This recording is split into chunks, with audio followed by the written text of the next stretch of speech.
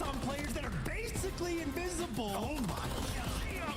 Geo! Red might be there to slaughter them. Rotations on as well. Red in the turn. Oh my God. Almost game. These guys are just playing next level Call of Duty.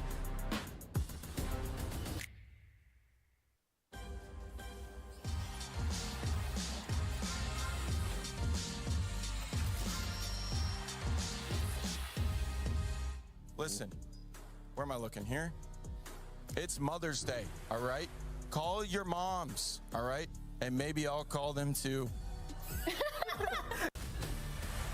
That is the GOAT Crim 6 with one of the most iconic lines in Call of Duty history, and he's right on the nose. Call your moms. It's Mother's Day, but wait for the break because we got lots to talk about. Rosalie Nameless here in the studio. And Rosalie, should we give a shout out to your mom? Of course, my mom's been super supportive of me ever since I started my gaming journey, so happy Mother's Day, Mom. Happy Mother's Day, Mama Parker. Nameless. Feeling good. Happy Mother's Day to all the moms out there. It's going to be a great day. I know that they'll be watching their sons go crazy. Right. Let's talk a little bit about the children who are going to be playing today because we got 6 teams in action once again, and you can see where they're at in our current standings with Toronto. Just about 5 days away. This is the last chance to earn points towards your seeds. Optic and Ultra battling for the number 2 seed there with LA Thieves, but it's really the Heretics Guerrillas match that we have highlighted as the most important because that's another win and in scenario, Allie. Yeah, all of our matches today have implications, but the most important one is going to be the win and in versus LAG and Miami Heretics.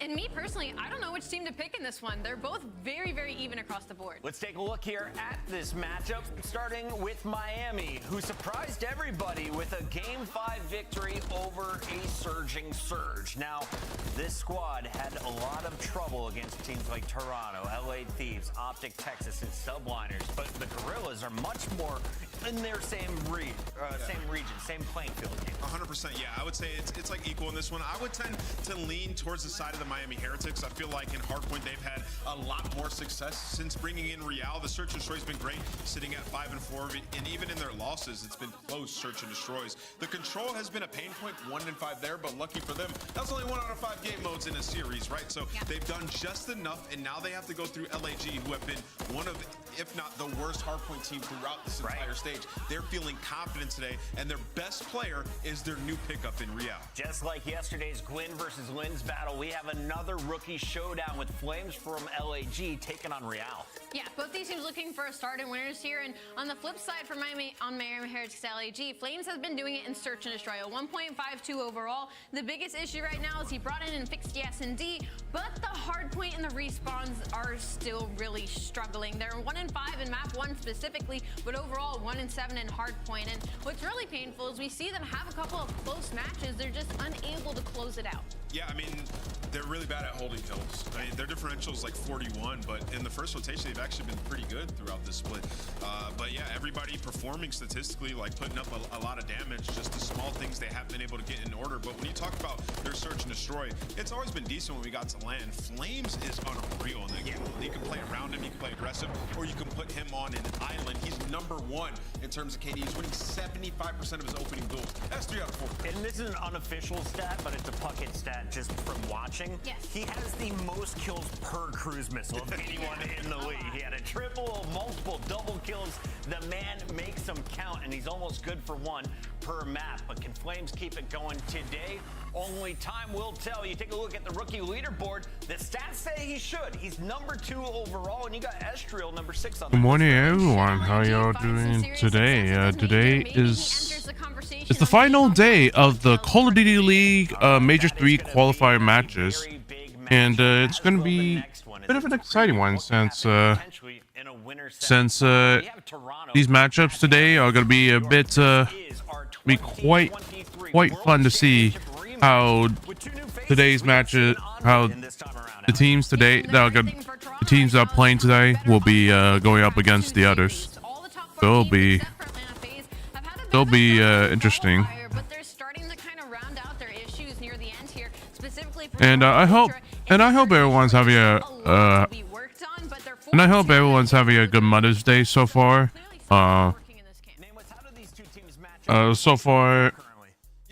So far it's going well. I'm gonna gave my mother some plants, and I'm gonna soon give her something else as well. And hope everyone is having a wonderful Mother's Day for those who are going to be celebrating that.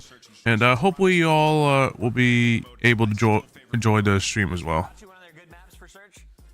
For Toronto, yes, it is. And it'll probably be in the mix once Gonna be again. interesting. Jay High-Rise Yeah, it is. Yeah, this is 3-0. That's quite interesting. last meeting. But Ali, New York got the job done in 3. That was in the losers bracket finals of Major 2. How are they looking Yeah, Chad, this will today coming be into today's matches. Probably you can see right here. Going to be LAG versus Miami. This one's going to be a bit of a banger, but I think LAG might take the cake a little bit. And this one's going to be quite interesting, but we will have to see what happens. And to Optic versus LFEs. I unfortunately don't think LFEs are strong enough yet for Optic, but we'll see if they surprise, if my hometown team survises us. What do they need to avoid from having that repeat in the final week of qualifying? Listen, I'm going to make this kind of simple, honestly. Do it. Guys. New York had a bad week. Can you have a bad week? You won a world championship. They've been fine. They just got top 3 at the major. They're whipping out things that we have not seen yet from any team. And they went back-to-back 3-0 victories versus Miami and Las Vegas in their last 2 matches. You know, when you talk about this team, 5-1 control, top 2 control team right alongside Atlanta FaZe. These stats are really bad for weeks 1 and 3. They're going to be one of the best search teams. Yeah, it's going to be. So for New York, I think everything's just fine. We talked to Kismet about those troubles weeks 1 through 3 of the qualifiers. Here's what he had to say. I mean, right now it's just hardpoint. We've just been having a lot of woes with that, and basically what we've been trying to preach lately is just a goldfish memory of what's been happening to us in hardpoint. Our past 2 weeks of scrims have been a lot better. Unfortunately, it wasn't really a good showing against FaZe, but it's just that's our game mode that we're working on a lot right now. And I think from doing that, our S&D took a little hit, but we focused on that this week, and it showed against that match. So we just want to keep that going for whoever we play next. Yeah, no problems on Invasion for sure. Last year we had the same issue. We had a really good strong start, and then we had a really bad 3 or 4 months, and it's kind of happening right now, which is unfortunate. But it's just all about having that resilience and bouncing back from situations. Yeah, it's totally understandable. And we just have to just be confident. That's the biggest thing. That's Kismet talking about what they need to fix, and he mentioned hardpoint was their weakness. Do you think they take a hardpoint and maybe go to a Game 5 against Toronto today? Oh, definitely, for sure. This will be a Game 5 matchup. All right, I'm excited for this one. I'm also excited to see what goes down with LA Thieves. LA Thieves are 5-1 coming into their final matchup, and that is a ridiculous number if you were watching them in stage 1. They brought in Most of these matches have been 3-2, 3-2, 3-2. And then unfortunately I lost to Walker, but then it's 3-1, 3-1. It's going to be. Breach rather, and a Surge all taken down by the squad. I mean, you have to say respectfully though, the most impressive of these wins is their most recent one versus Seattle Surge because of how good they've looked, and also the Carolina Royal Ravens. Everybody else is kind of an expected W for LA Thieves. I'm not taking that as a knock on them, but more so I'm really excited today to see how they're able to match up versus a team like Optic Texas, whose only team that they struggle against is the #1 team in the league. I mean, all this telling me from their performance throughout this stage is it's no longer just the Big Four, it's the Big 5. These guys are legit. I mean, when you talk about last stage, they're winning their Game 5s as well, 3-1. Yeah, this is a big improvement. 8-4, 1-12, but then you come back with an 8-4. That is bloody amazing, I'll say. And with the new meta in the map set, they have been winning their hardpoints. They're a top 4 hardpoint team throughout this stage. You see all their improvements. So for Thieves, I mean, you wanted to fix your HP. Well, you've done that in 2 stages. Yeah. They had to clutch up on the final hill in their most recent hardpoint. Can they do it against Optic today? Only time will tell. And if you look at the results of this match, worst case for Thieves, you finish 4th. Best case, you finish 2nd with some help from New York. On the other side, for all these wins from Optic are literally 3-0, 3-0. I mean 3-1. I mean, this one right here was a bit of a questionable, but they took it either way. And of course, Gorillas, they take the win, right? Against Gorillas, they take the win either way.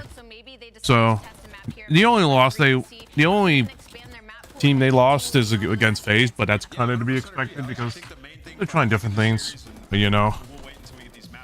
it's gonna be interesting. Interesting what happens today. Hi, Junior Key Bean. Hey, Jago, how you doing? Welcome. Oh, chat. I need to use the bathroom, so I'll be right back. Optic Texas, low-key, I gotta say Dashy, he's been been doing it across all game modes. He has a 1.36 in Search and Destroy right now and a 1.16 second on his team when it comes to control. So he has been that guy for Optic Texas' past couple of weeks. Keep your eyes on Dashy and, of course, Shotzi. That fight versus LA goes down at 6 o'clock. Before it, it's your Monster Energy matchup between two of our Power 4. But we kick it off with the matchup that matters most on the day. Who's starting in the winner's bracket? It's either LAG or Heretics. Find out after this.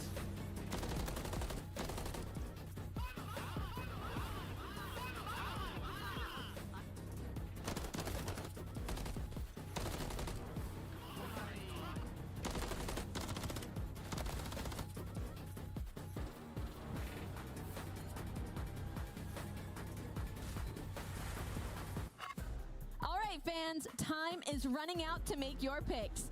Choose your winners now by scanning the QR code you see on the screen. Hurry, it closes at 3:15 Eastern. Slice up your competition with the Executive Chef Operator, now available in-game in the Call of Duty store. Never miss a match of your favorite teams with the Call of Duty League Calendar Sync. Here's the fun part. When you add a calendar, you'll also receive a squad up calling card you can use in-game.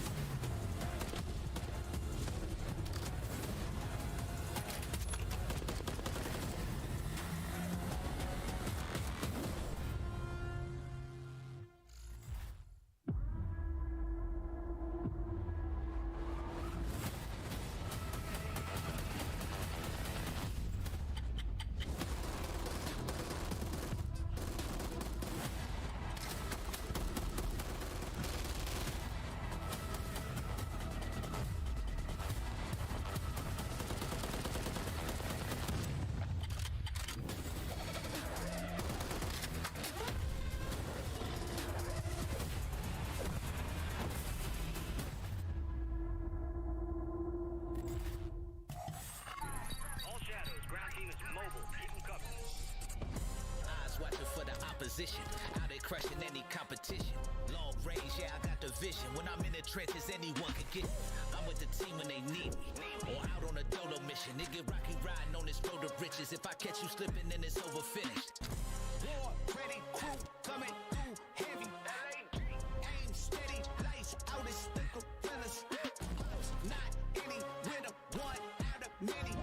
Side tell it's empty, lights out, it's the gorillas.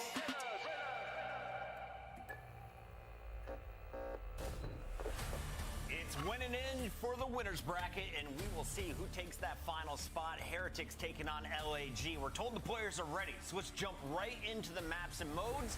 Alley Cat, you've got the numbers in front of you. 6-star, High Rise, Karachi, Rio, Invasion. Who has the advantage? I gotta say, I like these respawns for the side of LAG, even though they've been struggling in the hard points. That Karachi control is gonna be huge for them because Miami has not been pushing these round 5s when it comes to map 3. No repeats here, Nameless. Do you think one team has an edge over the other? I mean, I think it's honestly pretty split down the middle, but due to the hardpoint success in Miami and LAG being terrible that game mode, I'm going to go with Miami Heretics in this one. I think they end up taking this in a 3-1 fashion. What's this? What is this? I think because you're at the top, it's the final day. Allie, is there even a way that Allie can catch you? 106. Oh, wow, that's a W right there. Going for 107. All right, Nameless, it's time to make it official. Our scuff pick'em. Where's the king going today? Miami. Vamos, baby. Going Miami. Yes, sir. Rosalie? I'm still behind too. You gotta go opposite. I have to catch up today. I'm playing I gotta go with catch up. LAG. I'm wearing all purple today. It's fitting. All right, I chose Miami to win. They won. I chose LAG to win. They didn't win. Today, I choose LAG. That's my logic. What a breakdown. Thanks, fame. All right, and of course, the fans going LAG as well. Is the king right or wrong? Let us know, Miles and Chance. my liege, I do believe you might be right. Wow, what a... And it suits you. It really, really does. Well, that was today's desk. God damn, what a fantastic day this is going to be. Welcome, folks, to the first day, first match of the day, a win and in. You've heard the desk labor on about it, and we're going to labor on about it too. A big deal as your corduroy-clad casters are ready to get this one going. Here we go, Chance, map 1. And I love these series too, because like both of these teams are going to be walking into like their office space or whatever space with a degree of intensity that they're going to be bringing into the major as well. It is your final bit of prep work. It is your final opportunity to like sort of get that momentum really solidified on your side. And of course, with winner's bracket on the horizon for one of these teams, like they're going to be fiending for it. So many young players on both of these squads as well, or at least fresh faces, we should say. So a lot of energy is going to be expended in this match. It's a wonderfully exciting series as well. I mean, yeah, you're not wrong about our opening players. Flames has been the certain fuel the LAG boys have needed to get themselves back into the swing of things here in the league. The Heretics are Real. He has been the catalyst for their success under the tutelage of the boys. Lucky as well, a standout player. Keep eyes on him. But Metals, though, he's the guy trying to keep the members of LAG out of the point. And so far, not a bad attempt whatsoever. Back and forth, and the purple and white pinstripes here of our kill feed. It's nearly done, and my goodness, one opening upward. Yeah, and look at those spawn flip too. So Miami gonna have a small little advantage on that rotation still though for the initial time. Well, Estriel wants it and he is going to take it. LAG, by the looks of it, gonna be able to get those final 10 seconds. Miami attempting to set up towards New, but they're getting picked apart by the pistols. Flames and DiamondCon, and even Flames again deliver. Vehicle last man standing, trying to stay alive for this squad, but he does not last. Heretics might have been gifted those back spawns, but LAG currently just running them over. Now, well done to the observing team there, catching nearly every kill. The Codcaster client could barely keep up with the blistering hits. Vehicle finds his. Pinch is now on. There should be a break. Miami are in. Miami. Oh no! Estriel guns them all down. Metals with a pair of his own. Trade's complete. And that's going to be the Heretics in control. Yeah, I couldn't see if they have a trophy in the hill for the moment, but well, yeah, no, I hear it popping off. So Metals got it in the right spot at the right time. So instantaneous break for Miami, and neither team able to hold on to any hill for a substantial amount of time. But Heretics want to convert this final 20, maybe dodge a couple extra nades, but that is a nice little gift. A good chunk of scrap time as Vehicle on a 4 spree gets to lead the charge, but doing the smart thing. If you go this direction, you're going to go into certain death, and DiamondCon, well, he'll be the dealer dishing it out. So Vehicle gonna have to pump the brakes and maybe wait for someone like Metals to make a play on the flank. Well, it's gonna take some sweet time. Flames has the flank covered. Meanwhile, DiamondCon continuing to hold these members of the Heretics back on the front. No one's getting close. Metals now makes himself known. Flames with a hop, skip, and a jump into the kills. DiamondCon once again pushing forward. Estriel now on that side of the bar, and the hard point's looking great. We're yet to take the lead back, though, if you are the Gorillas. In you go. Estriel finds his. Vehicles with the trades, lead change, LAG are holding on. Yeah, they got a nice setup as well, right? Flames gonna be looking over Estriel, each cover the other side. Metals attempt with a nice angle, but Flames there to gun him down, and LAG looking to string together a nice hill of their own. Heretics one last hit through blue, but LAG, I mean, they got the pressure on the back line. Yeah, DiamondCon gonna close that door. He picks up 2, Fame locks down the 3rd, and now actually this is worst case scenario for Miami. 2 players spawn in the back, and this might be a gift of a rotation, but key gunfights being won by the Heretics players who are desperate just to stay alive in the back. Estriel, well, able to hunt down Lucky. The Heretics still at least set up around New, though they're not going to be collecting the time just yet. Perfect call, man. I mean, those spawns were only as good as the gunny that the Heretics had, and so far, the gunny is just that. Metals sends it, though. Real might be able to catch a player or two on the way to the window. He's got to get there fast. Here we go. Fame. Hold on, son. That's a lot of pumping. On the outside now, a couple more members of LAG break through. Security theirs. Top side open. Vehicle in trouble. He might be able to find one here. And then the coverage from his teammates as Metals is right back in it. And this is already a spicy hardpoint indeed. LAG, another crack at it before we have to go to next. And Vehicle gets to hide behind the indestructible door, so time certainly going to be collected, at least initially, here by the Heretics. But LAG, I mean, they've been flooding just into the absolute blender. Estriel, though, going to wait to heal up. You see his teammate picks up a few, and yeah, he just sets up Flames for the easy triple kill. So a little bit of scrap time there. And on the rotation, DiamondCon already got his floaties on, swimming in the water. Heretics were here first, but now Fame's causing chaos. So I don't even think Heretics necessarily know DiamondCon's in the pool, but if they didn't before, they certainly do now. One gunfight to win in the water for separation. Lucky isn't gonna get gunned down, and LAG win the rotation. That's a nice little string. Might be an urban myth, but apparently there's a chemical agent that you can put in swimming pools. If anybody does urinate in them, it makes it go bright purple. Is that what we're dealing with here, Chance? No, that is absolutely a myth. I can confirm that as a former lifeguard, but what I can confirm also, not a lot of guns near pools typically, so these two teams bring in a lot extra. Maybe the lifeguards want to get out of Dodge as Real, well, takes his turn to take a dive, but the pool has not been a kind place to the Miami boys. You see nades raining down on him, Fame. Well, he's got the bullets and guns for it as well. I mean, keep in mind, you had LAG that had to fight for the scrap time of the old hill, and they converted that into a decent chunk on the pool. But this game has been an absolute battle. Every single player in the lobby right now, they're shooting their guns. Oh, yeah. We're leaving the pool for now. It's the sun of California versus the old sunny days of Florida right now, and it looks like our Floridian team has taken a slight dip in our score. Lead change on its way now into the second set of hard points. We got ourselves a good setup for the Heretics. Only one member of LAG in position to take a hit. It's going to be Flames. Not going to be too much out of it as Real lives, gets away with his life. That's a very important one. A single kill and he gets a cruise. Oh, there's a big moment for Estriel too. He's gonna have to slide in and check the corner. The question is, does he guess right? Absolutely not. There's the cruise missile, and I like the sort of passive positioning from Real. Instead of playing the aggro corner to help out his teammates, he plays for the streak and he's gonna secure it. This has been a beautiful hill for Miami. Maybe not quite a perfect full 60, but able to get a good chunk of time. And Real, I mean, he's been the man that they have been chasing around this map, and he wants to take a deep route for these spawns. And I mean, for the moment, LAG, nobody's going to be watching it. Question is, who's going to pick it up, and do they read this route? Real, he's going from the depths. Charles, this was such a good hard point in the first go around for the Heretics. Can they do it again? They push that lead together so brilliantly. Here we go. Real keeping the spree going. Not that it matters past 6. It's more for the stat line now, and Estriel says, no thank you, mate. Holds on to his. Vehicle on the outside pool by the kiddie pool. Sinks Diamondcon, no problem. The hit might be done in a moment, but the Heretics have once again run the show here on P2.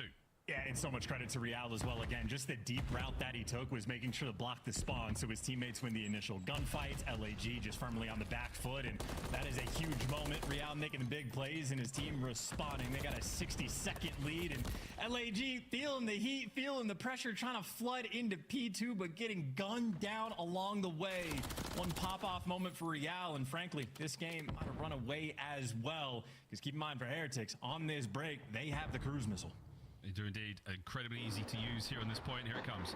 The angle is good. It's not going to hit the spire of the hotel, so run for it, LAG. Fame can't dodge it. One man down. Onto the point we go. Let's have a Heretics listen in.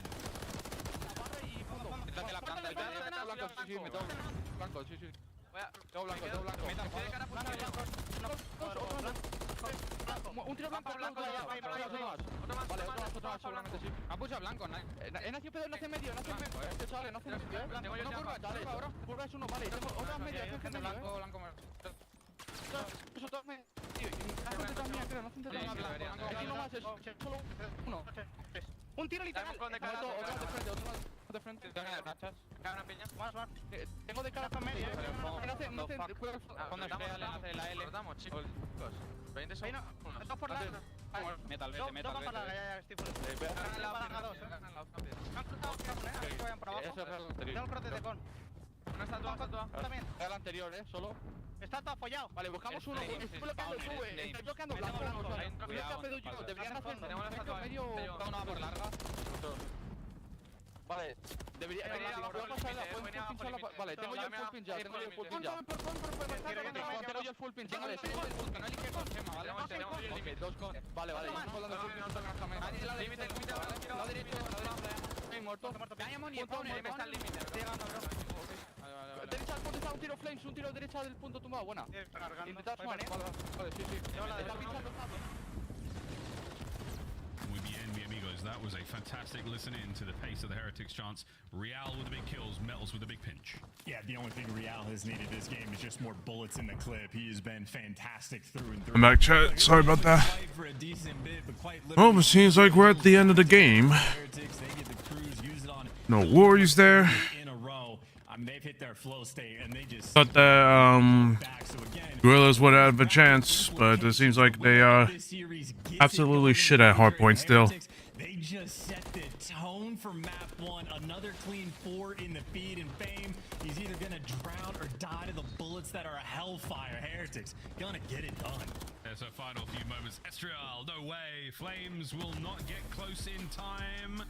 Swimming for the win. Heretics take map number 1 comfortably after some strong back-to-back points. And I mean, look, strong Vamos is out and about, but still business as usual. It's a great tone setter, but the way they're drinking the water, they are keeping that intensity, trying to swing it into map number 2. But I mean, that quite literally, in my mind, I mean, Real was at least the setup man. His teammates certainly need to pick up the kills, especially on that P1 to P2 rotation where he's blocking the back spawns. That's a moment where if his teammates lose the gunfights, things could spiral just a little bit. He's out of the play, but Real's the setup man. His teammates knock him down, and I mean, look, Metal's 5,100 damage. Real not too far behind. A foam crown in the lobby. Great assist down the board as well. So Heretics, that was just, I mean, taking care of business. Outslammed. Why did you run away? Didn't run away. It didn't run away, Astro. I just really needed to use the bathroom, and that was it. How you doing now, Astro, cutie? You just missed a foam crown. Right. So far. That will change after the Toronto major. Until then, we get to enjoy a few more. Didn't see it, unfortunately. Already chance. Great looks here from the Heretics and LAG at times, but not necessarily enough to get the job done. See, I don't know why they would. I understand, like I said, I understand that they play on the old patches just because, well, it doesn't make sense. They've already studied this so many times, studied like certain things so many times. Why would you go on a new patch? But then at the same time, everyone else is playing on the new patch. Every other Challengers player is playing on the new patch, and they're playing on the old patch. Why is that? I don't know. Reading those sort of like annoyingly long flanks that be coming through, but separates the good players from the great, and LAG just not quite. You might see it. Aguirre's play running away from the point and not challenge. Oh, geez, really? I mean, both of these teams really enjoy that map, but from LAG, maybe you want to consider that their bread and butter. So they'll be looking for the bounce back, but they're dealing with some ferociousness on the flip side. And well, one team's got to regain, other team keep it going. Don't forget, we'll talk about it in a moment, but for the look at this game flow, wow. I mean, from the second set of hard points, you could not stop the Heretics. What an unbelievable runaway bit of success there for them. It was close until it absolutely was not. Well, GG's, that's map 1 done. Over to High-Rise, though, Chance, you're not wrong. LAG, very good at the map, bread and butter indeed. Problem, though, is a condiment they can't consider, and that is Lucky, the first blood master for the members of the Heretics here. We'll see if he can find that same success on High-Rise, a patient and lethal player here on the map. Spicy stuff. I was thinking about the pool, Chance. No glass, no brass. No glass, no brass. You know, don't bring your gun in the pool. No glass. Give Heretics a flow. That's something. Oh, you can play it back. On the pool side, but we don't have to worry about the pool hill very soon. Enjoy it while you can, chat. I mean that. Really, you don't know what you've got until it's gone. Well, in fairness, the chat can't, right? It got taken out of rank play already, so, you know, we only get to spectate it or utilize the pool and search and destroy if that's your the go-to bread and butter. A lot of clutch potential opportunities down in that mix, but I'm with you on that. Lucky, probably the player to watch, at least on the initial sections of this sort of round. We know LAG love to play this map. We know DiamondCon is going to be incredibly happy to square up B Street basically every given round. Bill Street. Both of these squads, sorry, walking home from work. Oh, okay. And frankly, I just don't want to see any more clutches from a SMG player hiding behind the radio tower. Both Geekle and Estriel have been big proponents of the day one hiding spot, but for the early round switch-ups that we have seen from this squad in the Major 3 qualifiers, it is quite literally just a bonkers opening duel shift that they have seen. I mean, a 22% bump. There is literally no statistical category where if you have a 22% increase, that is absurd. A good chunk of that, as pointed out, was Lucky specifically on this map, pumping those numbers up. So, you know, from LAG, they want to. I smelled S&D. Seems like it, because seems like Miami is just doing better in that mode. It might not be the COD gods you have to bribe. It might be that giant exploding propane tank. We'll find out. One side of the map stacked with it, the other not so much. Here we go, the monster pregame for the Miami Heretics, S&D. Let's see if they can get it chugged and done. It's not going to be an easy task whatsoever. Into map 2 we go. every time. They love their cats. This Diamond Con, again, loves the chow. He'll be dishing out the damage early on. And more importantly, he's just watching them cross. So he's getting the intel for his teammates. And you see Ezreal maybe swinging the bomb over and be responding towards that underground pressure. Eyes on Real already. So you have Diamond Con doesn't spot any players really on the cross. So they're worried about this push. And I mean, reading it with ease. Real just running straight into death. And that is a free first blood. Great utilization of the intel. And Diamondcon committing a frag to that stairs as well, so very worried about this pitch. And that's the man you need to worry about, though. Ooh, lucky. Doesn't finish it. Stays alive. Fame. Good work. Gets away with it. A little bit of map presence now known. You've got some intel. LAG sending it down B Street, and Lucky knows he's in trouble here. Can he get one out of this? That'd be great. He does. His teammate Vehicle finds a second. Oh, no death here for Lucky yet. Great work as Flames gets traded. What a round out of the Heretics so far. Not over yet, though. Oh, Fame doesn't know where to look. Yeah, Metal's going to be hunting him down through the fence. He's at least able to heal up, but 22 seconds, and look who's flying down the middle of the map. Beekle, again, the covering man. Everyone's guardian angel in that round. Lucky was more than dead to rights B Street. He had 3 players going to hunt him down, but Vehicle picking up 3 in the round, watching over both of his teammates back. And that's a tough one from LAG. I mean, that was a free first blood, absolutely no trades, with still a minute left on the game clock to make whatever adjustments you want, and they just could not find those trades quick enough on Lucky. So vamos indeed, Miami, keeping it flowing. It's the thing with the kind of confidence this team's starting to see, the chemistry, all those little bait and switch plays, they're so difficult to execute at this level. Because I'm playing maps as major. No one is shocked or surprised by them. It's incredibly difficult to pull them off. Good work there. Been a long time. Well, LAG time to bounce back on the D. Whoa, that sounded wrong. Hey, you got to do what you got to do. We don't pause in this either. We keep it flowing. We see the propane tanks already exploding, and as noted, LAG first time playing it in a long time. But that's because they're dangerous on. If you beat Toronto 6-2, it's because you make plays like this. Nice little chow out. Hunt down that final man. Vehicle, no cruise missiles for you, and Lucky, well, virtually nowhere to go. Take a deep route. Well, Fame has eyes on it. We were just trapped in a corner. And that's just a matter of who from LAG is going to get this kill. The Rappel Knight to get some.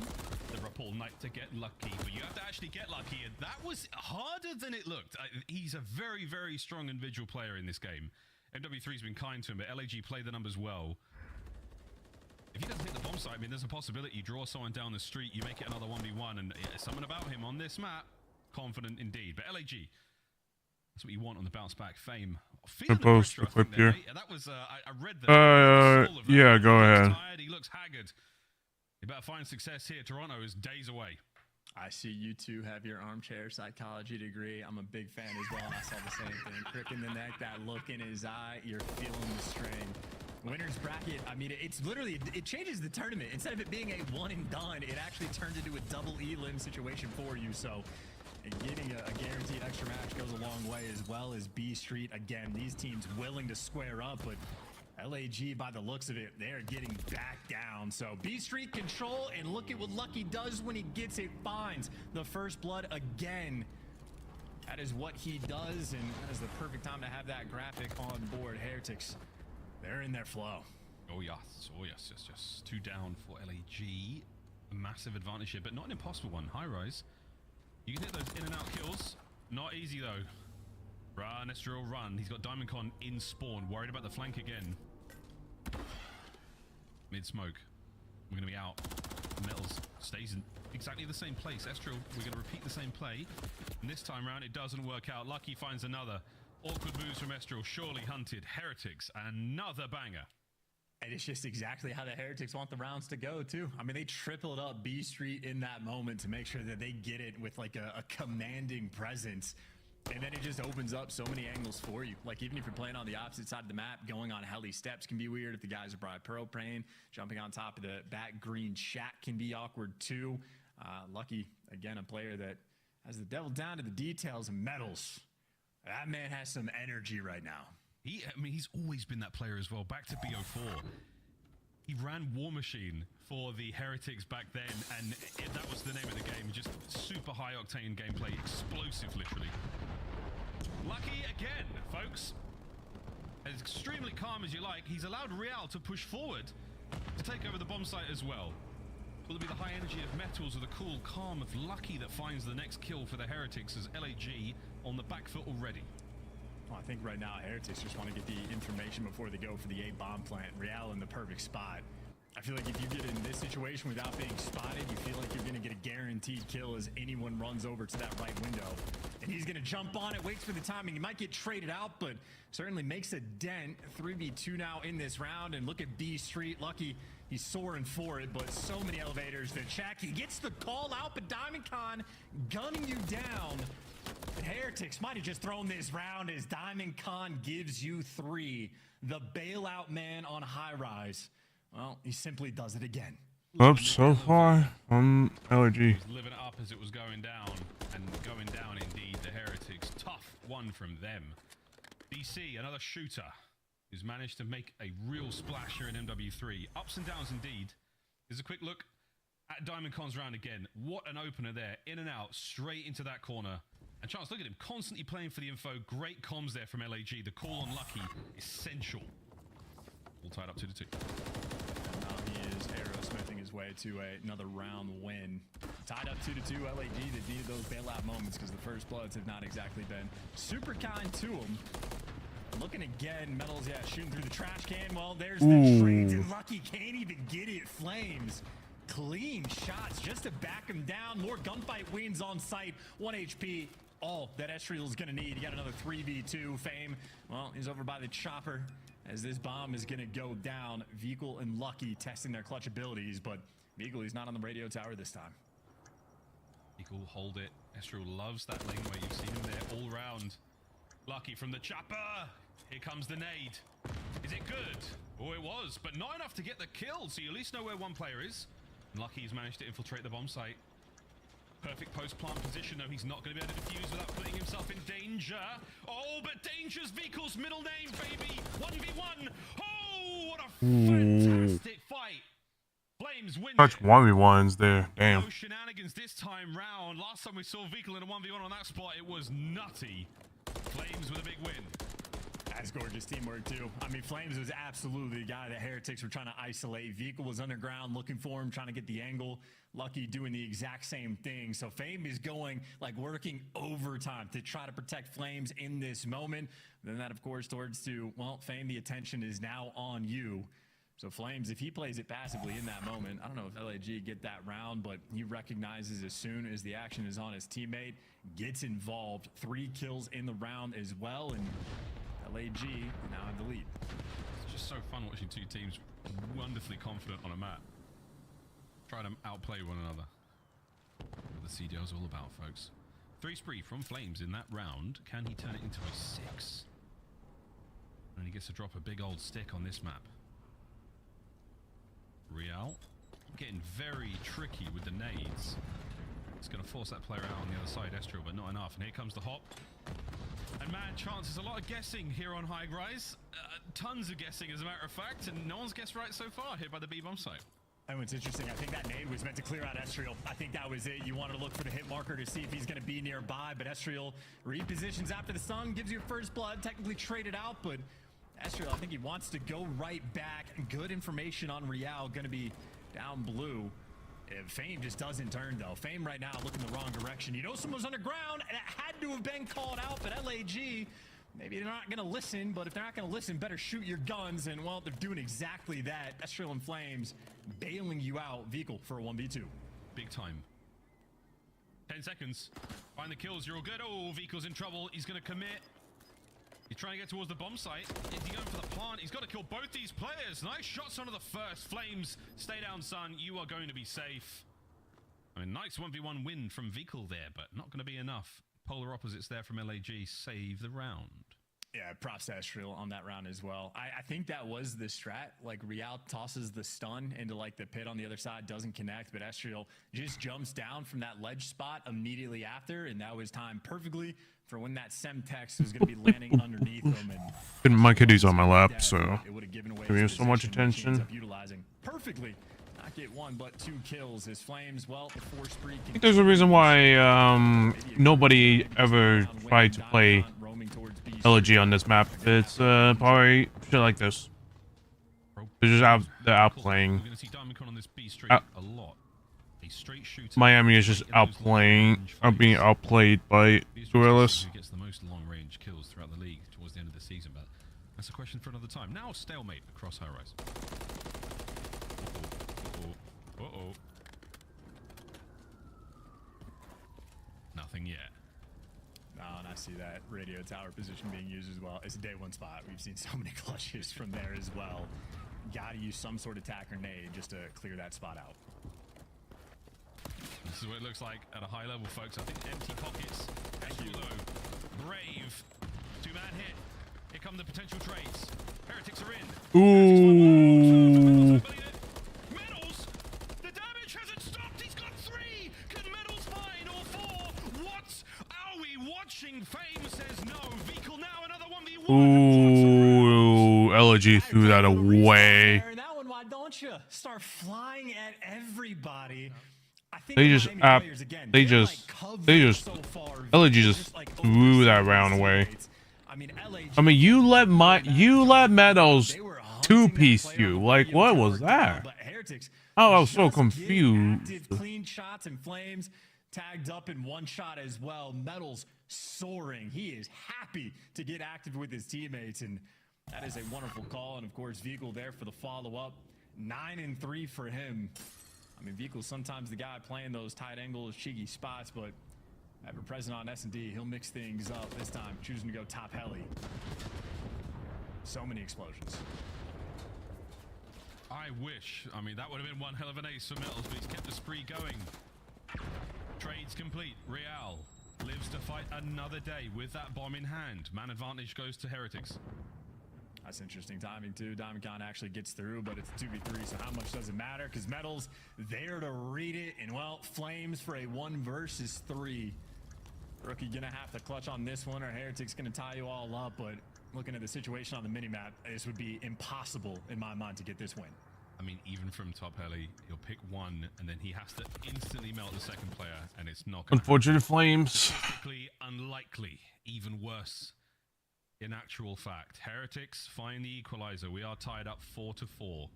Because you're not wrong, mate. They do like to drink their water bottles fast. They're keeping the pace up. Out of game as well. Heart rate through the roof. And Metals still bobbing and weaving. Oh, yeah. Now, again, a lot of energy. Just keep saying that for him. He's turned. And it shows. In game, he's a monster. They let him out of the cupboard, and, well, now he's performing magic. You're a wizard, Metals. I am the Hagrid of the team, aren't I? God, it's so sad. Anyway, yep, absolutely. 9-3 from Vehicle, though. He has been the old dependable here for the Heretics. 3 spree from Metals. He might be shooting hot. Oh, it's lucky, though. There's Dumbledore for you. Always had a plan. It was set up in the first movie and executed later on. I don't know. Harry Potter got nothing here, mate. Go on, Real. Find a few more. LAG, send it. Oh, finally able to get the kill. Estriel tagged up big time, though. Has to back up, stay alive, and you know where they're coming from. Lucky. No good yet. Well, I think that round where Miami absolutely clutched up just broke them. I mean, these rounds have been almost overwhelming. I think literally half, if not almost all of Vehicle's kills have just been protecting his teammates, making sure they don't get the trade. So the teamwork has certainly been ramped up. So many of these rounds have been overwhelming in LAG. I mean, 3 tough losses in a row. I mean, props to Lucky as well. Something else. Pumped up sort of his first bloods, talking about how good he has been on this map specifically, and he is absolutely provided. I believe he's already gotten 3 in this game. Metals on a 4 spree, Vehicle on a 3, and I mean, it's enough rounds in a row. Heretics feeling that momentum, and they might crush LAG on one of their better maps. This would be a devastating turn of the series, right? Real, starting to feel the first blood. Don't worry, man, leave it to Lucky. He's been doing it for a couple of weeks now with tremendous success. If I were every other team in the league, I'd be looking at this gameplay and finding where he plays from. Take care of him, put yourself at a good advantage. Here comes the nade. I don't know if that's going to connect on Estriel or not. Yeah, there's Beach, there's the intel, and got to be worried about the jump up spot, so he's going to get back down. Estriel has been quick to hop back up, but yeah, I think if I'm Heretics, I'm wasting no time. You get him off the spot, go for the plant, and reposition. This will be a true 4v4. The Estriel does a lovely job of finessing around that generator as well. Real, no need of finesse. It's a massive hit. Trade's done. Flame manages to do a little bit of work there to keep the boys up. Metals answers back immediately. Whoa, Real from one side of the map to the other. Metals wins a big one. And with that, wins the map. Roars in the player cam. As Heretics go up to the nada. Yeah, and if there was any doubt about how intense these guys are going to be on this fine Sunday we have, that answers the question. Telling you, man, they're bringing it like it's a LAN environment. This is the setup. It is the difference between a one-and-done tournament in just a few days' time or playing a nice little double elim. You get a little bit of wind in your sails. Heretics taking full advantage of Yep, this is just not gonna... destruction on 6-star. They played it pretty much perfectly. Well, I don't know what LG are gonna do. If they have something to pull out of their sleeves doing control, then could be something, but I don't think they're gonna be able to do good in control. So this might be just a 3-0 for Miami. Kills for Metals, 10 kills for Vehicle, quite a few clutches as well. And on the first blood front, well, Lucky provides again. Maybe honestly an off game for him. He only had 3 this time. Oh my word. 250, 129, 6-4. Heretics with a lovely start to this win, and you're in for the winners bracket in the Toronto Major in a matter of days. LAG, though, are not out of this yet. We're going to be going to a control after this very quick break, but Chance, again, looking at this, statistically, First Bloods, very, very good for Heretics, as is tradition, but a lot of back-to-back rounds there. Those 4 straight, it was just game over. Great looks from the Heretics there. LAG, still a little bit to go for. Will they turn it around after this break? We'll find out here in the CDL.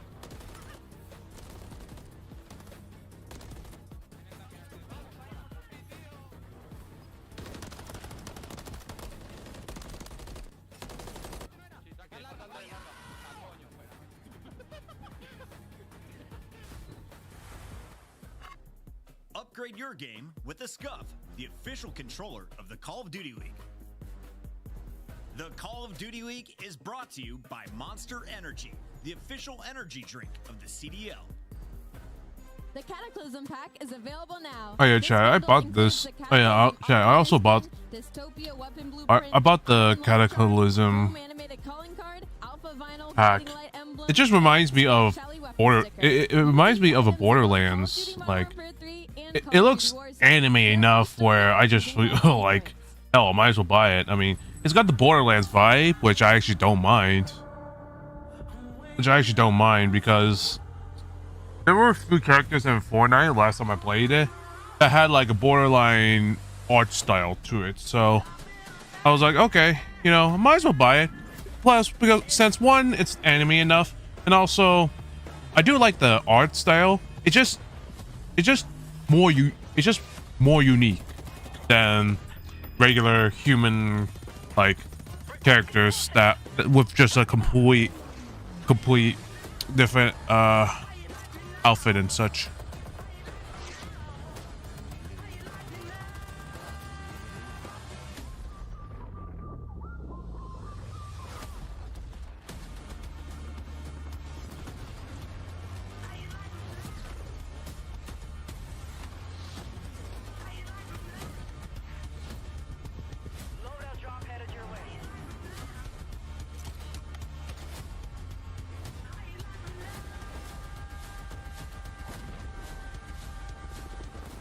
Can I ask why is an Object Disease not the match to watch?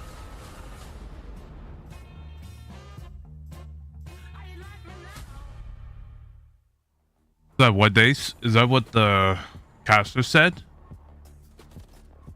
Or the desk said?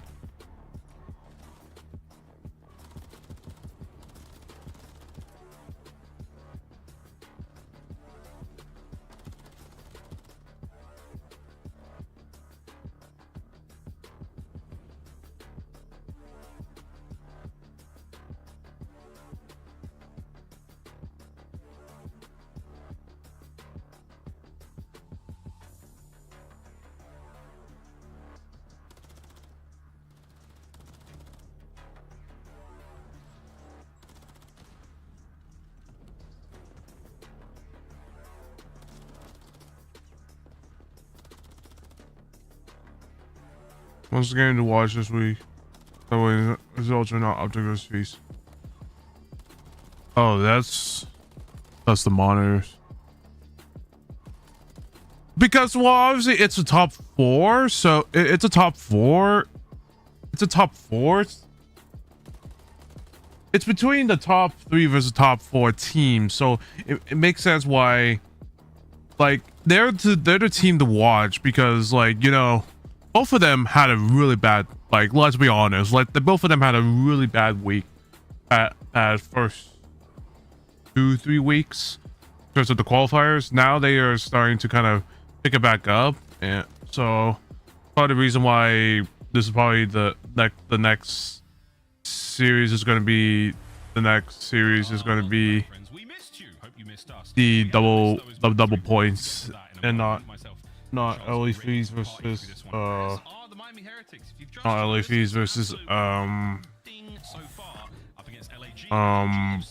Optic, because it's just because, like, well, it's flying as high as they were. Flames has simmered out a little. It's more just a flicker than a flame right now. Okay, there, he's right back in the shot. Honestly, I just don't think they've really had too much of like a choice in the matter, I would say. Obviously, Flames, he has been on point. This team just needed more kills from a main AR standpoint, and he is absolutely delivered. His S&D has been fantastic. His KD, decent for an AR player, 1.07, super solid. And obviously, these are your rookie ranks, so he has been outperforming. Granted, I mean, I think most of the rookies this year have been SMGs now. Trying to like go down the list, that seems typical, including some of his teammates. Esriel, another SMG rookie player, but Flames has gotten his team more kills. Well, they needed a fair few more on the 6-star and needed more in the S&D as well. So maybe look at this guy to heat things back up for the map 3. But again, Heretics, they're just playing good Call of Duty. Like, great rounds, good execution on the First Bloods. The teamwork is always ever present for him. And the 6-star, well, a thing of beauty. Real making some very solid. I mean, I would personally like to see the LFEs versus Optic, but I think just seeing like what happened with both New York and Toronto, and now going back against each other, I think that's a little more fun to watch than the LFEs versus Optic, because knowing how that LFEs is really good in their stuff, I just feel like no matter how much they go, I just don't think they'll be great against top 4 teams, unfortunately. So it'll be interesting.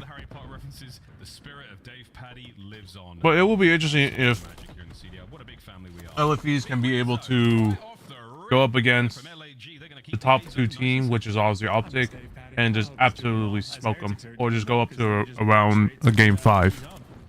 That'd be number 6 on it. This is every kill going their way. Real's doing a great job getting the cutoff kills, and again, I'm telling you, the only thing Real needs is more bullets in the clip. Outside of that, he's been fantastic. Give that man a 100-round drum and let him sing. Vikal here on the wall. That's the Hot Flames. Big tags, not off the kill. Nice nade. You saved the day for a moment. Metals, though, right back in there. One more to deal with. Gets it. That's big. That could be the B zone wiped out. Love the nade. Watch for the mid-alley push now as Metals captures B, all down to A.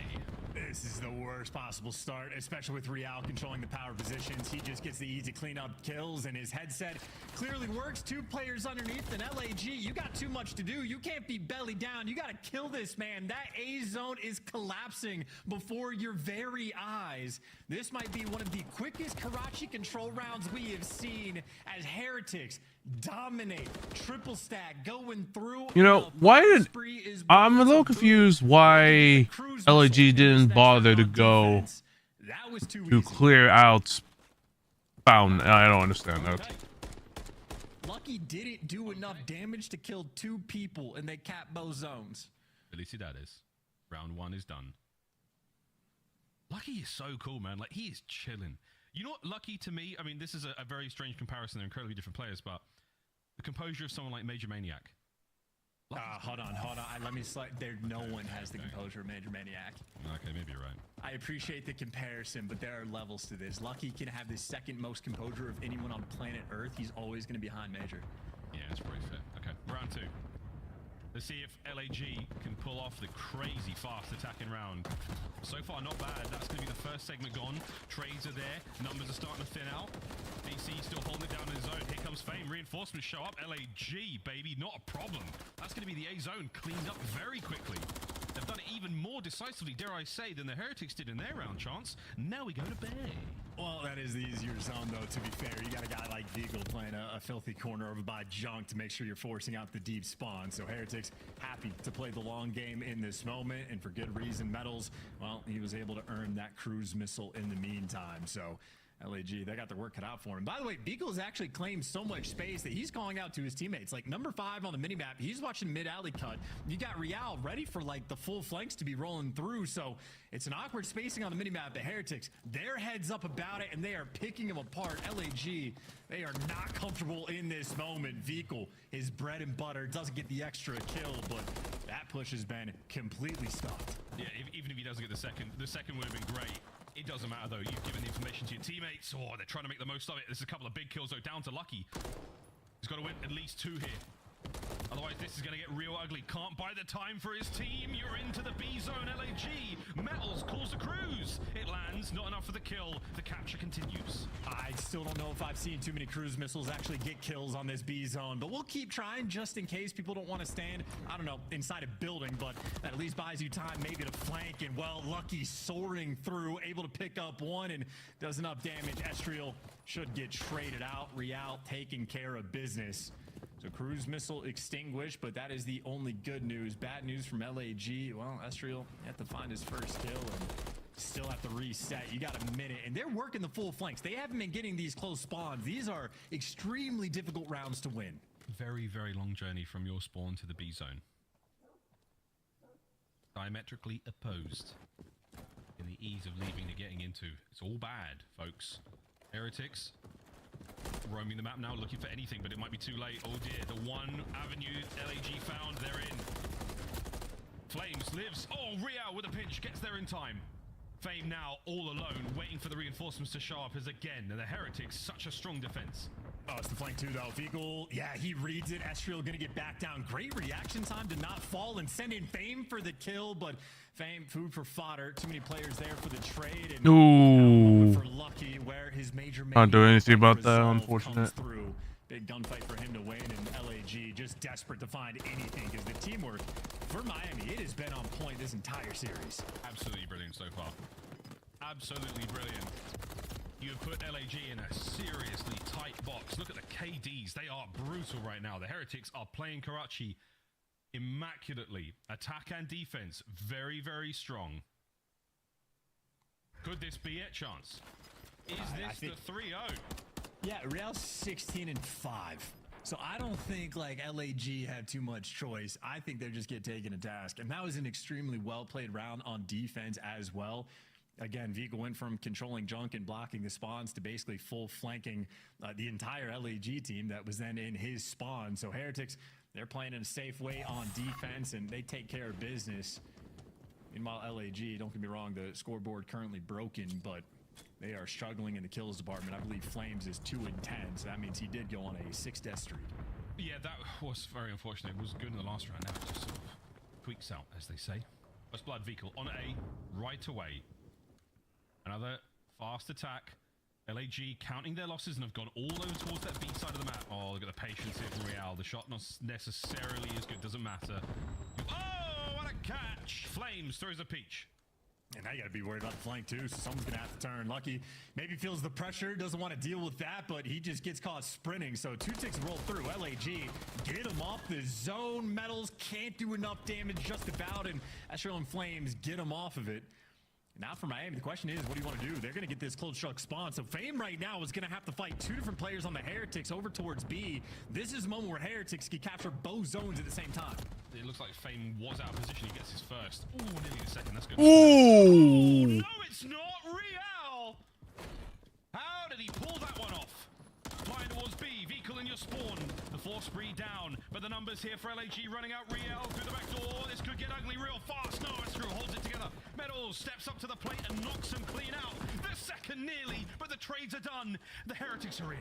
Oh, and this is going to be a good cruise missile. Nowhere to go indoors. You're going to be running through an open field, and he's calling, what, 2 players inside a green? And he's going to slow him down so much. 1 tick already through. They're going to get this round. Oh, my word. They're going to get the round. They're going to get the series. Real keeping him at bay by the bus. 2 dead. LG fight forward. Vcool cuts him down. Lucky's there as well. This is going to be the series. You've got to get Well, in there. LAG can't find it through the window contest. Cut down. Good night. Lights out. Heretics. Bienvenido al grupo del ganadores. I did that terribly, but it means welcome to the winners bracket. GG's 3-0. Yeah, we will be seeing these guys in Toronto. That was ferocious. And I know Miami, it is sort of a multi-step process. They are still on their quest just to win a map on land, but the Call of Duty, like the way they're playing, they certainly look like the teamwork is so much more on point than it has been with any different roster combination these guys have had. So excited to see them potentially. As LAG, as the stats guys, hate these moments when players leave the game because they're embarrassed about their performance. Well, Heretics, they stayed in for good reason. Everybody going positive, absolutely destructive. Lucky had 10 tiers captured as well, so he's just hanging out on the objective while his teammates get to fry. Metal's the damage dealer, and Real the main slayer. Heretics, they have found their form. Look at that. You're absolutely right there, mate. A team that has struggled so much on land, that gameplay didn't look like it was affected too much by any sort of latency or whatever. So we'll see if they can keep that one going, because it don't get better than that. That was a 3-0. I wonder how the desk feels. So on the desk. Just an easy read as usual, fellas. Easy read for the king. Solid coming. Could it have been? We thought the Heretics would win. Who thought, man? If only one person here could call it. Nameless, did you see a 3-0 coming, though? Oh, I called it 3-1. I thought that they would lose the control. They've been bad in that game mode. You know, I'll take this off. No, you look great. Oh, what the hell? But honestly, well done. I mean, the hard point was the reason I said Heretics would win this, and that was a flawless hard point. Literally won almost every single rotation. We were talking about Metals. He's always in the right spot at the right time, right amount of pressure. Heretics are the real deal. Can you put the crown back on? It's way better. All right, let's get into the highlights here, as we take a look at the SMG Real living up to the hype. We highlighted his stats coming in.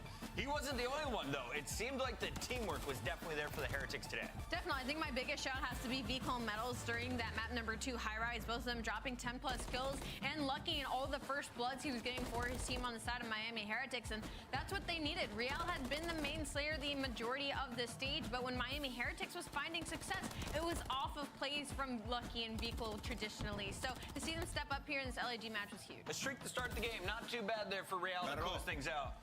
Yeah, I love what I saw from them. You know, this control was just like beautiful. They set the tone in that first offensive round, just getting so aggressive. But I'm going to circle back to that HP once again. I mean, even on like the P4, like, you know, the spawns can get wild. Like, you spawn all the way back out P3, you can spawn all the way by pool, right? It gets pretty tough.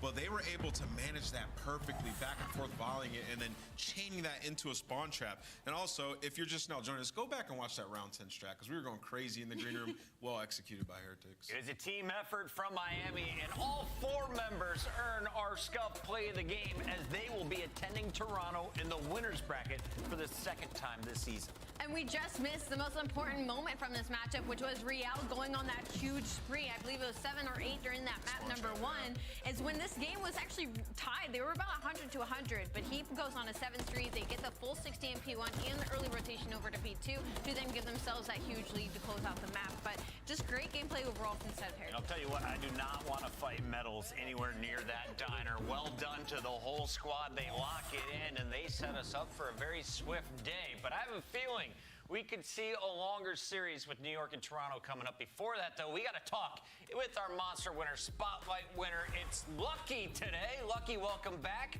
How do you feel? Hey, guys. You guys are going to the winners bracket this time with Real in the lineup. Well, personally, I'm feeling amazing, and I think the team as well. We've been putting a lot of work these past few weeks. We know the results have not been going pretty well, but we are seeing improvements, and hopefully we can show up like the next week at LAN. Lucky, congratulations on the win, and not only that, a very dominant one and a dominant 3-0 on the control, which I feel like you guys definitely need heading into Toronto. I want to ask you, how is Real feeling about playing on LAN for the first time? How excited are you guys to watch him? He's super excited. I mean, we are all excited, but him personally, like, his ceiling is so high that he's so excited to play next week. And yeah, overall, I think he's a great like add to the team because he puts a lot of pressure. He knows what to do. He knows when to stay alive. So we're very happy with him. You know, Lucky, fantastic work throughout this stage, especially in this match.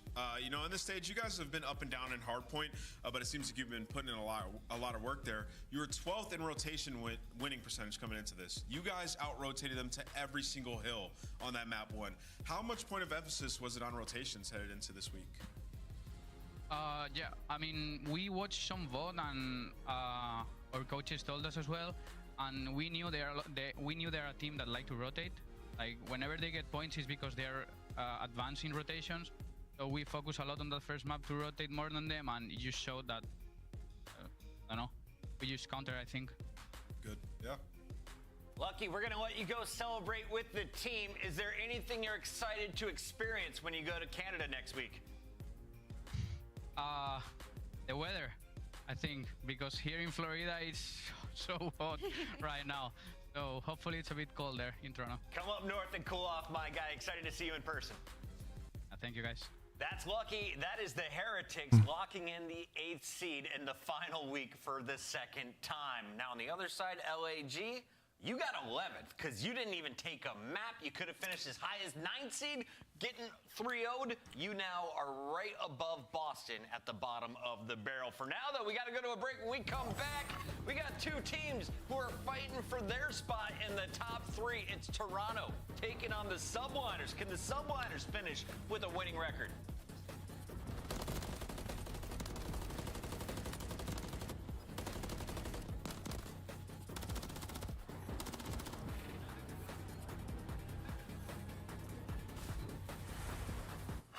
Upgrade your game with the Scuff.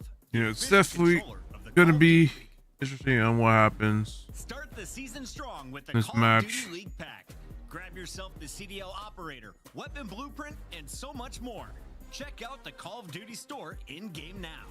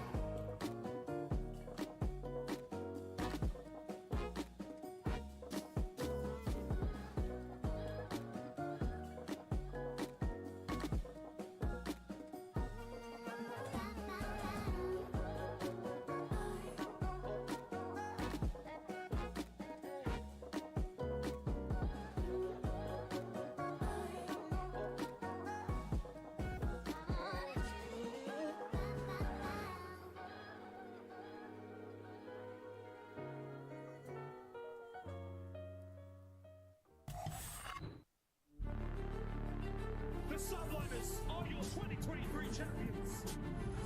Scrap digging deep as he's absolutely mauling Optic on the approach. Big three for Hydra. Oh my God, Hydra. Obliterated. The championship grand finals rematch. Toronto versus New York. It's the rematch not only of the 2023 Grand Finals from our World Championship, but also the losers bracket, or the third place matchup that we saw just one major ago. Both of these teams in the running for a top seed. And if you're looking at Toronto, you could finish as high as second with the performance, especially if you finish with a 3-0 here today and Texas has some trouble. Yeah, but for New York, the highest they can finish is 5th, which isn't what I thought I was going to say. So Toronto in this matchup are looking to maybe feel a little bit more confident simply because across the board, they have done much better on the tail end of this qualifier while still holding a top seed. 6-2 in Hardpoint, 4-2 in S&D, and 5-1 in Control. Their biggest strength has been in the respawns. However, the Search and Destroy, looking better recently, still has some angles that needs to be cleaned up. They went from number 3rd in attacking in the lead, now dropping down to 11th with 9-21 attacking dual win rate. Nameless talking with our producers. It looks like if Toronto wins 3-1 or better, that being a 3-0, Toronto will get the second seed. With our monster pregame, how do they get it done today? How do you get a clean win over a squad that just 3-0'd you a month ago? Well, yeah, I mean, you got to come correct in the Search and Destroy, right? We know, if we know anything about New York, is if it goes the distance, they're going to be comfortable, especially in this matchup. We've seen it plenty of times, and you can see the best mode is Control. 5-1 record, 1-0 in round 5s, and their stats are just great, attacking and defending all season long. But they're going up against New York, who are comfortable on all the Control maps, who are also very good, and 5-1 in Control. And their worst mode, Search and Destroy. 4-2, where you could say there has been improvements in terms of their record, but there's still 3 maps out of the 5 that we just don't know where Toronto really stand. And you look at some of the stats, like 12th in opening dual win percentage, it doesn't bode well, especially when going up against the New York subliner. I completely agree with you. On the tail of New York, it's kind of been the same thing. I will say I just kind of like how they also like show like some old maps, like they show themselves in like old maps and such, even though they're literally off the competitive map pool. So I'm a little confused why they're showing that, but you know, it is whatever. Not complaining. Now, even if New York wins this, they are getting 5th place. If you win a single map, you're most likely getting that 5th place. And why is 5th important, Nameless? You avoid playing Toronto or Texas in that first round. Yeah, so they'll be playing LA Thieves, right? So maybe, yeah. Possibly, depending on how LA Thieves does against Optic. But yeah, I mean, in this matchup, you just want to assert dominance. We know the Kismet and Scrap beat from back then, and you know these guys obviously want to improve and become the best they can. So this is a huge match for that, and they're going to be trying some maps throughout. And for our Monster Energy pregame, same thing for them. Their worst mode, S&D, but like, I just don't believe that. Like, what Kismet said about them working on their hardpoint and trying to improve their control, they have done that. When it becomes time to win a Search and Destroy, when they need to in a bracket situation, they will do so. Like, I'm looking at some of the stats. Hy just got a 0.8 in S&D, and he's only won 33% of his opening duels. That is not going to stay the same. He's going to bounce back. They just don't have a tip on the scale of a strength when it comes to Search and Destroy. They're middle in the pack when it comes to attack and on defense. And you can compare weeks 1 through 3 to week 4, where they look very strong, but you got to think about the teams they played, Miami Heretics and Vegas Legion, that are considered on the bottom half of the league right now. So going up against Toronto Ultra will be the most telling tale of where they actually stand. What maps are they playing today? I bet we're going to see a Karachi. Ooh, Vistia Invasion, Karachi 6-star. Our series, we got a double dose of Invasion and a 6-star. Do we get to that Karachi hardpoint? Yeah, I think we're going to go the distance. I mean, in this one, like Vista, Hardpoint, neither one of these teams have had a ton of success there. And then the 6-star S&D, another one that they're both trying to add to their map pools. So I think it'll get really interesting. I think we make it all the way to 5. What do you got for me, Allie? Nothing. I was just going to touch on the fact that it's Invasion with both of the strongest attack teams in the league. So that'll certainly be a swing map for this. Normally we see defense winning Invasion. These two squads went to a round 5 last time. Today, Nameless, put on your crown, look into your camera, and tell me who is going to make it 108 perfect predictions for. That's actually a nice looking. This roster change, hoping Sib would come in, drop some bombs, add some slang. So they That's a really nice crown, I'll say. So far, he has not been doing that throughout this stage. but it's time for that to change. Sib's about to go off, and I got New York winning this series. He's going New York. Allie, you can maybe tie. I can tie. That's the best I can do now because of that last series. LAG, you're going to hear from me later. I'm actually going to go Toronto Ultra in the series, not just to pick opposite of Ant, but I truly think that they have looked like the better team recently. And also update from our producer. There's no way you can tie. You lost it in the first one, and he got a win. He went up by 2. It's done. I will go along with Nameless. He looks like he knows his business. I'm going to ride with him today. The fans are riding with Rosalie. Let us know, chat. Where are you going as we send it over to I Hold Shift and Study? Can't believe Chris is out here breaking hearts like that. You see how deflated Allie got as soon as you said that? Chalked. Absolutely chalked it up. But no, this is going to be a banger matchup. Honestly, this one and the next one, I think both have a chance of really seeing the extent of this series go all the way to 5. But hey, Jay, we talked about this series. These are 2 teams that we convincingly said are in the top 4. We've had questions about that lately, and this series is all about reproving to the fan base at large that these 2 guys could possibly be championship contenders again. Yeah, to start off with New York, obviously so far on this stage, they have been struggling in Search and Destroy. Last week, they walked away with 2-3-0, so obviously you're taking that Search and Destroy, but that's the mode that they had to put a lot of focus on. But when you put a lot of focus on one mode, you tend to struggle in another. They're 5-5 in this stage in Hardpoint, and the thing that's really scary for me is that every team right now, at least the top 3 teams, top 4 teams, are trying to prepare their map full for the major. That's why you see Subbase not really in the play, because teams like Atlanta are not going to play it. You're never going to be able to play the top teams on some of your favorite maps, so that's what Toronto now have to try to figure out, adding Vista to the lineup, adding 6-star to the lineup, and both of these guys that started off are playing Vista. They both fell short last week, one to Seattle, one to Miami, and the biggest thing that I took away from both of those is they just simply got outpaced. When you're swanning into the map for the first time, you have to sort of get a feel of how it's going to play, and unfortunately for them, they were just on the back foot every single time. If you're the subliners, you're rotating, but you're not getting any holds, you're not getting any breaks. And then for Toronto Ultra, nothing was working for them versus Miami Heretics about how fast that they were playing. So this is a big matchup for confidence for both of these teams. Absolutely, and on top of that, Oh wait, yeah, no, New York is the one that's struggling. Toronto is not, but the S&D has been kind of all over the place for Toronto, so it's gonna be interesting. About putting yourself in the best position possible to have to, give a little bit more favor towards an upper bracket, which is going to be guaranteed. Maybe a chance to do some damage here and kind of change the influence, even though statistically speaking, there's no way that they bump up behind the 5th spot. So there is a lot to be considered. The interesting thing about this quote-unquote Major 2, or pardon me, this Modern Warfare 2 championship rematch is that it was a convincing 3-0 the first time for Toronto, and then the flip side when they played in Major 2 at LAN, it was a 3-0 for New York. So they really haven't given us the drama that we were hoping for in this quote-unquote rematch. No, because you remember what it was like in the grand finals of last year. A quick beat down from the subliners to walk away as your world champions of the 2023 season. So you got to think, Toronto Ultra, every single time they spawn up against these guys, they have an extra chip on their shoulder. They're 1-1 so far in the season, and now let's see who's going to take that advantage here. Indeed the case. I think the other interesting point, you touched on this a little bit in terms of how do you prep up your map pool for a major, especially with these 2 teams, struggling to kind of dominate with the identity that we saw them really establish, especially through the first half of this season. The peculiar part for both these squads is that neither have really given much of the new maps that big of a go. I mean, we're seeing tons of Karachi come out and a little bit more of Rio from New York, but largely speaking, we have not really seen as much Vista and 6-star support as the other top 2 teams in Atlanta and Optic had been throwing in there. So does that kind of give you any influence in towards like, hey, we are trying to refine our identity and try to establish that we do have some solid maps going into this major? Or is it just, I don't really know what else is the opposite of that. It just feels weird that they're not giving these new maps as much of a go.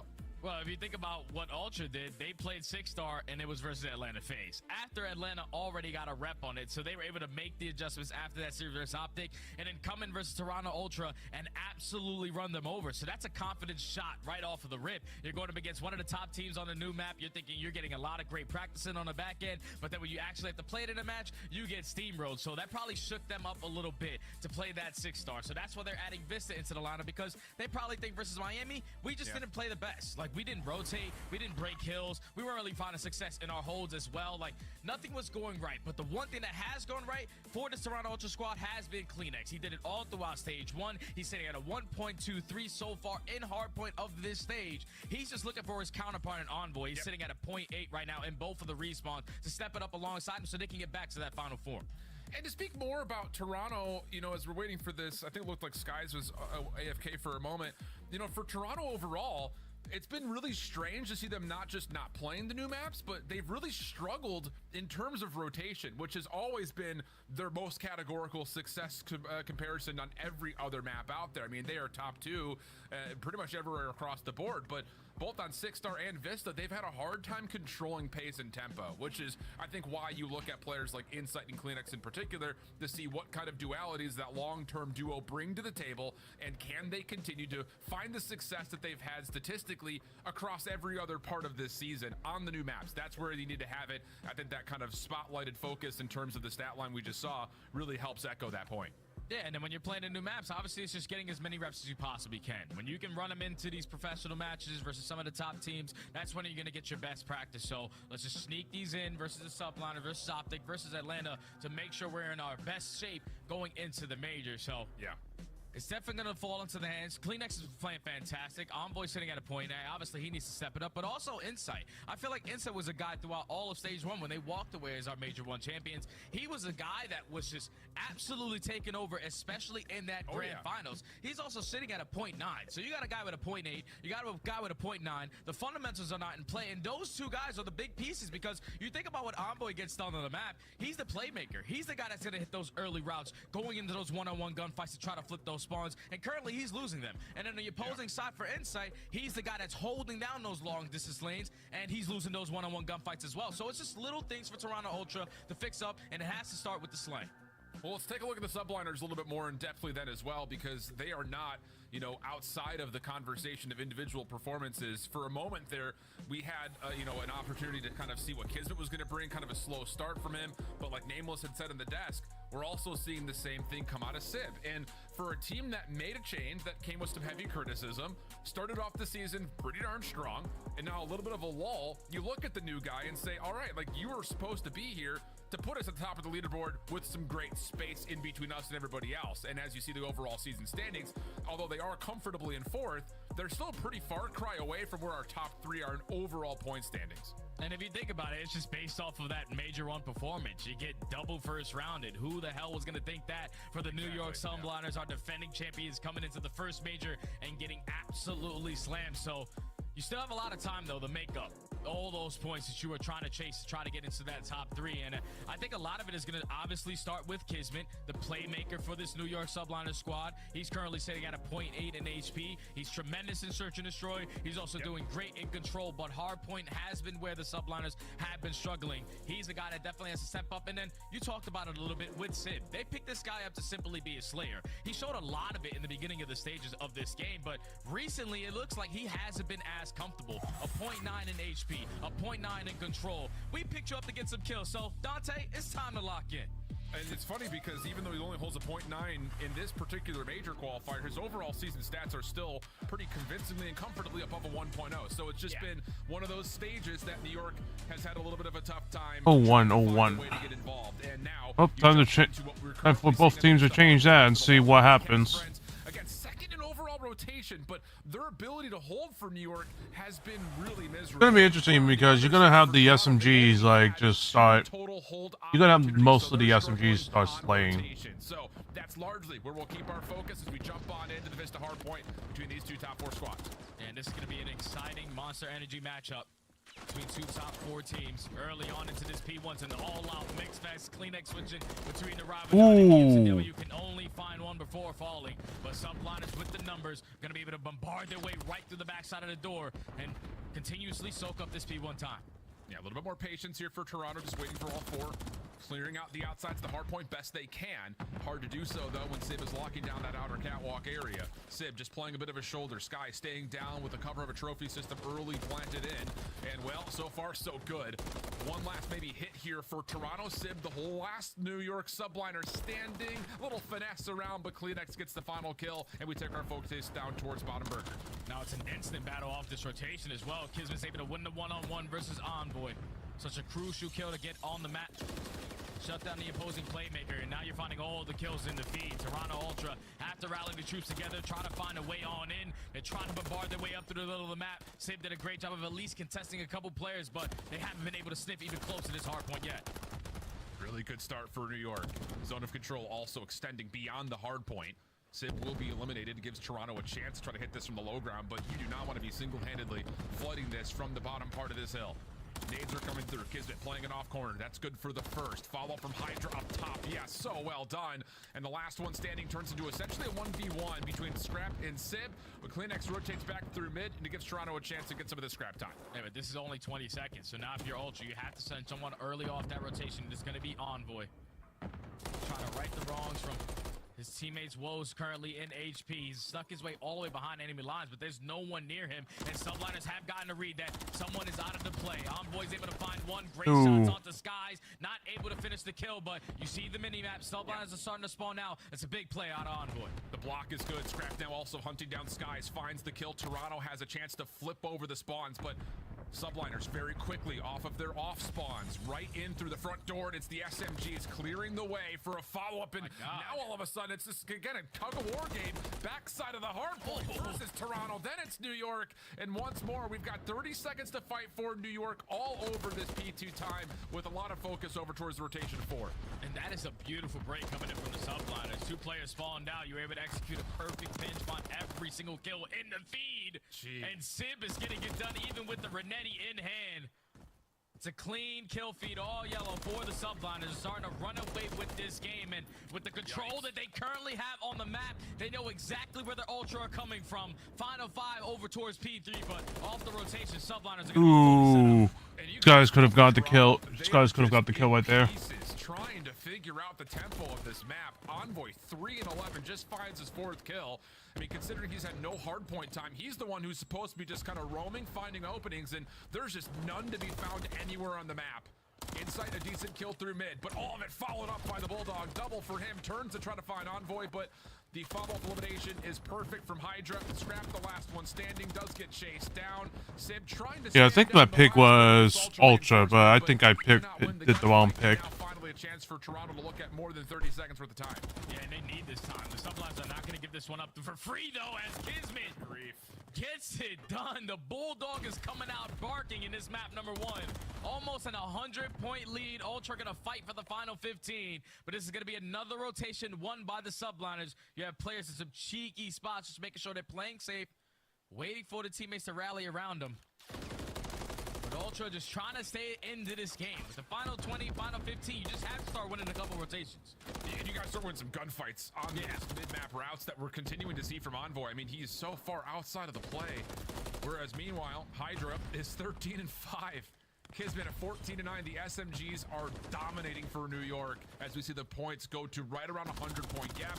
Toronto just getting picked apart individually, piece by piece, person by person. This has been nothing but New York all the way through. There's not, you're still safe here. Can't even bother. The first time that they played this versus Seattle, they say, you're not going to catch me slipping again. As Hydra now finds himself on 5 in a row. Kismet sitting at 16 and 9. This has been another full 60 hole from the subliners, and now they can chain it over to the P1, and this is where it gets truly scary. Yeah, and this is Toronto and kind of a do or die moment, but I mean, with the score the way it is and the Bulldog on 5, we got to see how the subliners are feeling with listening with that.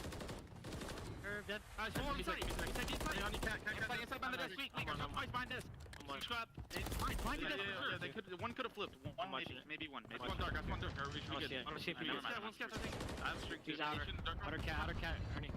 Hold on, I can't have a kill. Outer cat, one shot. Scrap. Absolute cat. One shot on time. What the fuck? Into this, one shot. One was one attack. Close B2. Burger.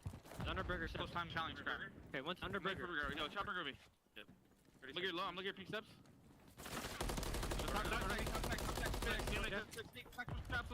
I'm leaving that guy snacks. I'm down time. One time on me. He backed up. Envoy cat is probably behind the dead. One shot. Yo, crazy behind the dead. Absolute.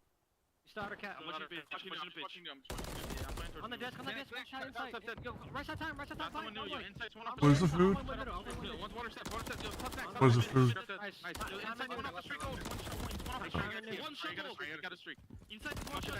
Water step. Go on me. I'm dead. Go run a minute. Listen, they're gonna streak. Back burger. Back burger. Blue is blue. I'm wrapping blue.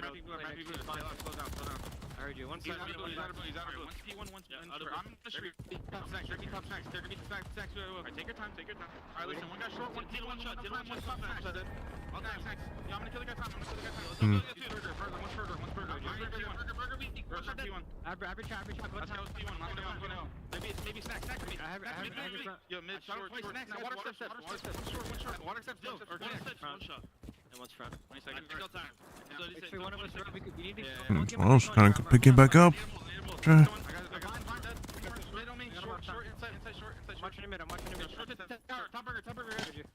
Take your time. Let's get scrap. Oh, goes back Kitty. Now she's trying to go eat.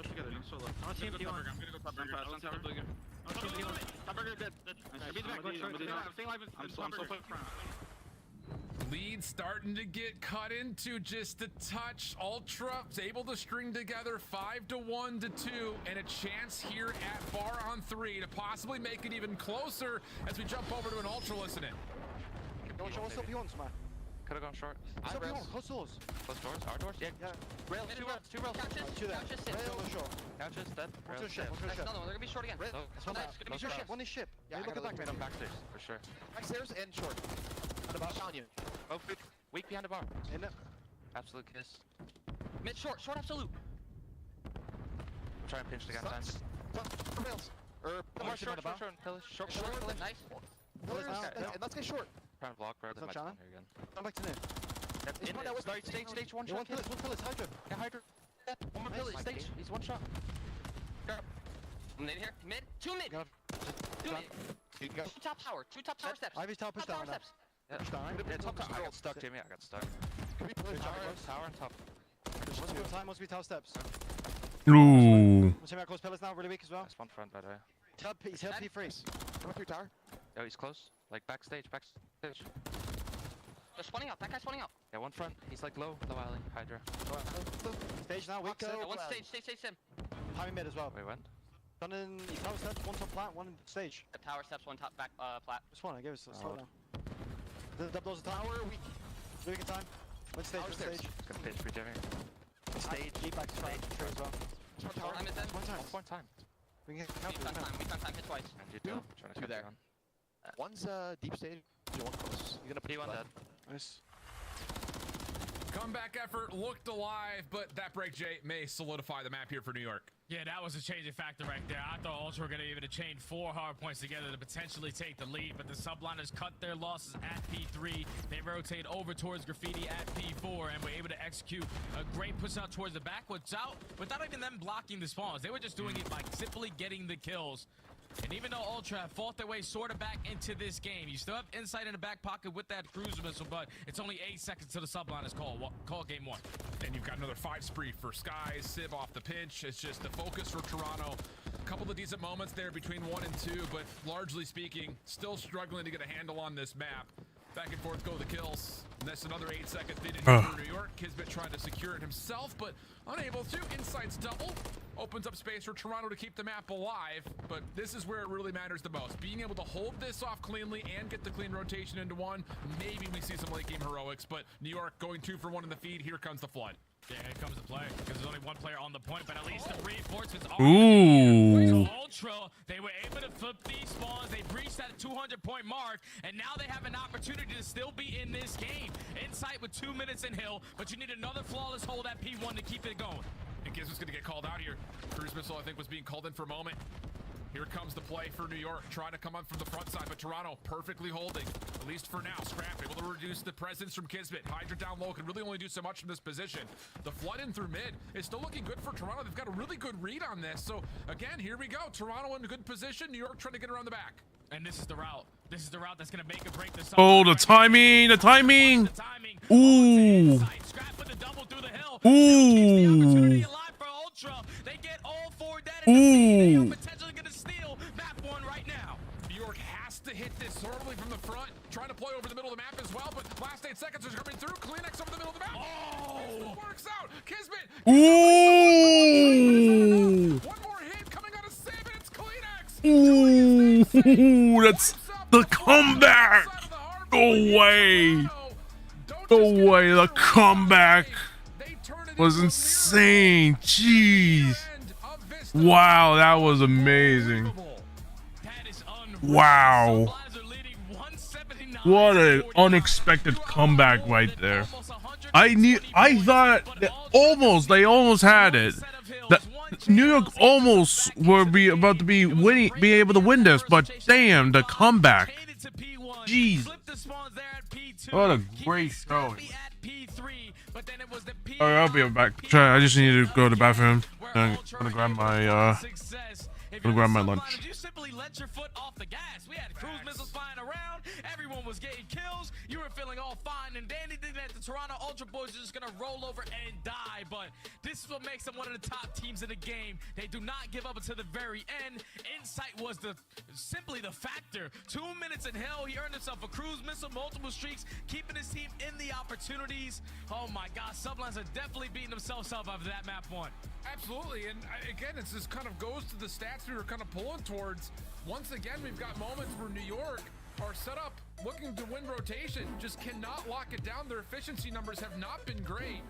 Whereas for Toronto, they struggled heavily in the opening rotations on that first set in particular, but it really did see like, again, end of that New York listen into the beginnings of Toronto's. Okay, here we go, P1 to P2, but this last set of moments, just New York could not find any success through mid-map.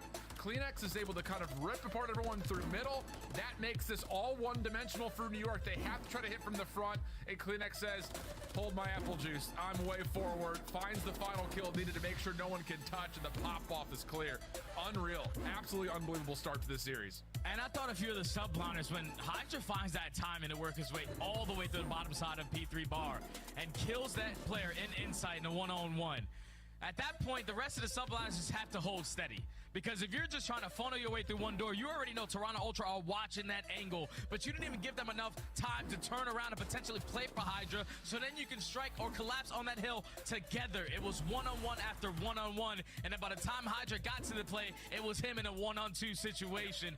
Ultra just got it done in the clutching up, man. You needed to get a couple multiple kills, and it was scrapped to get it towards the final moments, but that is the way you come out and just completely shut everyone up. For everyone thinking that Ultra had an easy schedule, no, they're still a top dog, man. That's unreal. And even more fun now, we have a true square up map number 2 for the invasion, search, and destroy. Ali was breaking it down. Yeah, some of the opening duel percentages have not necessarily been great for either of these two teams, but the conversion rate for New York has been super strong in being able to at least win rounds out. I think the biggest thing about these two teams on this map in particular, though, Jay, is all about the objective focus. Both teams great at retaking. Subliners have an edge when it comes to being able to hold their post plants, but largely speaking, both these two teams are all about what happens with that bomb, whether they're on the defensive side or on the offensive side. Yeah, both teams are phenomenal when you talk about the attack side. 4th for the subliners, 2nd overall for the Ultra. But the biggest thing that's probably going to be the game changer for me is that defense, because right now Ultra, they are without a doubt the best team on the defensive side. And what they are really good at allowing, or simply not allowing, is bomb plants to go down at B. They only give up 6% of the time bomb plants over towards that B site. So if you are New York, who like to have a lot of success on your attack rounds over towards B, you're going to have to try to figure out how to break their setup or maneuver your way over towards that A site, because Ultra is not no pushover on that left side of the street. That's a really, really strong call, and definitely something that I imagine will tell the tale of what happens here on this particular map. Here's the overall season records. A lot of the stats we're relating to are off of what's happened so far in this qualifier. And to be fair, both these two teams have loved this map throughout the entirety of the season. It's been a go-to for their search and destroy, and where they often find ways to secure and close out series. But like we said, the opening duel win percentage has been a big factor for both these two teams, especially lately. So let's see how things unfold. Scrap will be the sole B defender to start. 3-man hit for New York, at least sped up towards this direction, but the nades land and Scrap finds 2 bullets to find first blood. And it doesn't get any better than that. You said one player over towards the B side. He's able to find that first blood and basically shut down that early push or aggression coming in from the subliners. But they said, screw that. We're not going to go over towards B. They already have a lot of mid-tank control, and they have no idea that Toronto are currently in Cafe. Yeah, there's not a lot they could do to try to get information on the side there without it costing something, and that would be the cost. Good shots from Envoy. Opportunity for, Sky's looking to try to flush it out. The Kleenex is waiting just down to Kismet, and there's just not much they could do. Great opening utility from Toronto. Good finish up by Scrap, and then, like you mentioned, the forward pressure from the defense, insurmountable. Yeah, that's all it really comes down to. The fact that your player who's on an island watching over the B site with no trophy system finds a first blood, basically shuts down that push on that side of the map. So already showing their strengths on defense, setting the tone early on by taking a lot of that mid-map control, catching the New York subliners completely off guard. Toronto take the first round. Yep. Okay. Not much to take away from that round outside of, again, Toronto's done their homework on their nade spots. So now New York's time, trying to respond. Two players, again, over the top with nades. Kismet will go aggressive in towards DVD, and it's not just him. Sib is also watching this really close corner cross. Toronto trying to teamwork this out. 1-for-1 would be fine for Kismet, but does not expect the quick push, and Toronto once again secure first blood. Big first blood out of the Ultra. They have been struggling in that column so far, 2 on this map. But now you are forcing the subliners to try to make a play. Hydra tries to push through Cafe. Fortunately gets caught off guard with great shots out of Kleenex. Sib responds, but it's still a 2v3 in favor of Ultra. Yeah, Trophy will keep him planted here at Cage a little while longer than maybe Toronto would like. But like you mentioned, all you got to do here is kill noise, create some doubt, and stretch this New York defense out a touch. Sky's hoping to gather information from that top sandbags position. Unable to find too much. I believe he has seen the shoulder of Kleenex, but again, that doesn't give you much of an idea in terms of where everything is going. Pistol out, Scrap will drop, follow-up elimination and trade not there, and now we've got a 2v2 with 25 seconds on the clock. And that's a situation where if you're Kleenex, you just got to play around your team. You can't back up and go all the way towards the deep flank area. He eventually gets caught, and then Skies with the beat down. Subliners don't even allow that bomb to get planted, but once they were able to spot the Kleenex off the rotation out of that mid-tank area, there was no hesitation to push up through the courtyard, take care of the bomb planter, and then Ultra, they were thinking we were going to have a post-plant scenario. Like, the bomb's going to go down. No way in hell someone's going to push it through courtyard, but just the heads-up play out of the subliners to catch them off guard in that scenario, tie the game up at 1. That feels like a miracle, I think, if you're New York. Wow. All right. That is a massive bounce back round. Keeps us tied at 1. Envoy a strong start for the side of Toronto, but a lot of that coming in the first round, and that same double setup over towards Cafe is now going to extend a bit beyond that. Kleenex is deep over towards the front side at Rugs, but the B defender and Scrap has dropped, so now you got to go quickly and try to shut this down, and Skies gets a whiff of it, snips it out, finds the kill. 4v2 situation with New York working on the plan. Yeah, that's going to be easy. You find the first blood to Scrap, who was the sole defender last time around, have at that B site with the frag. And then Skies was playing it super slow in this spawn to find Kleenex. So instant 4v2. Inside is able to at least find one, but where the hell are the rest of the subliners? Because time is starting to get away from you. And for the subliners, they know that both Ultra members are playing off the flank. Yeah. You've got Sib, who's re-wrapped all the way through courtyard. Envoy would love to try to isolate Skies, but not giving him the time of day. So now they have to make the play on towards the bomb site. Here comes Envoy. Pistol out. First shot's decent, but no immediate kill, nor immediate trade. Insight still dancing with Skies, and this is a tango that is going to see Toronto lose the round. And again, the opening aggressive play just largely shut down thanks to that opening nade from that B straight onto Scrap. Yeah, and what a play right there on Skies to just simply play his life the way that he did. He doesn't fall with 2 people putting all their focus on trying to take him down from that position, but just finesses long enough to by the time someone gets to the site, they were ready for that push. But the subliners take full advantage of that first blood. No hesitation for that B bomb plant. You get it down. You put yourself in your post plant setup where they are one of the best, and they stand strong in that category. Yep. Okay. So, how about this? New York putting together a couple of streaks all of a sudden. And, well, hello? Opening cross, Scrap. I think there was some help there. It wasn't just Scrap initially, but Sib does drop first blood tallied again. Kismet, the sole defender at B, is pushed up in towards Broken, and he would have to essentially get 2 if Toronto were to confirm this play towards B.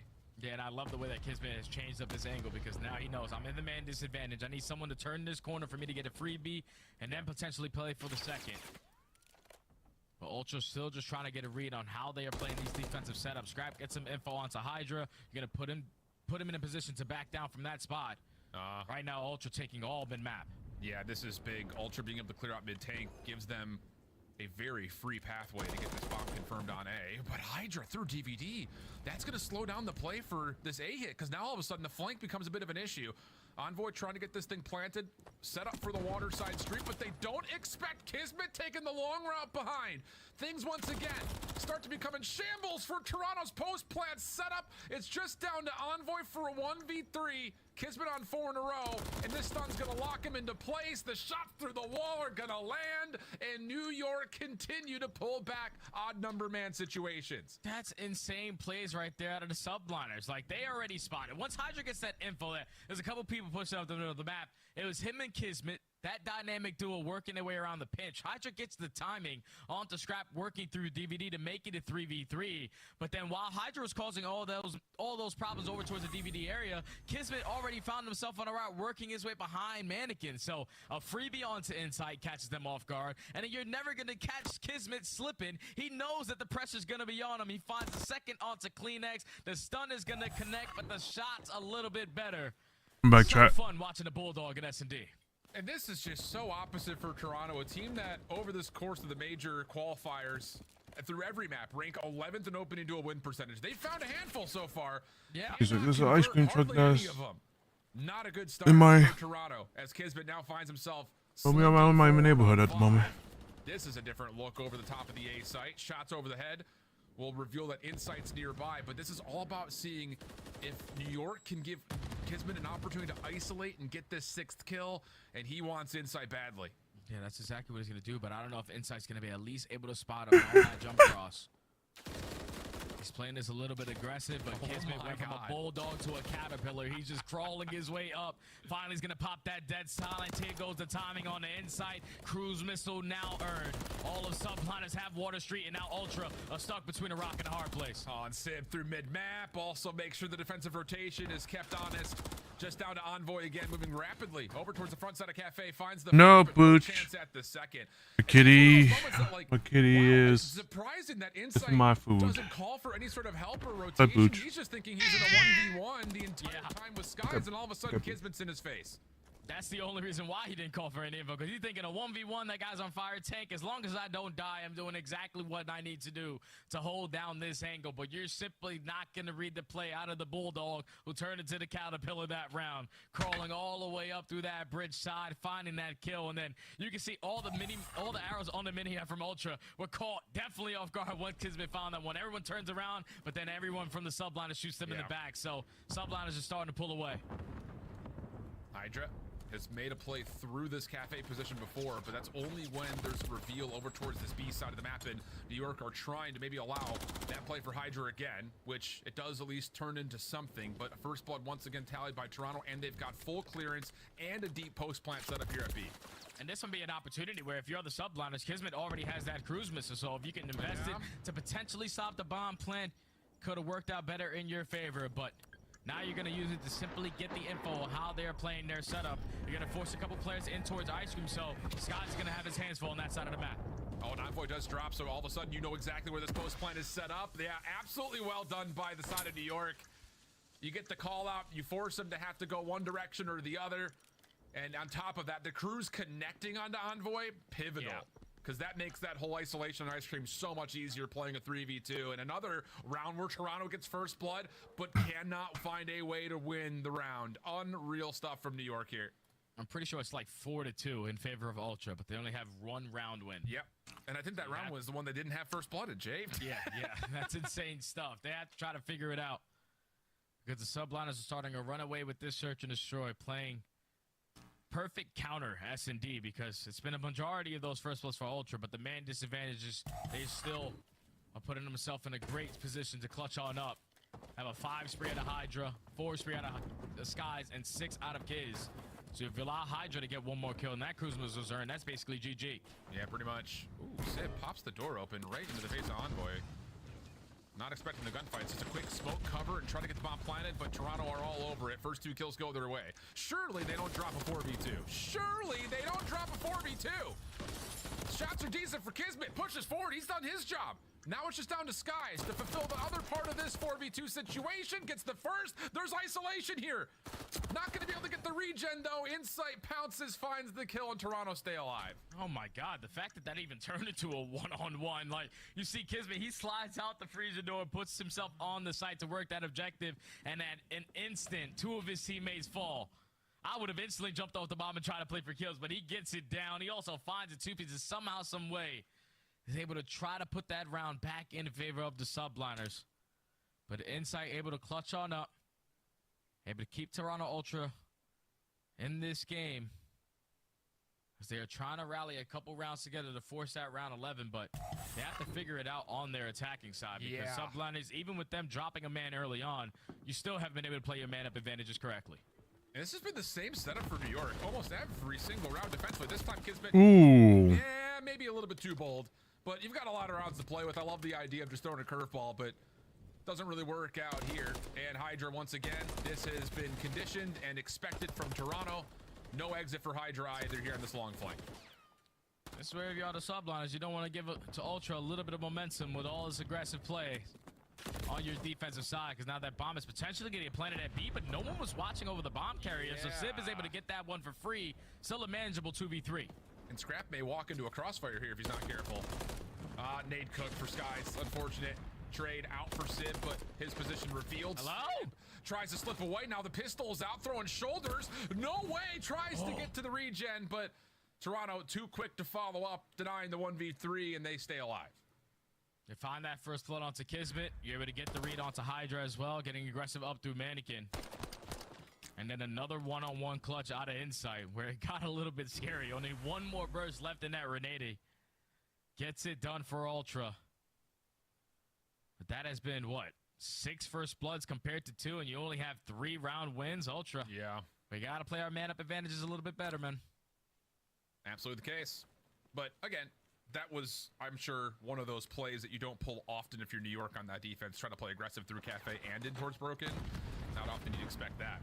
New York, gonna get some nade success over towards B. No trophies down here for Toronto. They have to wait to cross, and while they do so, Kleenex try to get aggressive at mid. That gets punished. So, first blood good for New York, 4v3, and some extra patience here for the Subliners before they approach a site. And I promise you, for everyone that plays Invasion, Search, and Destroy in ranked play, the worst thing you can do is die in the first 15 seconds, because then it basically puts everyone else at a stalemate. You're forced to slow down and try to get a read on it. And now, with 3 players from Ultra up on the defensive side, no one is going to be coming over towards that B site. You're only watching the cross. So, if you are the Subliners, let's just bully our way out one direction. All Skies, bomb in hand, nearly isolated. Scrap trying to follow up on the initial information from Insight. Not going to be able to tally the kill. And New York will say, all right, 2 defenders over on A. Let's just take our 4v1 on B. Envoy is only here to be responsible for the cross. This is taking time for New York. Wow, this is taking way too much time for New York. So all of a sudden, what was a free first blood, essentially, in the first 15 seconds, turns into a 2v2 with 15 seconds on the clock. Shots from Scrap are decent, but things reset. No bomb in hand still. Ooh. It's just down to the 1v1 between Sib and Insight, which Insight beats him to the punch, and that's a missed opportunity for New York. All right, so if you're Ultra, let's just get first blooded. We stand a way better chance at winning these rounds. It's another Insight one-on-one, but Subliners just, you gained all that information towards A Street, just way too slow off the rotation. And instead of committing your way over towards B, when you spot some player over towards the deep side of Water Street, and also someone on that A bomb, you still try to take mid-tank control to contest over towards A, because you had no info on at least where the third player was from Ultra. He was simply watching that cross. If you bombard your way over to the B Street, you have a better chance at walking away with that round, but that has now been 3 rounds in a row for Ultra. We saw it a little bit in map number 1, the insane comeback, and we have potentially another one on our hands. Surely not. This is a much more stable defense for New York. Solo defender at B, solo defender on Water Street, and a double stack at mid. Lots of early nades have already been used for Ultra, trying to get some information at mid. A lot of it not really landing. Envoy still holding onto the smoke. That may be what they need as he sets up for maybe a play towards B. Yeah, he's just clearing a lot of space right now. No one pushed out Ultra's broken, so he's giving all that info to his teammates that all we have to do is invest our smoke grenades, check these corners over towards the site, and potentially work this objective. But you know how the Subliners always play. Those tacks are going to be in the back pocket, ready for that push to come over towards B. And a lot of this for Toronto is, do they get a read on what was surely going to be a defensive retake on the pinch? Here comes the play forward. Sib still tucked in a corner. Scrap very nervy about this approach forward. Still no commitment for Envoy on the smoke. Ooh, nice patient play. Ooh. Bomb now down. Smoke carrier also out of the picture. 18 seconds on the clock. Scrap gonna recover the bomb. Sees Skies at range. Even battle. Follow up from Hydra at mid. That will work out. Just down to Insight, and he's stuck on the wrong side of the map. Should be no problem for New York to stay alive through this, and that will indeed be the case. A tight one again, though. And it is up until New York play that more stable defense that they lock things in. Yeah, that was Hydra calling game right there. He finds 3 through the middle of the tank, almost earns the ace in the final round. But I thought Ultra stood a pretty good chance at walking away with that attack with the info that they already gained. You knew that Sid was trapped over towards Cage's side. Scrap did a good job of trying to at least draw some attention his way to potentially set up a team push coming in from the opposing side. But he also wins the one-on-one gunfight. While he wins that one-on-one gunfight, though, your bomb carrier dies through mid-dark, and that is the worst possible scenario because you were expecting, all right, I kill this guy, we can work the objective. But when you now drop the bomb in the middle of the dark alley, you have to rotate back. You're giving the subliners a lot more opportunities to maneuver their way around the map. And when Hydra finds that first kill and somehow, some way is able to snap onto Kleenex for the second, that was basically a GG. The subliners walk away with the search and destroy in a 6-4 fashion. They tie the game up at 1, and now we 100% have a series on our hands. Definitely a Hail Hydra moment right there in the middle of the map. And with that, now we go to an invasion control and at least the Karachi hardpoint. These have been maps that we've seen a lot of teams getting tons of rehearsal on, especially if you're looking at that from the phase and optic point of view. Feels like these are the maps that are going to likely dictate late round moments in this upcoming bracket. So with a lot of rehearsal that's been thrown in for both these teams on both of these maps, it feels like, again, this could be anyone's series. But after a dramatic comeback in the first map and a near comeback in the second, we're tied at 1 with invasion control coming up next.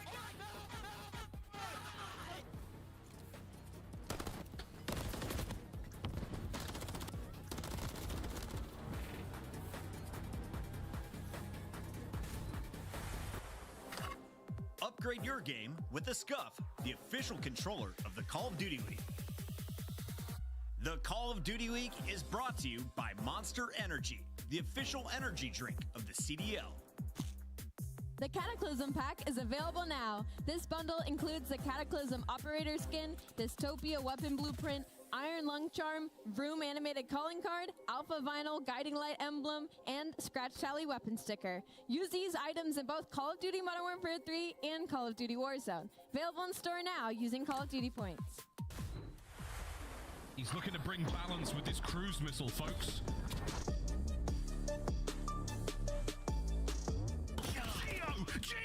Geo, my God, it's his hard point. He is on an absolute spree. 39 and 19. The women, the children, you name it. Dude, he's back on his Rio BS. He cannot be killed if we catch it from the third person. This man is a maniac. You burst on through, but that's the streak in now. Selly minute or so left on the point in desperation time. Royal Ravens getting just enough kills. No, not yet. Not done yet. Yeah, not done yet. They were trying to rotate over to P2 and flood, but does not happen. There was always one more player left for Atlanta FaZe. Runs it. Can't find the next. Hydra's there for the pickups chance. This could be game. Oh, that's going to be it. Kismet's headset, I think, calling game. You heard the flank coming through, and now you flood into Hydra. We hail him. You give him the 3-piece. And there is no resuscitating them from this series. Dashy up over the top. They're looking for him. He wins it down to 1 versus 1. 5 to go. He doesn't have play. He's got to hunt him. He's got to hunt him. Snoopy has to hunt. He's just trying to buy time. And Dashy. Love around the Twitter world. JCap even chiming in and saying, Shawnee making all of us coaches proud, showing that they can still hang on the sticks. I mean, yeah, they spawned in. He had to spawn in against a top 2 team, not the Texas. They are fired up. The guys enjoying that one.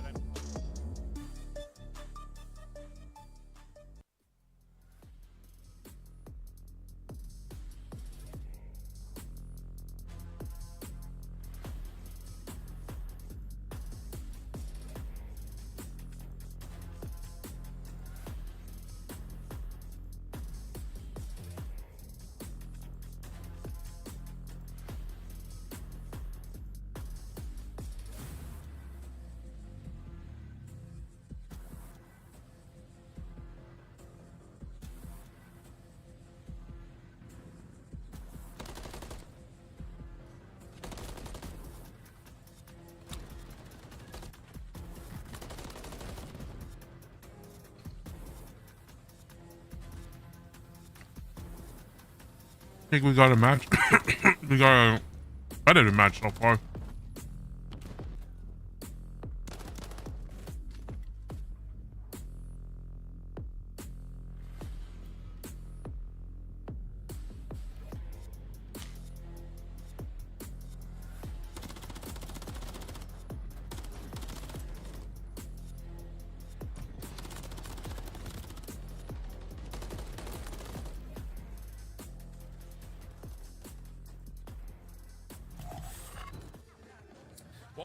everybody, and in case you're new, well, there's a lot of history riding between these two organizations. Last year, it was looking like this was about to be a grand final worth remembering, and to be fair, it was, just for maybe not the reasons that Toronto fans would have liked. It was a speed run through all 4 maps going the way of New York, and we looked like, going into this year, Jay, that it was going to be a rivalry that may dictate the champion of this year. And after a quick 3-0 from Toronto in the first matchup, it was a 3-0 in their second meeting at Major 2.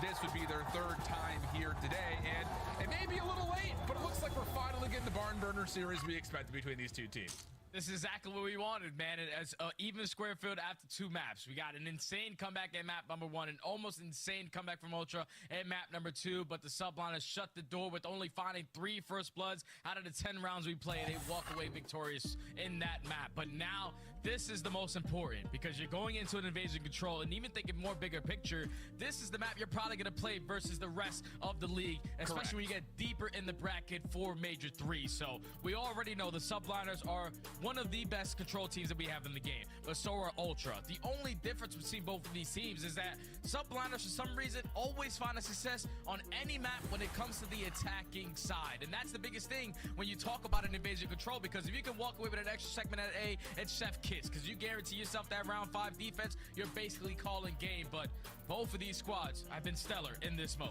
Yeah, and again, the success on offenses is what often give you the edge. Last time these two teams played, they did play an invasion control. It went all the way to 5, where New York held the edge, getting the round 5 defense and securing it there. So again, these numbers are, again, very parallel, very even between the two of them, especially through this qualification stage in particular, but even on total, they again have been just as good throughout the entirety of the season. So like you said, this feels like a map that's going to be a swing map overall across a lot of different matchups we're going to get likely in Toronto.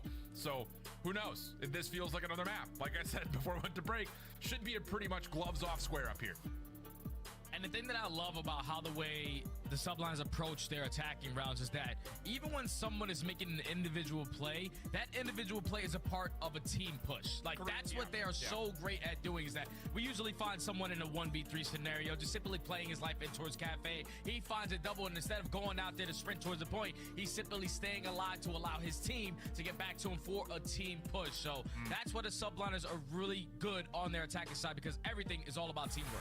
Absolutely the case. So here's a look at, the online versus LAN statistics, as this is again where the other point of focus is going to be as soon as we get there. We talked about both Miami and LAG and what they've been able to either do or not do based on their first matchup when it comes to online versus LAN. But hey, the thing about it is this New York team kind of finds themselves more in that Miami camp of, yeah, you've been great online, but how do we get this to start turning up on LAN? And in particular, yeah, it was a decent showing at Miami, but what really hurts them is that first major that we saw in Boston where they got surprisingly double first rounded. Yeah, and you can just tell it's right there, right in front of you. Like, the S&Ds are 50-50, but the hard points, that's what they really need to work on, because on LAN, they have a couple losses where they probably shouldn't have. Majority of that is due to the performance at Major 1. But you just have to improve in your HPs. You have to get your S&Ds back to where they're locked, because if you're turning up in control on LAN, those are basically guaranteed in every single series that you play. So it's all about the hard point focus, all about the search and destroy focus if you are New York. Indeed the case.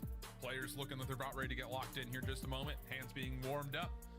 And the focus has never been higher. I mean, again, this is a huge, I think, momentum shifter going in towards the major. Toronto, of course, trying to put on for their home crowd. New York trying to take it a step above their 3rd place finish at Major 2 to be in the conversation for another grand finals and do what this roster was built to do. But I think overall, when you look at the home team going into their own major, there's going to be a lot of pressure riding on them. Not only because of the, we'll call it a quote-unquote underwhelming performance when it came to what they did at Miami, but they're looking to also shut up a lot of other players in the league. I think you know who I mean, when they eventually get to LAN, in particular in front of their home crowd. Yeah, because you got the buff. You got the hometown buff, so you're going to have all your fans rooting you on versus every single team that you play against. Probably not going to get the advantage versus Optic. No one gets the advantage versus Optic, but Ultra, they have to make sure that they're putting on a show at their own event. We saw all of it throughout Major 2. Wasn't really the best performance out of Insight and Envoy. Kleenex also had a bunch of hiccups, but Scrap has always been the shining light for this team. Yes. Right now you see him, he's biting his lips. He's absolutely locked in, and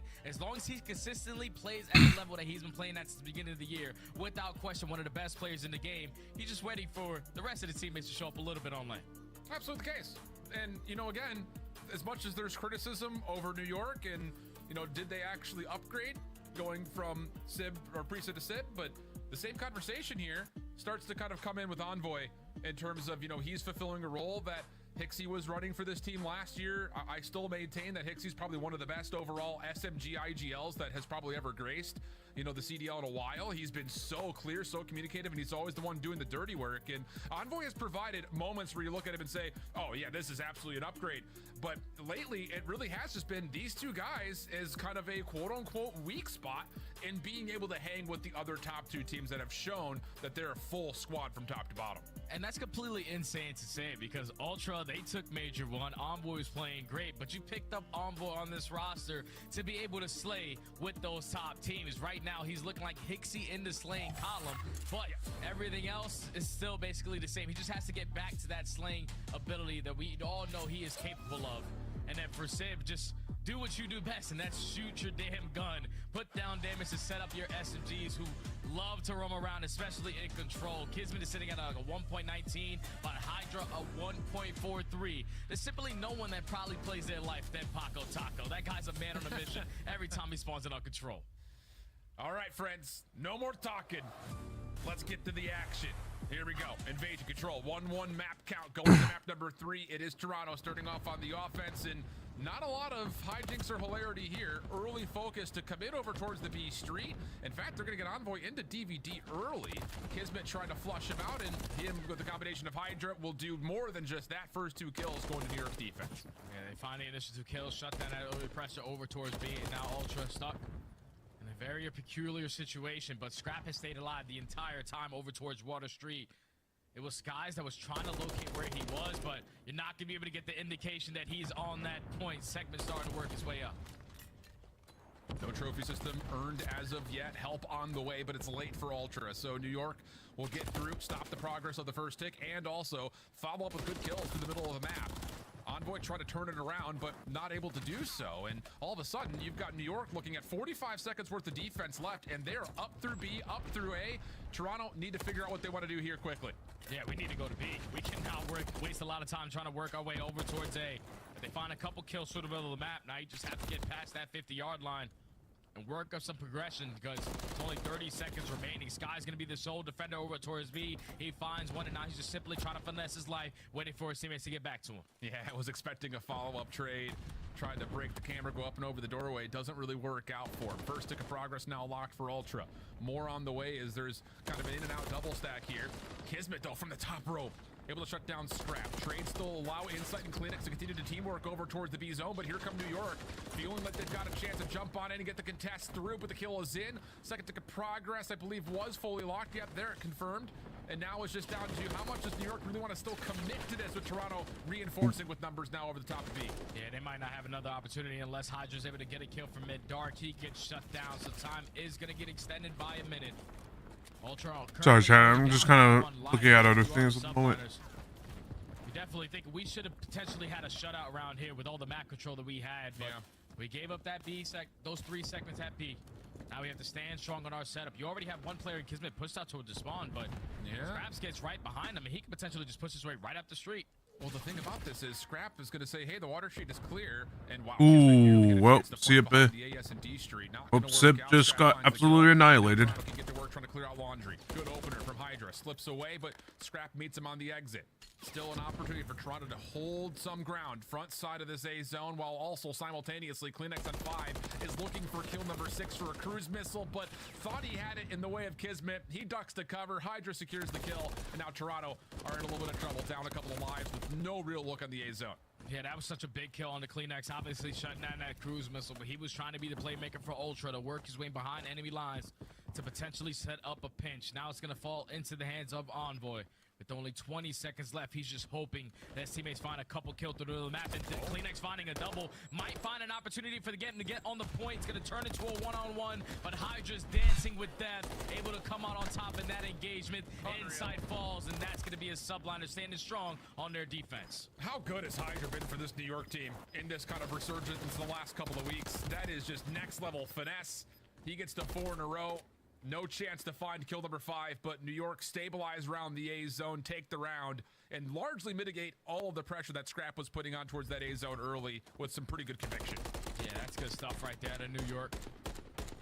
To reinforce their way out to the map, and even when time got extended, to always hold down that left street, get the reads on the players going around the pinch. Hydra, always a perfect POV to watch. He gets a couple extra hit markers as well with that Renetti, so he knows that there's someone also right around the corner, and single-handedly shuts down that push from Ultra to stop any progression over towards A. Subliners take the first, and now it's their turn on the objective side. Let's see what the idea is going to be here. Kind of similar to what Toronto was trying to do. Kismet will get a DVD, but he gets in for pretty much free. Toronto trying to get forward through the middle of the map. Kleenex able to get the first blood, but nothing more. So Hydra gets to his 5th. Not a chance to take a 6th gunfight, though. So no cruise missile. But New York, with all this pressure through mid, have actually found Sib to slip on into the B zone for an early tick of progress there. And that's why you force Toronto Ultra to play the way that they were around that A point.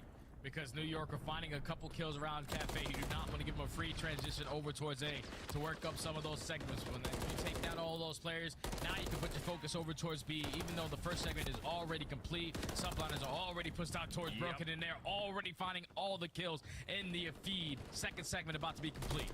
And Hydra even trying to get a little bit further over towards Blue. Stop either any defenders from rotating over to Contestus, or maybe catch a couple players off spawn.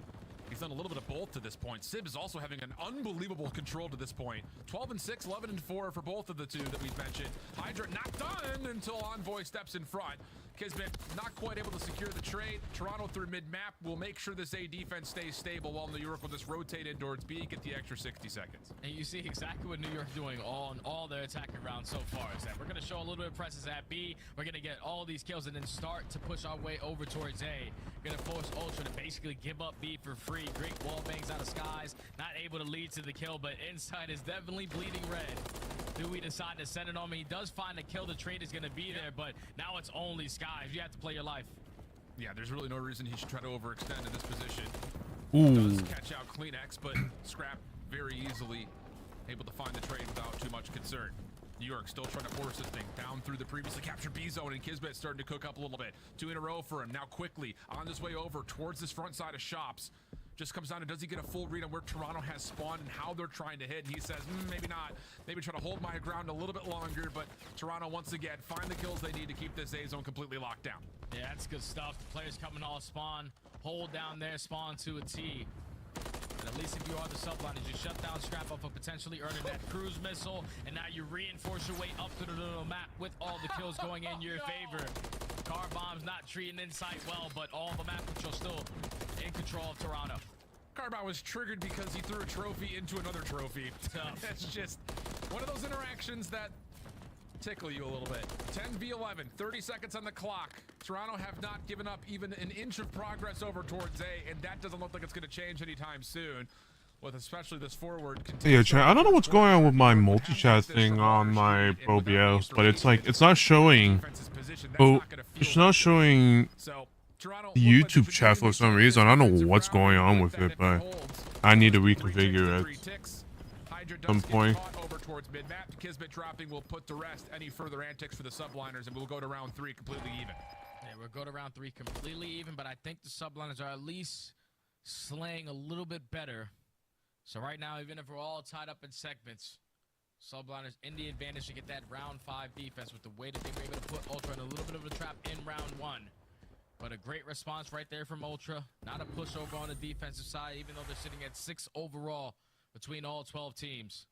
But as we take a replay look at this again, the trophy system just not his friend. You understand, from the bottom of his eye right there, he spots that trophy on the floor, and he's just sitting like, uh-oh, it's not a good idea. And unfortunately, comes back to bite him. Small moment of comic relief in the midst of what has been a very intense series. Here we go again, though, for Toronto. Same double stack over towards this B zone. Same idea. Try to get Envoy up in towards the side of DVD, but Hydra's there to meet him. Nades this time, locking him into place. First trick being worked on, and Hydra actually trying to get cheeky through mid. That gets shut down, and with the trade on to Sib, Toronto could still make some progress here in the B zone. Yeah, that first segment is about to get complete. You already have DVD controls Subliners, more specifically in Kismet, he's waiting for his teammates to at least work their way up to the map before he decides to strike. But same time he's working, Kleenex is doing it on the opposing side. He finds one through tree, able to spot Hydra to snap, but the MCW is good enough to find the kill as that second segment is about to get complete. Yeah, and it looks like for the most part, Toronto just want to try to get here, stack it, get the extra 60. You can see the damage that Skies is laying in towards the spawn of Toronto, though, just playing on this backside of Palace. But it's not enough to keep them over towards those ice cream spawns, flooding over and over again towards B. Life count still starting to amount in favor of New York. Envoy, Scrap trying to work together on the OE, and they will do so. No goodness, that last burst was not intended for Scrap, but a quick turn has him taking down his comrade, and now all of a sudden New York able to utilize the spawn trap to great accord. Yeah, that's tough right there. Scrap was absolutely one shot. Unfortunately, Envoy a little snappy in this control. Puts all of his teammates back over towards the Palace side, and Subliners is trying to keep them trapped as long as he potentially can. The 1v1 gunfight, bad timing right there to Envoy, and now Toronto Ultra, not a fun place to be when you're spawning consistently over towards Palace with all the Subliners everywhere around the map. And for two teams that we praise their attacking sides for, my goodness, the defense has been convincing for both. Oh, yeah, this time, wow. New York have them absolutely in the blender, and this is where things start to get really deadly. You have to be thinking for Toronto, not much of a chance for us to cleanly actually get looks over towards A, but we do not want to allow Skies to get this cruise missile and aid in the next Subliner's offense. Problem is, it's just no good way to chow them, as they're still working on Sib over towards the Dozer, and that will work out. Hydra at mid-map continue to be an issue here, though, and life for life, Toronto just keep running out of reinforcements.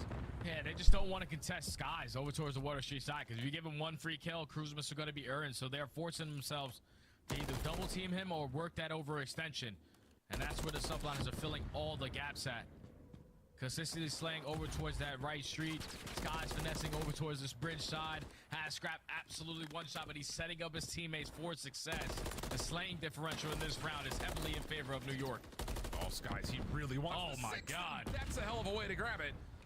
So now the cruise missile's been earned, and that slaying count that we were questioning in terms of who's up, well, you don't have to ask the question anymore. 18 plays 6. Skies will eventually drop, but I mean, I want to say damage dealt. It feels like a lot more than just that, though, as Toronto will not have even remotely a chance nor a look over towards A.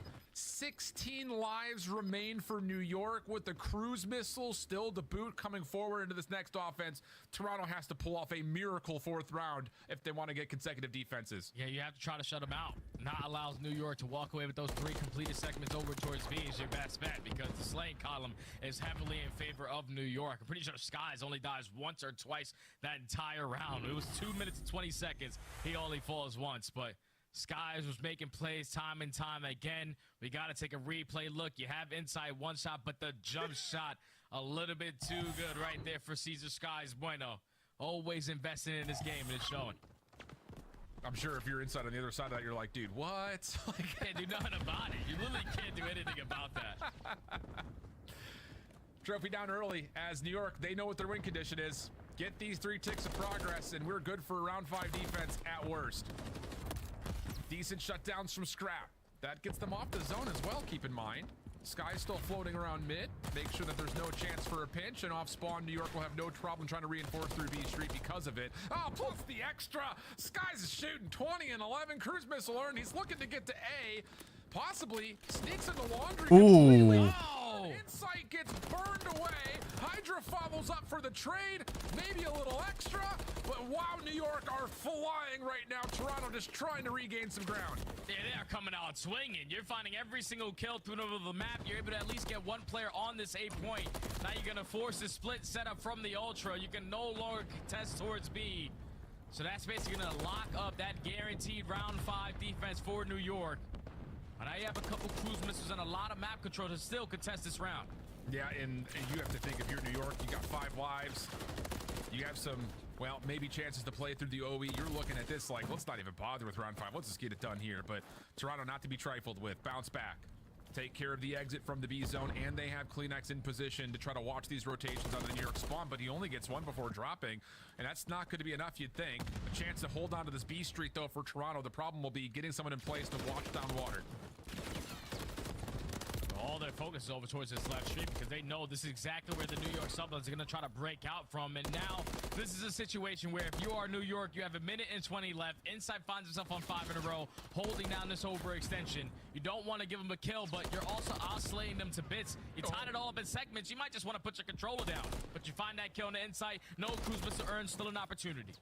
Well, Toronto starting to heat up a touch here. Scrap dancing around the tank for 2 off the regen.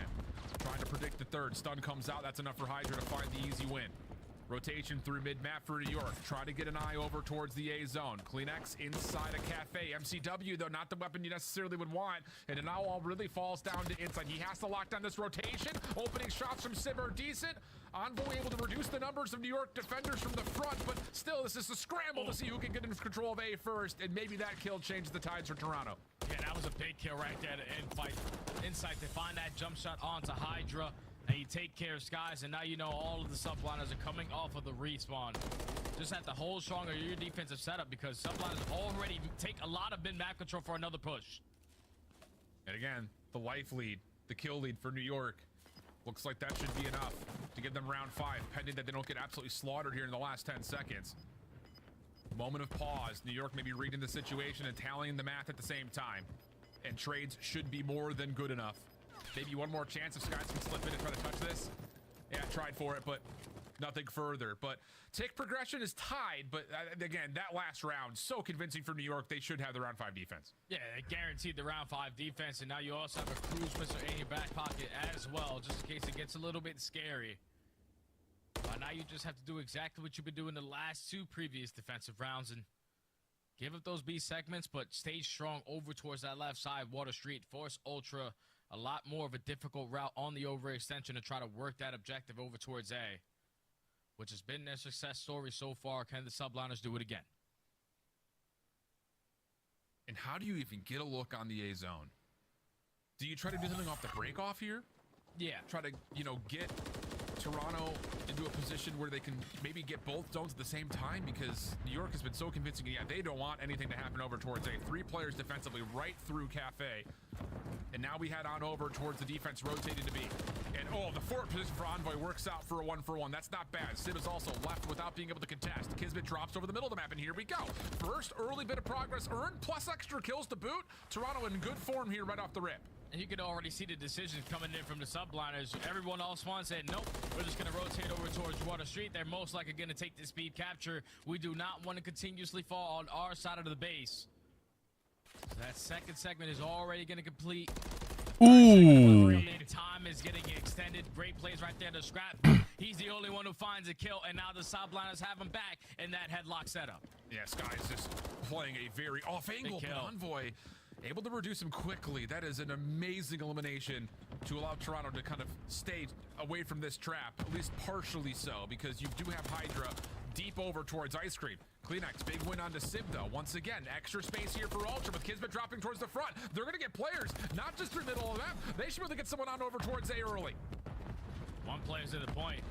He's just hoping that Seabass can find a couple kills. Scrap at least gets the beat down, but the subliners are here to reinforce with their numbers. Depleting that first segment, and now forcing Ultra to try to rally the troops again for another push in towards A. But this time is a little bit more scary because the subliners are ironing it up on their side of the spawn. And again, you have to worry about any long pushes in the open areas, possibly being countered out by that cruise missile that's still being held down to by New York. So the long play through the overextension is what's being called for. 2 kills for Toronto. There's 3. Fourth one's going to be found. This is going to be a potential for a stack, but Hydra, he gets a quick spawn and finds 2. That will slow things down for Toronto just a touch. But New York have to worry about getting back in towards the zone. A couple of quick kills off the spawn will allow the defense to start to make their way over for the contest. And as insight drops, New York will reestablish defensive control. And that all falls into the hands of Hydra, the first player to fall, the first player to come off spawn, and somehow, someway, he was able to catch 2 players off that cross. Gives his team another opportunity to find the break, and they continue on forward with it.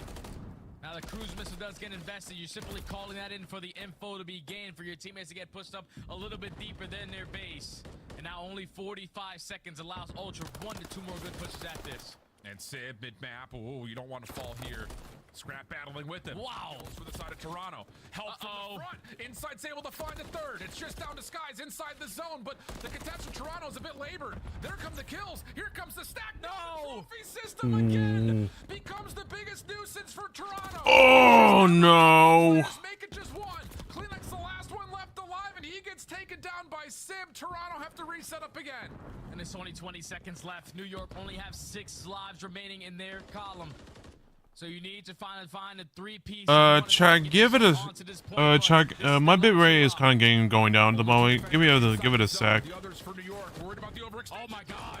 Here comes the flood. Skies by himself could do nothing. Trophy system this time gets placed safely. On top of that, it's a 12v2. Toronto looking clear here at A, unless maybe some desperate nades land and popcorn him out of the zone. Hydra tries to step up. Kismet by himself can only get Ooh, what a win from Toronto. Damn. offensive win. Try to tell me you don't love control after that. Oh my God, Ultra, another insane comeback. Who was expecting them to win map number 1 and now map number 3 with everything that they had to go up against? 2 minutes on the defensive side on Invasion with the cruise missile in the back pocket for the subliners, but they were just so much more aggressive on that round compared to the others. Every time players were coming on spawn, they were taking space. And the subliners, for some reason, they were not moving out of the spawn. They were more focused on getting these kills, trapped over towards Mannequin, and not taking any of the map control, at least pushing forward. You were giving opportunity after opportunity to the Ultra boys. And finally, with their final opportunity towards the very end, they make it count. Scrap almost 40 kills on the map. Ooh, man, what a comeback. What a comeback from Toronto. Holy shit. Clutching up at those final moments for Ultra to take both respawns in this series so far, and now 2-1 up in this series. Jay, 39 kills, 30 non-traded, 23 of those on offense. Oh, mercy. We got ourselves a cooker here. And at some point in time, Toronto's probably looking at this and being like, yo, we're playing a 5v4. This trophy system's got a 2.0 KD. But the thing about it is, it's again, like you mentioned, and we'll probably see it here in the replay, New York aren't getting bad spawns there at the end. But maybe it's just the conditioning off of Toronto finding so much success in those A approaches through the overextension, around the backside of blue, through Mannequin, that keep New York a bit staggered, and those 2 defenders inside the zone don't know if there's a hit coming from the front. And I think that setup really does tell the story of how that last moment went. Yeah, New York just needs to bite down. Chat, I don't know what's going on with my bit rate, but give it a sec. Give it a few minutes.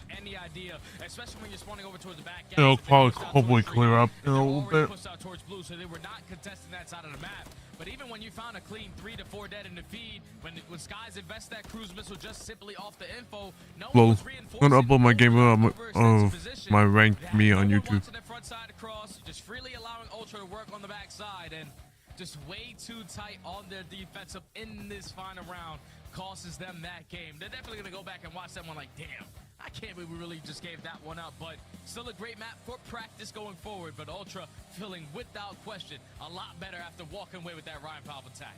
And honestly, I think if you're a New York fan, you're looking at this series jaw drop being like, what the heck? We should have just 3-0'd.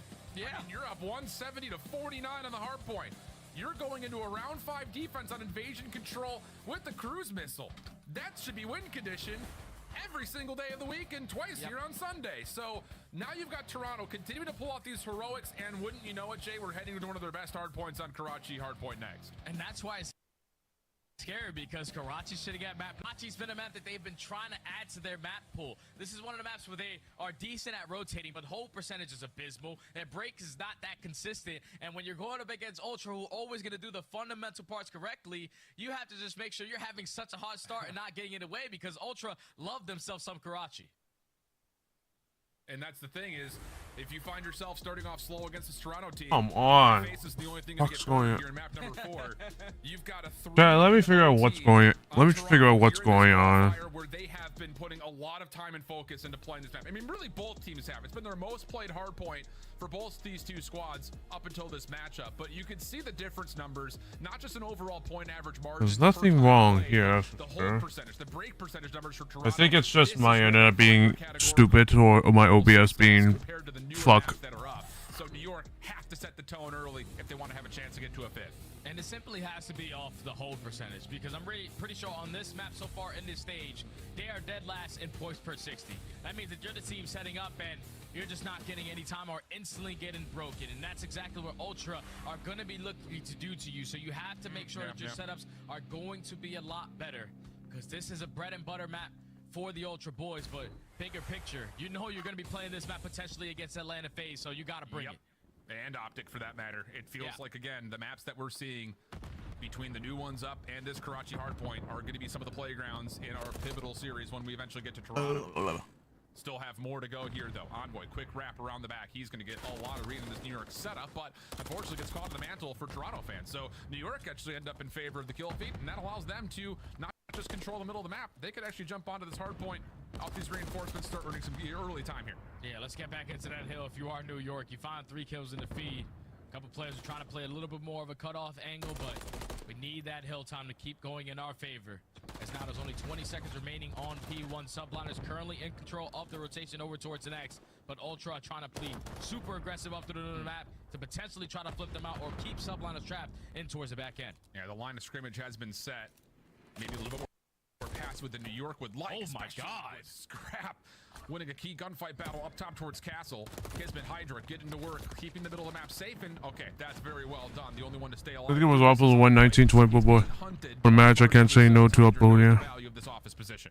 But you see that one spawn coming in from Kleenex. I mean, still kind of. Way around the pinch. At the same time, Hydra is not going aggressive up through that ticket area. Unfortunately, he's only able to take down one, but the rest of the teammates are finding all the kills in the feed. Small is now flipping. This is not good if you are the Ultra, because you have to try to get this break to not give up all this time, and at the same time, someone has to hit that rotation, because Subline is going to run away with this chain.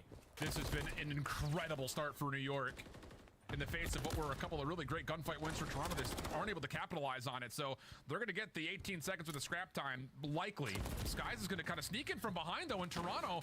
They're left to pieces, not just on the old time, but it's going to be staggered individual plays over towards New. This gunfight right here could be everything, and Kismet trying to value the spawn location more than the gunfight. Will back up, wait for Hydra to support. Tough gunfight, and Toronto will hold the early numbers, but New York still battling, and Kismet nearly turns the tides completely. Sid, the next one to follow up, will jump in. We've got a 50-50 battle here over the top of 3J. Yeah, it's an all-out scrap fest at this P3 hill, but at least Ultra find himself in the hard point forward now, but Hydra cutting off the rest of the teammates on the opposing side now keeps at least one player trapped in towards the middle of the map, but Scrap walks right up and is able to find a triple. Now it's only Hydra towards the back end. Scrap finds all 4. I'm telling you, that guy is unbelievable on the map. 11 and 4. More than his teammates combined, or the same number of his teammates combined at the moment. What an unreal start for the side of Scrap. Now finally allowing these kills to turn into some good progress on the hard point here for Toronto. And on top of that, there may be an early cruise missile talent if Scrap can keep shooting like this. Looking for maybe an individual isolation on towards Kismet, but instead the focus towards rotation. Scrap trying to beat New York here, and he's able to catch at least the majority of Sib. Helps his teammate get the kill, and with that, Toronto automatically right back into the hill for some early time. Yeah, Scrap's just saying, like, somebody get somebody one shot, but let me get the damn kill. I need this cruise missile going forward, but this time he's not going to need any assistance. Sib is going to be one shot, turns that corner, and somehow, somebody, Kleenex steals it with a nade. So give Scrap the damn 6 kills and you earn the cruise missile. Still Ultra chaining these 2 hills together, though. Some great time here at P4 so far. Yeah, I mean, again, for the battle of getting the cruise missile, Toronto is reaping on the hard point. Feel terrible for Scrap. He had 5 different players one shot for that 6th kill. Didn't get any of the eliminations. But at the same rate, Kleenex said thank you very much. Good. Himself a cruise. So, in what has been a string of Toronto Ultra kills, the only person to maybe not get the cruise missile is the one who had the higher start, as Envoy's now also away from a 2nd cruise missile.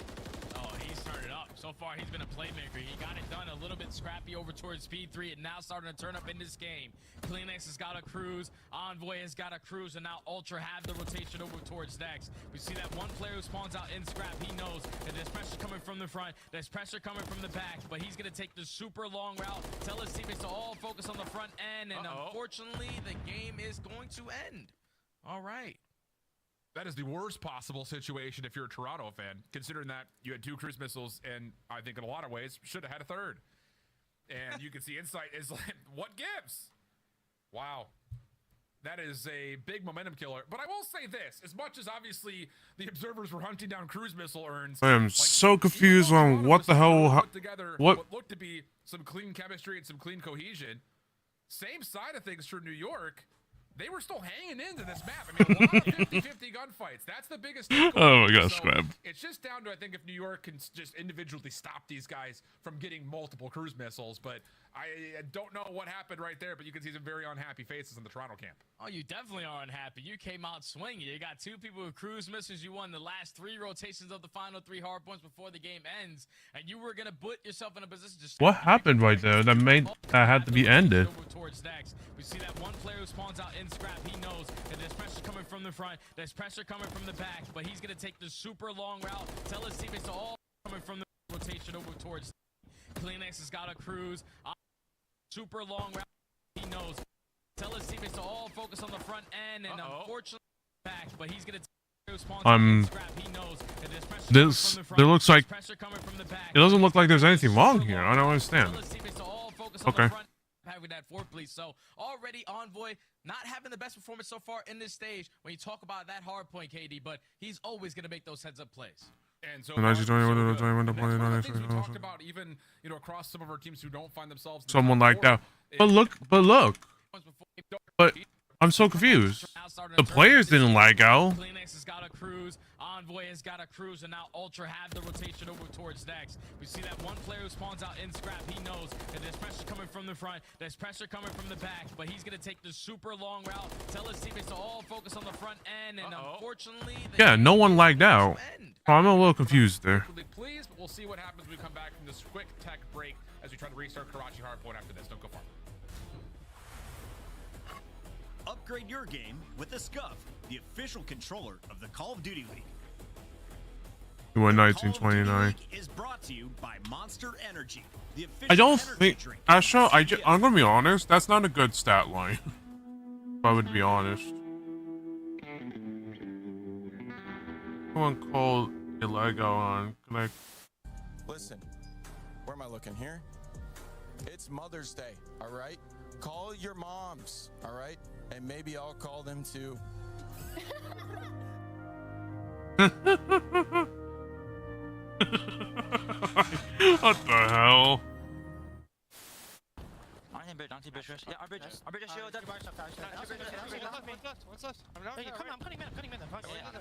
not sure if I'm getting old, but I swear to God, Joe, sometimes when Celium talks, all I hear is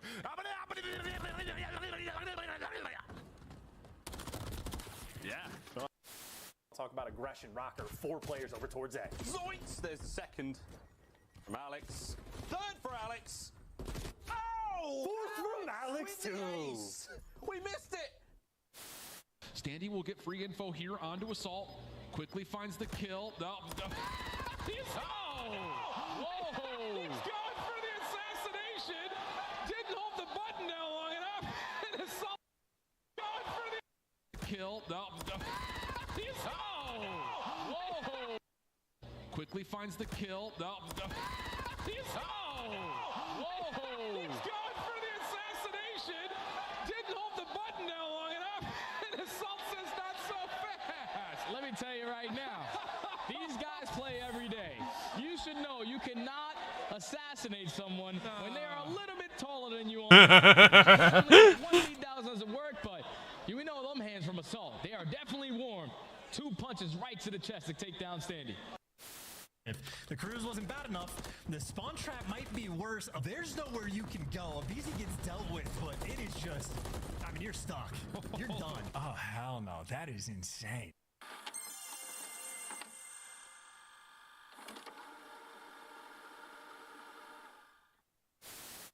Shotzi was 4 in 16. Now he's on a 7 spree and just made the best play we have ever seen on Skid Row. He just did. Indeed. He turns into a ghost, and now Ultra are down in this game. Optic Texas win it. I have no idea how Shotzi continues to do it. but kills early. Wallbang's coming through. 38 HP for Abizi. He's dodging. Sometimes you just got to try some different strats. As Abizi, yeah, he's up to 8 quickly. There's It might another just one. be a little bit too There's late. another 10 spree and an ace. Too easy for Mr. Abizi. That is disgusting and also can't happen. And I don't think Hydra's going to be in a position to at least get towards the bomb. He's the last one to get up with his life. Oh! Akko, the 1v2, takes him off to the fuse in the perfect amount of time. And Krim cannot believe it. Let's take a look at this again.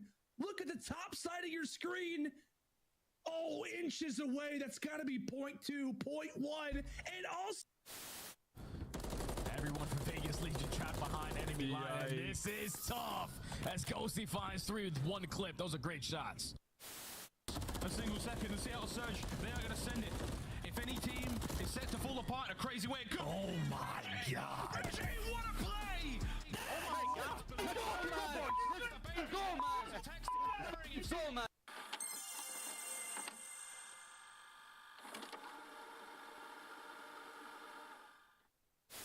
Share your life, they actually went for the challenges and gave us an opportunity, which is just something I hate seeing. And what the hell was that? Then he just got That's the best gun in the game. That is the best gun in the game. That's what Behind enemy lines. He's getting loose early every round. Like, do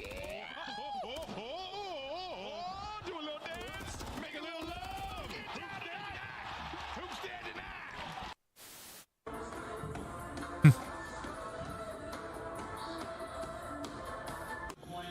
Absolutely loving the Rio edition.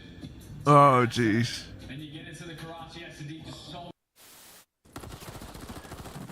We thought the race was going to favor over to Seattle Surge, but it's just been a multi-kill or somebody going beast mode. It's Gio who kills the entire squad.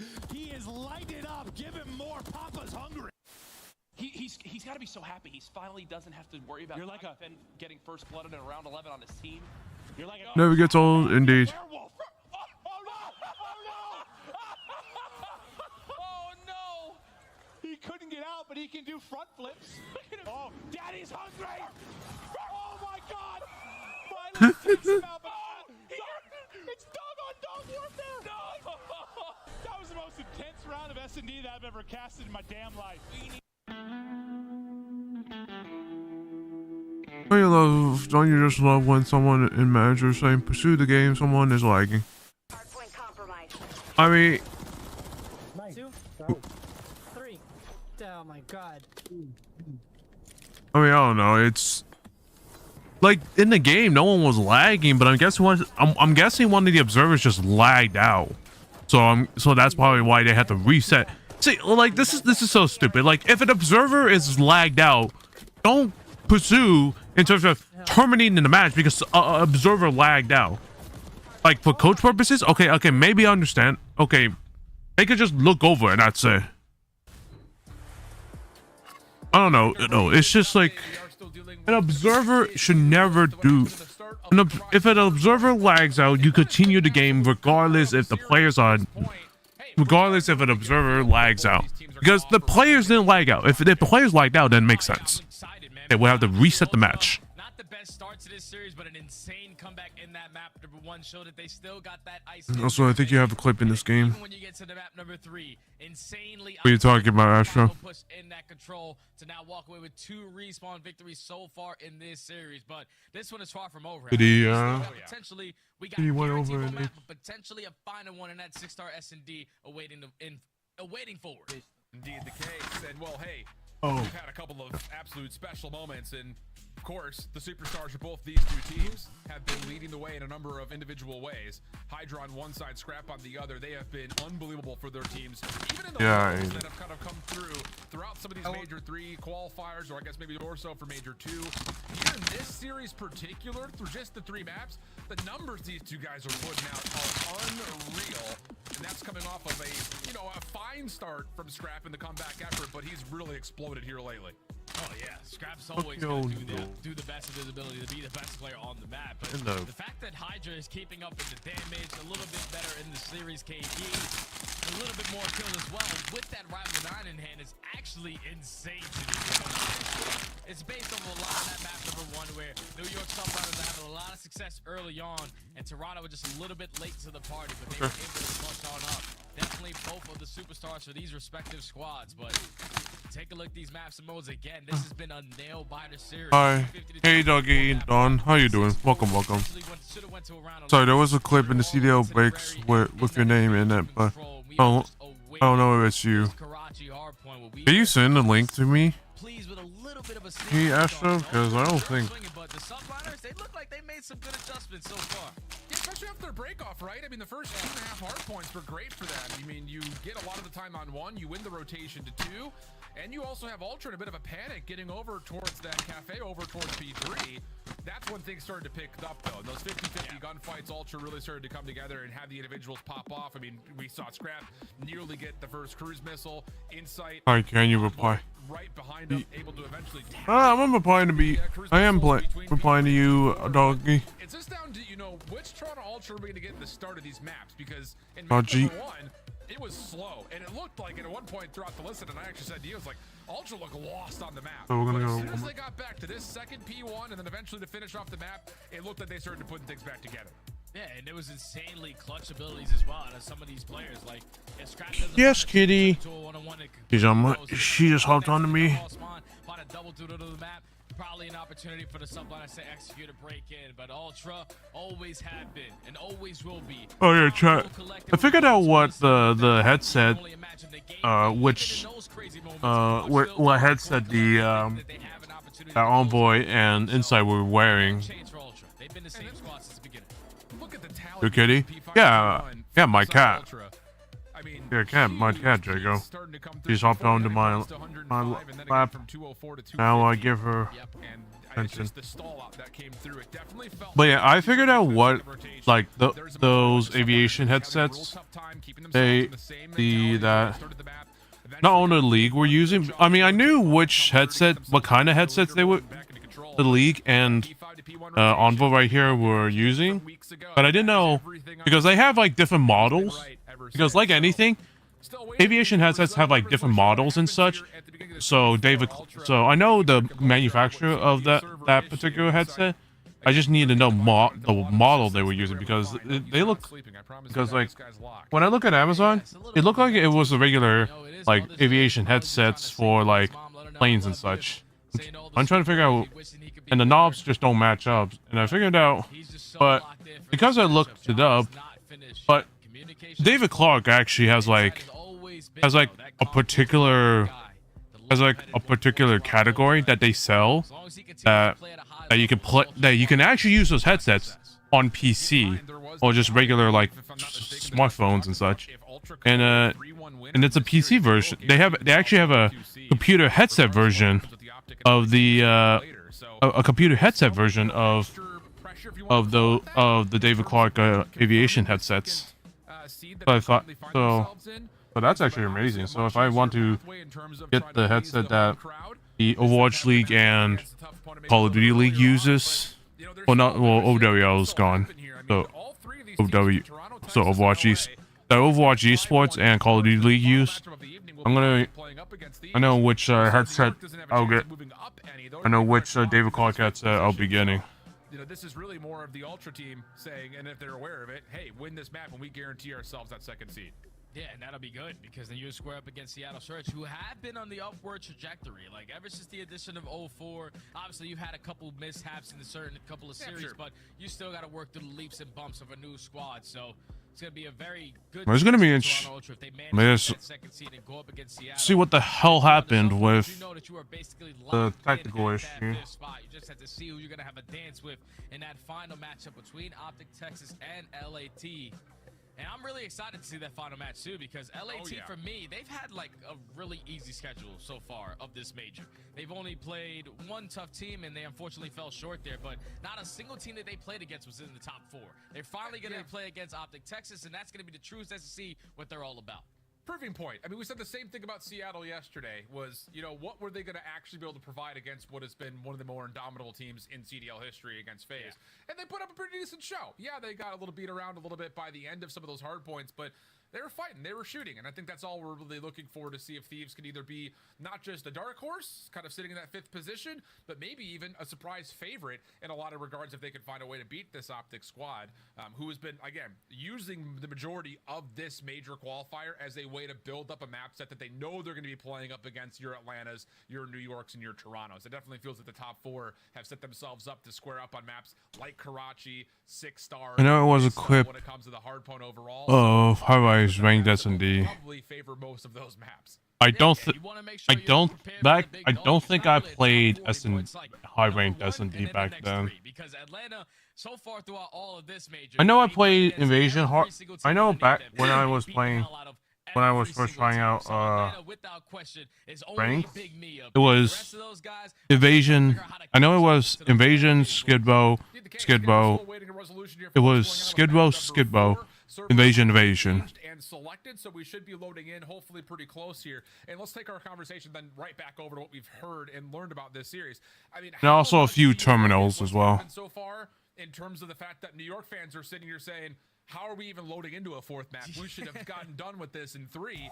Do you look at that as kind of a downswing for New York, or do you like that more as a favored storyline for Toronto being able to keep their composure down in some pretty terrible spots and still finding ways to fight back?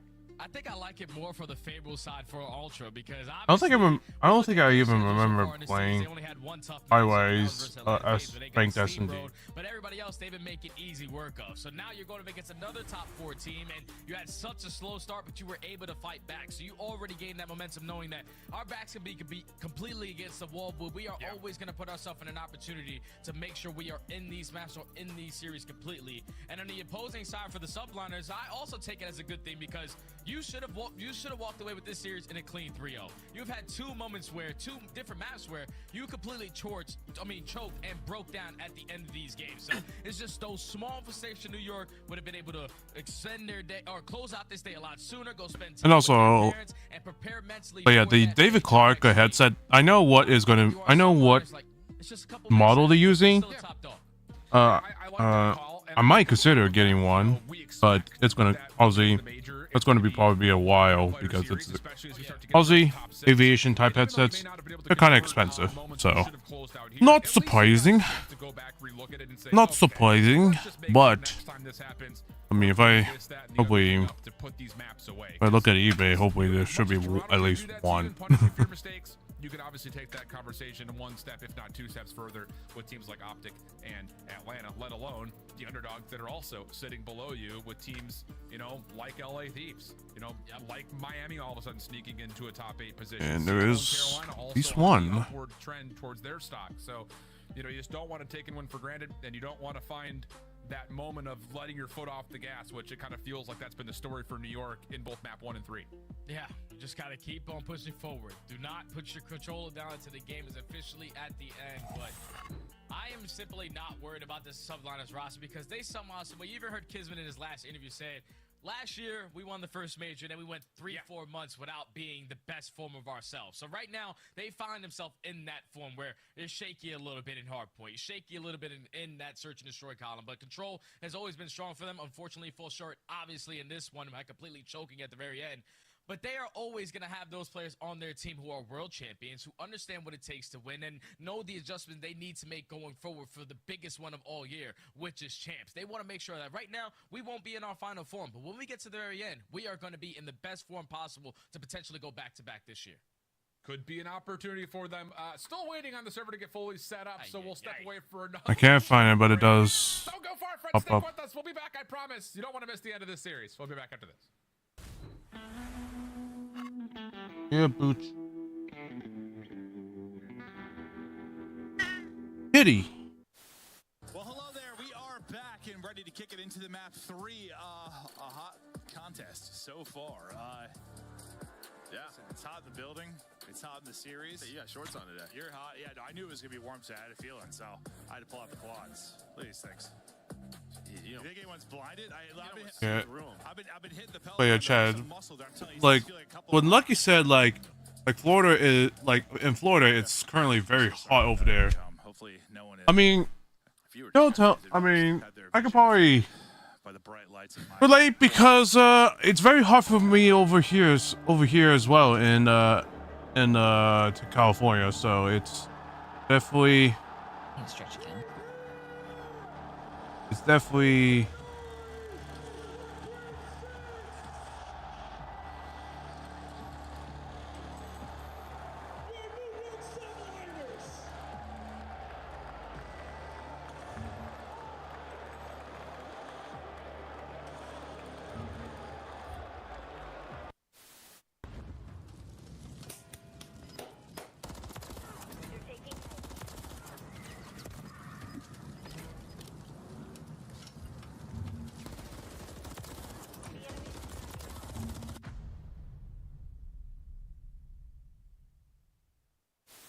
To find out in a very quick manner.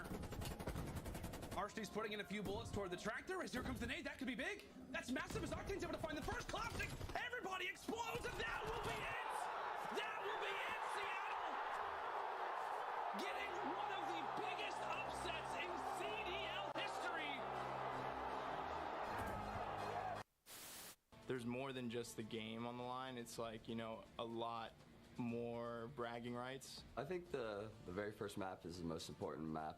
If you go down that first map to Optic, chances are you're not going to win the series. I think they have like over 90% win rate after they win the first map, so it just really comes down to that first map, I think. When you go up 2-0, it's really hard to come back, and we're really good at sealing the deal and just closing the... We've been practicing pretty hard and, you know, watching a lot of film and stuff like that, so I'm just fully confident we're going to walk away with the W.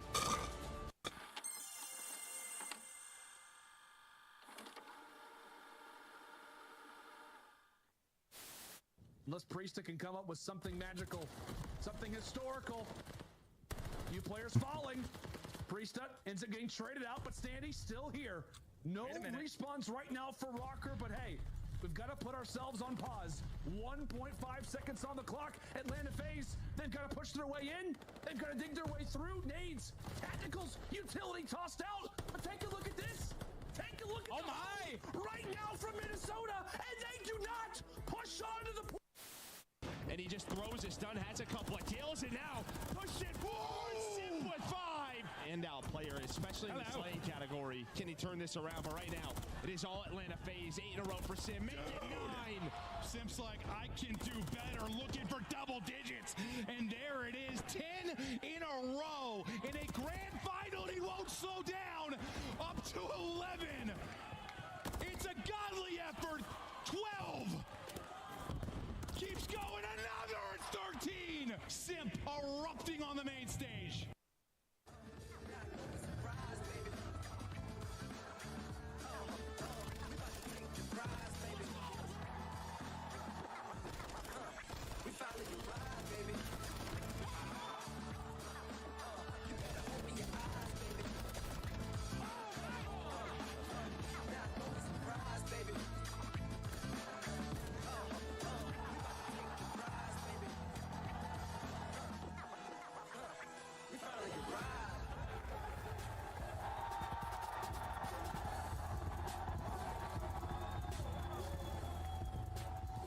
Second, the Seattle Surge, they are going to send it. If any team is set to fall apart in a crazy way, go. Oh my God. What a play! Oh my God.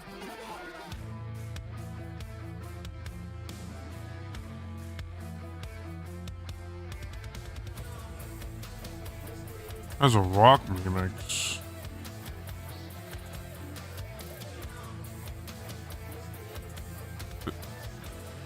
When I was watching a little bit of yesterday's like matchups and such, I heard this. I'm like, what the hell?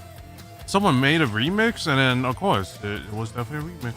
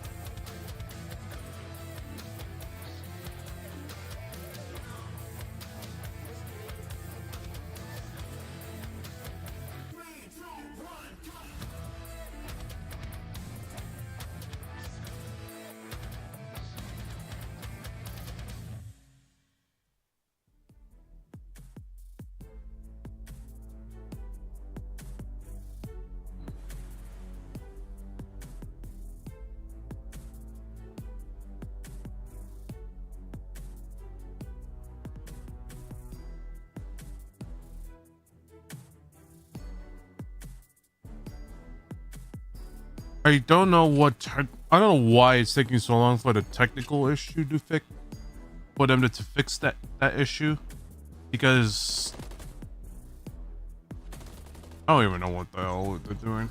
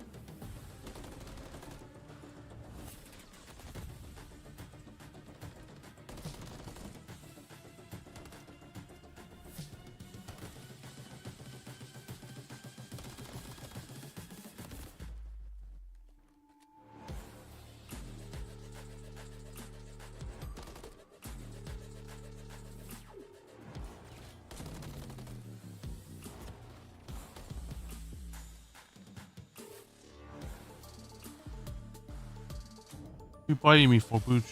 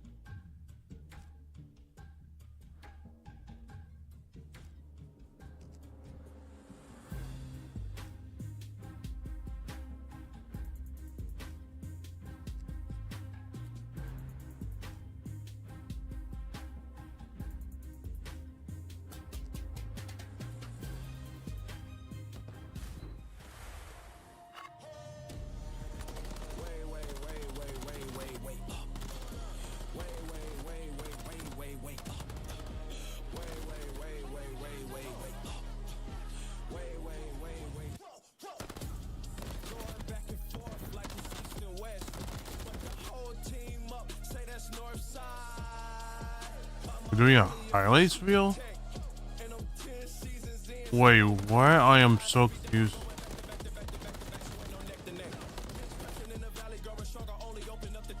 I'm so confused.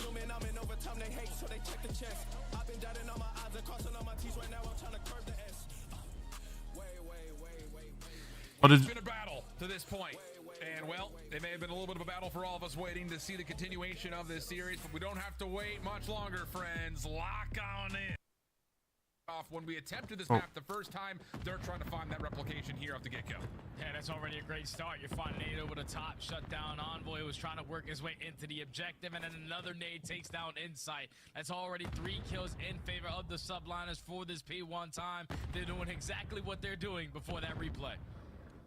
Counter nade does come through, but look at Hydra's route all the way around the back. That will open up space for New York to start to commit on over towards the point, but they don't get a read on where Envoy had slipped through towards. So, yeah, a little play right down mid lane will work out, and even though it looked like New York were holding some firm control over the opener, right back in the mix go Toronto, finding some opening P1 time as well as Envoy wins another gunfight. And now if you are the subliners, you are forced to stay in your ground over towards Cafe because Ultra are going to walk away with all this remaining P1 time. They already have a couple players trying to take a little bit of ground off the rotation. Inside is only able to take down 1, but now Kleenex and Scrap are here for the party. New York subliner spawning in towards the back, but they only have 1 player around the point, and Ultra right through the front door to find that break. Who needs cruise missiles? Not Toronto, apparently. Hell of a start here. Not only able to counter out the early success towards New York's breakoff, but now the setup over towards P2 looking pretty darn convincing. Insight, the last one standing, trying to guard mid-map, and he takes down a couple. Hydra trying to slip around the back through the bottom side at red. He's able to find 1 on this route, but the hunt is now on. Insight trying to track him down. Hydra extends. Ooh, nice play. Longer, but nice team play there. And now is on rotation as Toronto is all over this opener. And now it's a complete flip-flop. This opener compared to the last. Ultra chaining that P1 to P2, a full 60 at the cafe area. And now the subliners need a response here at P3. You're finding any initial kills, or at least trading effectively to keep the spawns in your favor. Great start so far from Toronto. That's a big difference right there. You don't have to worry about any cruise missiles this time around. At least not for now, but Scrap's working on one. 4-0 start for him. New York very calm and confident on this setup around the 3rd hard point. Decent read from Scrap. Lots of damage over towards Hydra. The snap over towards Skies is decent, but the wall bang better. So now Ultra still trying to find a way to set this thing up, and they will actually force New York to spawn out with the pressure coming from all sides at once. Good read from Envoy. Helps himself out with the stun. Now to Ooh, nice break. What a masterclass of a break for Toronto, and Kleenex almost locks it in. Rebreak good. Oh, almost. 50-50 battle for this last 25. And that's where the hold percentage needs to be a lot better if you are the subliners. You found the initial fights off the rotation. It's just the second wave is when you were not able to account for everyone on Ultra. You're looking at the different angles, and it leads to a break coming in for the Ultra boys for the final 15 to 20 seconds. Still heavily in this league and to put themselves up by almost 60 points, but subliners need to be in a situation where if you're rotating early, you have that much time to set up.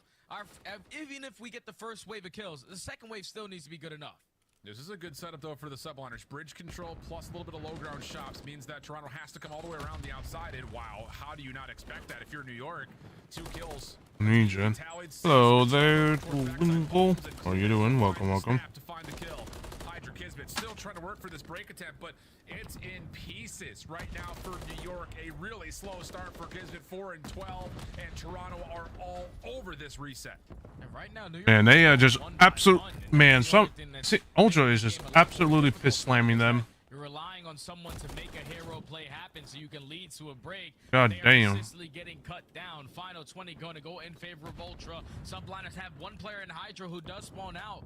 But if you are Skies in this scenario, you have to try to play your life. His positioning now known, but he's finessing long enough to now have some reinforcements in his back pocket. Problem is, Kleenex actually clears things out over towards market side, plus the push through with Envoy now joining the party from the front, and that is all 4 members dead immediately, plus the read in terms of how Insight is able to stop. Damn, Envoy with a 14-7. That is a big-ass improvement there. And I don't know, man. For New York, you need something. You need it quickly because this is already getting way out of hand. They're just playing at 2 different paces right now. You see Skies, he's sitting at 4 and 8. He also runs that AR, but Kismet at 4 and 15. Almost 20 engagements so far in this map. It has to lead to some success, though. You have to find this break on towards P5. Kismet rolls his way on through. Nice. Nice baits. Nice bait play. Subliners have the back spawns, and they should potentially walk away with this final 15 as long as you take down Kleenex. All right. Moment for taking a breath if you're a New York fan. Just comes down to, can you actually win a couple of these opening gunfights surrounding over towards the top of the P1 hill? And so far, so good. Scrap time goes their way. All 4 members in position, almost. with this top rubble setup, and so yeah, so far so good here for New York, but still desperately they need some of this time here on 1. Yeah, they need this time. Need to try to chain it the same way Ultra did to that P2. But Soko, as much as this middle hill time as you potentially can. 2 kills, make it 3, go in favor. All 4. Oh, baby. Ultra. They even catch the player all spawn. That's just way too easy. Like, if you're on the subliners, we have to be stacking on one side of the map, or at least setting up a team crossfire, because you are just getting picked apart one by one due to the teamwork out of the Ultra, and that's why this score continues to get out of hand. It just feels like New York is just so late to read what the play is going to look like for Toronto. Some of that off of maybe the awareness around where the spawns are. Some of it maybe just What the off of who's fuck? watching what was that? Somehow my leap motion thought I was doing the middle finger or something. What the fuck was that? Oh man, that was funny. Good control up top towards Red, which Kleenex is working on, but only finds 1. So Like I was trying to do the gun emote, but it seems like it thought I was doing the flipping off emote. I was trying to do the gun. I was trying to do the gun motion, the gun finger, but it thought my leap motion thought something else. What the hell was that? That's 3 down. Kismet, farthest player pushed up. You just have to try to play your life in this scenario. Stuns are hitting you right in the face. Nothing is going right now for the subliners on their first push. Second one not looking much better either. Hydra tries to get into the hard point. Contest is in. Like you said, this gets above 200 points. It almost feels like it would have to be another Vista-like comeback. New York still fighting. One more player to swarm from in the back, and that will work out. Envoy trying to come in as a last contestant, possibly for Toronto. It's across the middle of the map relatively cleanly, but Skies is there to put him to bed, and now it's all about this rotation. 10 seconds of old time, but New York have a couple members already getting themselves in position for new. You just can't allow any players to slip on by. You can see Kleenex, his route through bottom red. He's now worked his way, but he's going to play the cutoff kill. So he knows that his teammates are spawning over towards that chicken coop side. So Man, Kismet is actually getting absolutely cooked to hell. But that gunfight, damn. And now Kismet has his hands full to try to make a play happen here for his teammates to have another opportunity at this hill. And this has been where the issues for New York have been all throughout this Major 3 qualifier. Win rotation, but then they find themselves 10th overall in the league in points efficiency on their holds. There's a better moment of collection off the quick spawns through market. Kismet's able to put himself finally into fighting form, 4 in a row. And there's a chance here for New York to likely walk away at the majority of this back 20, putting themselves right within about a 60-point cushion. Yeah, this is going to be their time. You only have one player potentially going to contest it. Envoy does fall, so subliners slowly but surely starting to fight their way back into this game. We saw Ultra do it in map number 1. Now subliners is your opportunity to do so. No cruise missile earned in the back pocket for Kismet going forward, but now you're going into this P4 HP where you have to play for this hill time. Oh, good transition gunfight start to come through. Scrap up top. Ooh, he didn't see Skies. He didn't see Skies. No. Skies playing back. Damn. Will at least give New York some stable footing around this hard point, but Toronto spawning a bit close. Damn, he would have got a 3-piece if he saw Skies there. Skies still being an issue though up top. Kismet following 3 straight kills, and hold on, here we go. Late start here for New York, but picking things up quickly. The Bulldog in particular now just to -4 after being triple negative at one point. Yeah, he's turned it completely around so far for this game. He's been the shining light for this comeback. And now the subliners are only down by 50 points. You see already on your mini-map, Civ is thinking about that rotation. They have Ultra trapped in towards the backside of this milk truck. And they just simply cannot get out of this vice grip. Finally, Envoy's able to take down Kismet. But Skies finds himself on 5 in a row before falling. No cruise missile earned. Final 10 going to be yours. But subliners have responded all the way back. Now just need a full 60 here and to tie up the game. You just need to make sure you've got someone deep enough to lock down the favorite spawns on this setup. Tough gunfight for Kismet. Just could not lock things in. Kleenex was dancing and dodging inside rubble. Scrap also pistol fight when it comes through. So now all of a sudden, look at the spawn for Kismet. He is in Narnia, and the only one left standing is Skies, and he gets blown away immediately. And it's just, again, You have to find a kill if you're New York on a setup that looks like that. Toronto once again walk on in for a break, and they can put this thing pretty much well without reach if they can find the last 30. Yeah, they can't win it at this HP, but they can get pretty damn close. If you are the subliners, you have to try to execute a break. It's Hydra hitting a deep route, just waiting for his teammates to at least put a little bit of pressure from the front end. He wins the one-on-one. Now you got the reinforcements on the deep pinch. Hydra strikes again, only able to take down 2. Final player here is going to be Skies. He falls, and it's still Ultra holding on for this final 10. It's just, oh man, New York going to be kicking themselves. That was a picture-perfect setup. Maybe a bit too far forward to go to lock spawns, but not to get a single kill? It's just inexcusable in a lot of forms, and Toronto are making them pay. The break back into P1, also looking good with the 50-50 gunfights. New York staggering. 10 seconds remain for Toronto. From that, Yep, it's over for you, New York. They just get absolutely piss slammed. And I cannot wait to hear this post-game interview, because there are going to be words that are going to be said after that reset came through initially. Oh, they are chirping indeed, Alan. Obviously, if you're Ultra, you were definitely frustrated off that replay because you had a couple cruise misses in your back pocket, but the result does not change the second go-around. This time, probably a little bit better. Hey, you're on top of my cable. Absolutely swinging. Especially off the rip. You get the P1 to P2 chain, but the subliners just need to work on their setups. They have been dead last in points per 60. They were 11th in hold so far in this stage, and it comes back to bite them. Give me a sec, chat. I'll be right back. Fully set up, only down by 50 points with the full rotation over towards P5. But somehow, some way, a couple players dropping around the map, you're forcing the rest of the subliner players who are watching that angle to force them out of their position to give up that and watch something completely different and just simply get some bad timing in those scenarios. So I know Kismet said that they have been working hard on hardpoint, but you gotta work even harder because it can't be that easy to break into some of these money hills the way that Ultra were able to do so. Especially on maps that are going to be very popular getting into this Toronto major. I mean, flat out, this is a series that, again, is going to live in the heads of New York fans getting into Toronto. This should have been a 3-0. I'll just say it plainly. Let's just call a spade a spade. 170-49 in Vista. Sees it go backwards, 250-244. Round 5 defense into control with a cruise missile, and it's a full A capture that eventually comes through off the stack. Wow, just a series that's going to be, I think, for both these two teams, telling a very different stories. For Toronto, they're going to feel like God's greatest gifts to COD, especially after the long wait off the reset to immediately do that. Crazy scenes as we head back to the desk to give us the breakdown. Thank you so much, gentlemen. And with the 3-1, that guarantees the number 2 seed for Toronto going into their home major, a top 2 seed after a rocky start against Atlanta. Let's talk about the victory today, because as the casters mentioned, these first 3 games so close, and it was Toronto kind of setting the tone with that first game comeback. An extremely impressive series out of Toronto. I think Alan said that, maybe it should have been 3-0 on the side of New York subliners. Obviously, you go back to that Vista, and you're looking at New York subliners. They had a 171-49 lead, and then a 244-181 lead to go on and then lose the map. I think it's a testament to Toronto Ultra warming up at the later half and playing perfectly fundamental hardpoint. And also New York subliners' woes continue when it comes to just closing it out in these respawns. I mean, we saw it in that invasion round 5. You secure defense, you do the hard part, and then you lose the attacking round, allowing Scrap to drop almost 40 kills. Yeah, Scrap's unbelievable. I mean, the amount of damage he was putting up, the plays that he was making, you can always count on that guy. But yeah, I'm going to go back to that map on hardpoint. That's the pain point in this series, man. You really think about it. They were up 120 points.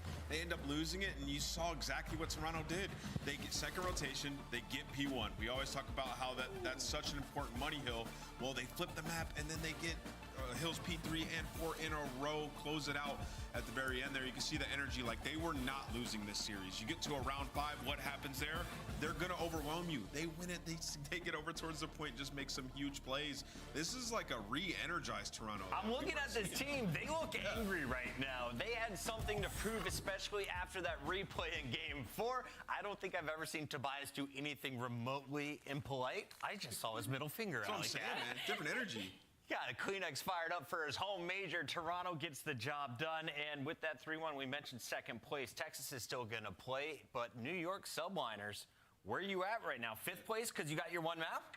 Or 5th seed going in? Solidified in 5th. I think that if LA Thieves lose, then that would mean they play them round 1. Pretty solid stuff. So we know our number 1 seed is Atlanta. Our number 2 seed is going to be Toronto.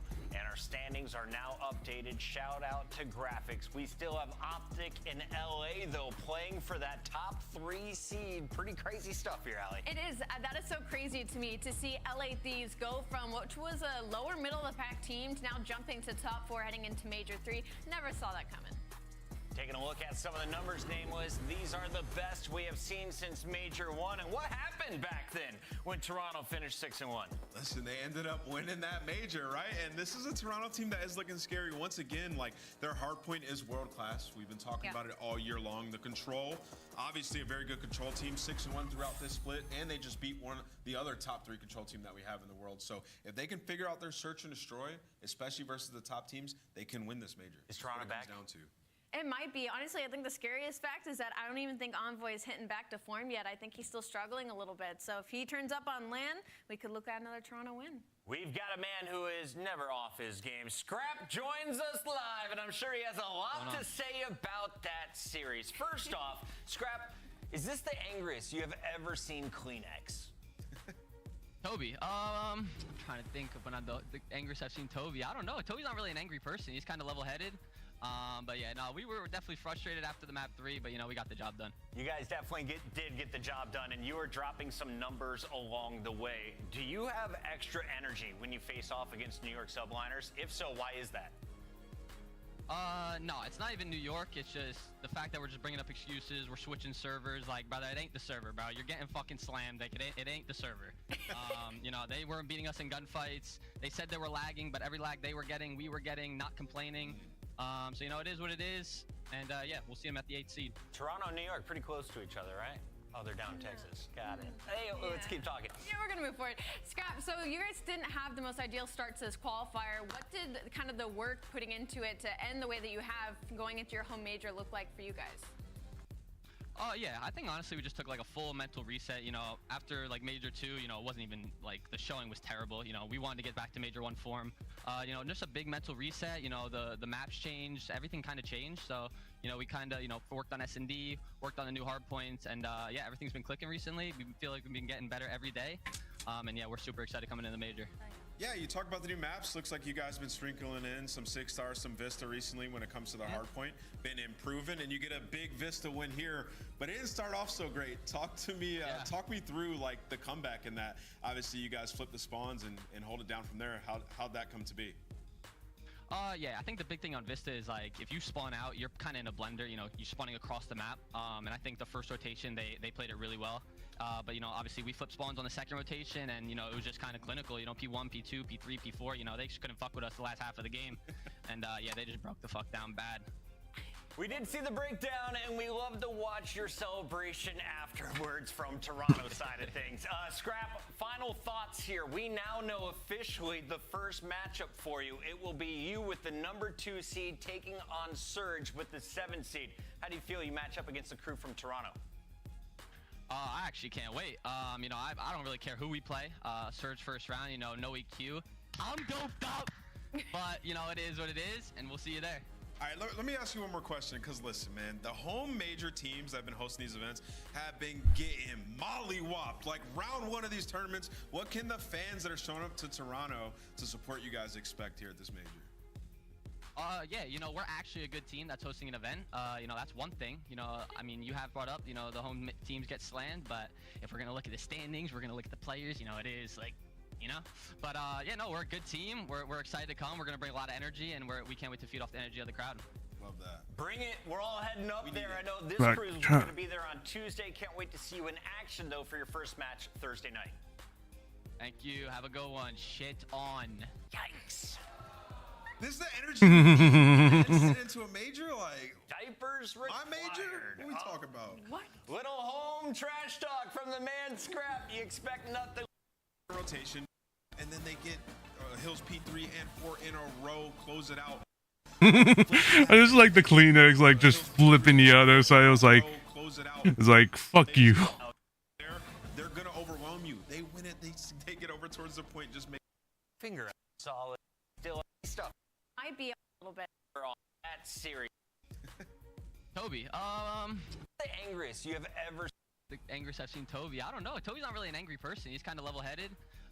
But yeah, no, we were definitely frustrated after the map 3, but you know, we got the job done. You guys definitely did get the job done, and you are dropping some numbers along the way. Do you have extra energy when you face off against New York subliners? If so, why is that? No, it's not even New York. It's just the fact that we're just bringing up excuses. We're switching servers. Like, brother, it ain't the server, bro. You're getting fucking slammed. Like, it ain't the server. You know, they weren't beating us in gunfights. They said they were lagging, but every lag they were getting, we were getting, not complaining.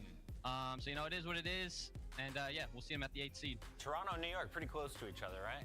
Oh, they're down in Texas. Got it. Hey, let's keep talking. Yeah, we're going to move forward. Scrap, so you guys didn't have the most ideal start to this qualifier look like for you guys. Yeah, I think honestly. Well, last match, chat. Texas versus Atlanta.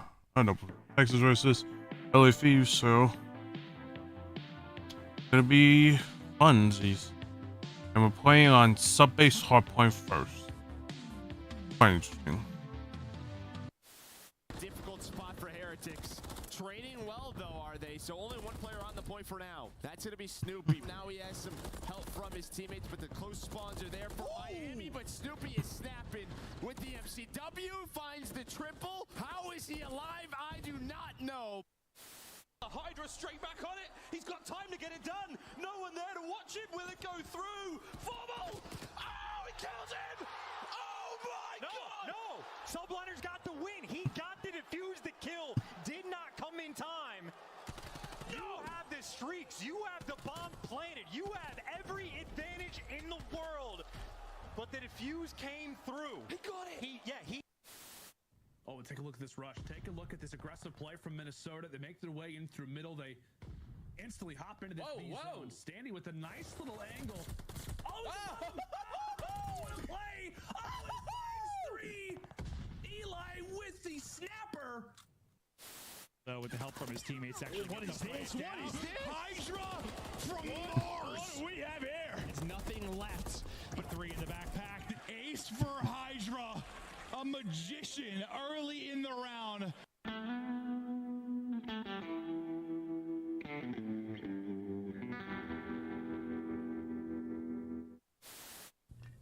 Found a way getting up top though.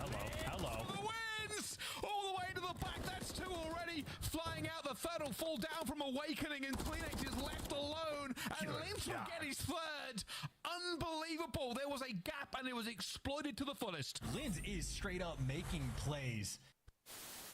Now all of a sudden, half of that third tick has been depleted. 10v4, 25 seconds on the clock. Draws is still holding on to bottom blue. Does Atlanta still have this in them? They need to find a way to get them off. He's been seen by Cell. Atlanta continue to find the kills. Last chance to try to break your way in. And Atlanta continue to reap at the kill feed. Kenny has to jump off the top. He's not going to be able to. And FaZe is going to hold on to the round.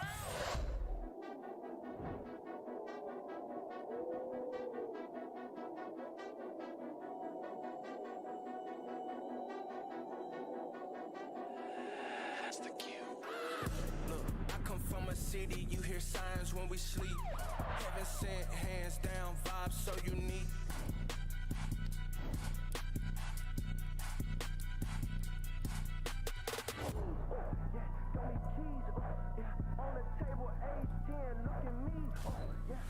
Welcome in, everybody. It is the final battle in our Major 3 qualifiers before we all head up to Canada next week. Now we get to see Optic Texas in their final matchup against the best LA Thieves that we've seen all year. They're entering this matchup with a 5-1 record, but so is Optic, and that only loss came to Atlanta. Yeah, no, both of these teams are 5-1, which is something I never thought I would say. Do you think about it? Oh, okay. The team in red, so for them, they're technically the heavy favorites in this matchup, but they're still kind of struggling when it comes to that map number 3. They're 3-3 in control if there's anywhere to be nitpicky, but they are a stronger attack team. So I'm expecting maybe a little bit of a Karachi or high rise when it comes to this map. So name what's the situation for Optic. You win, you get 3rd seed. You lose, you get 4th seed. Sure. Let's talk about this matchup. What are they playing for realistically in your eyes? I mean, they're trying to improve their map pool, right? They put a lot of effort into the maps that got added in 6R and Vista. I mean, you're talking 5-0 across those 2 in the HP. So we're going to be seeing, you know, some of the maps like sub-base that we haven't seen in a while from Optic Texas back in this one, because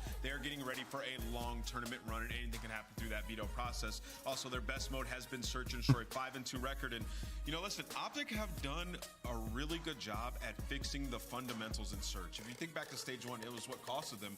Well, they're number 1 retake in this split, and they're also number 1 at getting the bomb down. Those are small things that are making the game so much easier for them, which is leading to success. Yeah. So truly improving with each and every match for this team. For the LA Thieves, they're trying to steal a win from Optic. If so, they would steal a top 3 seed going into Toronto, which means they would dodge the Subliners, who have that 5th seed right now. Let's take a look at this LA squad and walk me through this AR duo, because Dan Ghosty and Nasty have been doing work out. They have been doing work. Honestly, a lot of their wins have come off the back of a lot of clutch plays from Dan Ghosty and Nasty specifically, but I am a little worried in this series because although the numbers even up pretty well across the board statistically, when it comes to the sling, when Optic win against LA Thieves, that was the biggest difference last time. I'm just being honest, like, just to look at it, like, these guys are 5-1. Ghosty's averaging more damage than Scrap and Hardpoint. He is actually super frying.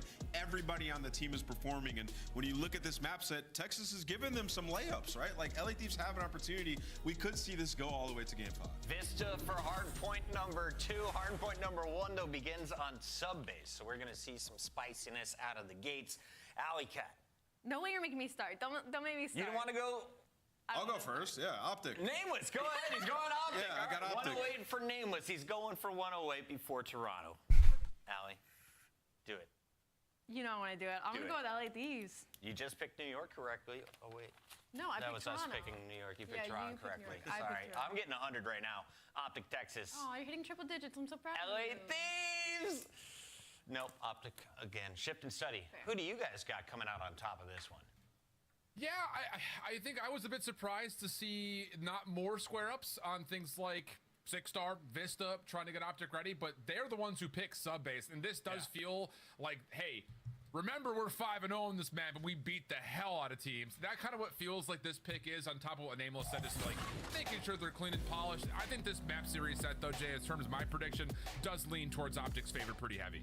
Yeah, because they're playing maps they haven't played in quite some time. Like, they didn't play sub-base all throughout this stage. The Rio Search and Destroy, they haven't played it in this stage. The Karachi S&D, if we get to the Game 5, they haven't played it. And even in the Invasion Control, they only played it one time. So when you're going into a major, you want to make sure you're not getting caught lacking on any of the maps, because you heard Nameless saying anything can happen in that veto process. You just simply do not want to get caught off guard. So Optic just want to make sure that their sub-base game is still top to none. And on the same front, I think Thieves are looking at this match saying, uh-oh. I mean, their sub-base has not been great. Most recently having gotten the absolute poop beat out of them. 132-250 against Minnesota just a couple weeks ago. So some corrections that need to come through. And I will say, if Thieves do find a way to beat this Optic team against this map set, they should be looked at very seriously. And so far, the start is looking pretty nice for the Thieves. I think regardless, they should be looked at seriously with what they've been able to do throughout this stage, man. We're talking about 8-4 at HP, great in Search and Destroy. Need to obviously fix up in those control game modes, but if you remember the Thieves roster beginning, they only had 1 to 2 hardpoint wins going into stage 3. So obviously the roster change has played a big part for this success for this LAT squad. As we get to the end of that P1, they currently have the rotation over towards New, but you can see Optic all over your mini-map trying to contest it all the way to the very end, but they do not find any kills. A successful rotation led by the kills for LAT to get some good time here at P2. And this is massive. This feels like the Thieves squad when they play 6-star. Clean on rotation, clean on clearing the middle of the map, make sure you get a bit of a buffer in front of the upcoming hardpoint, and then usually walk away with the first 30 seconds. And so far, all of those conditions have been met. Dashy over the top of barrels. Yeah, I mean, it's a long way. Still finds a way to take down Joe Deceives. Krep caught over towards Secret, and that'll be a quick break for Optic with still 20 seconds to fight. Hold on a sec, chat. Amount of time to fight for, but they're more focused on maintaining the spawns for the next hill. So LAT's just swinging it towards the back. Gonna try to get him out of this P2 HP. Ghosty flies on through, able to win the one-on-one versus Dashy. But it's only for 10 seconds. You have a little bit of a lead, but now you are forced to break into a money hill for Optic Texas, where they're usually very difficult to break down their setup. Decent fight back, though, for Thieves here, exiting away from P2. Now it's just down to the long route over towards the third hardpoint, and Kenny Semtex perfectly placed. Ghosty through tunnel. There is an opener. Plus a follow-up from Krep. The hunt is on. Pistols out for both players, but it's Shotzzy who takes the win. And now it's just down for Texas trying to get their teammates back through mid to try to reset up this hold. Yeah, it's a 2v2 at this HP. Who's going to win these gunfights? That's going to be influential to who's going to have those back spawns. But at the same time, everybody's waiting for that push to come in. The rest of Optic Texas still cutting off through the middle of the map. Going to be able to take the lead by a little bit. There's only 25 seconds remaining here at P3. If you are LAT, just try to keep them as trapped as you possibly can and towards the back end because you have a free rotation over towards New. You have to be impressed with how Thieves have played to this point. I mean, that moment in front of P3 was all about each team trying to isolate each other. Thieves not wanting to hit over towards the hard point, wanting to deal with the members of Optic at mid-map. Kind of the same thing. The members at mid-map for Optic try to trap the players from Thieves from rotating in, and both teams kind of walk away 50-50. Shotzzy, pistol out, right back into the hard point. Ghosty able to find the kill and slip away. Fred on the hunt, little wrap around, and that's enough for Texas to find themselves not just the hard point, but also the spawns in favor. Oh, that's just way too easy. If you are LAT, it's got to be a lot cleaner, a lot better of a setup there because Optic Texas able to break in without having the preferred spawns in the first 10 to 15 seconds. But now you're able to reinforce immediately right back through the middle of the map. This is what happened? Just nothing. Nothing, Astronaut. It's just the usual being called by my family to do something about it. But, you know, it is what it is. Everyone over 1.0 KD, and it's showing so far. Very back and forth hard point already through the first 4 hard points. Nasty caught and left on an island. Ghosty trying to get there to support that final scrap time, but gets cut down pretty quickly. The spawn close though for LA Thieves to work over towards Top Snow and here at Warehouse. The rotation for Optic. Actually, they've gotten Shotzzy around the back. Keep Ryan number 2 in green. He's behind the play. First kill good. Second one tallied. Just down to try to collect onto Joe Deceives. He runs out in towards Snow, but job done for Optic because they've opened up the rotation to 5.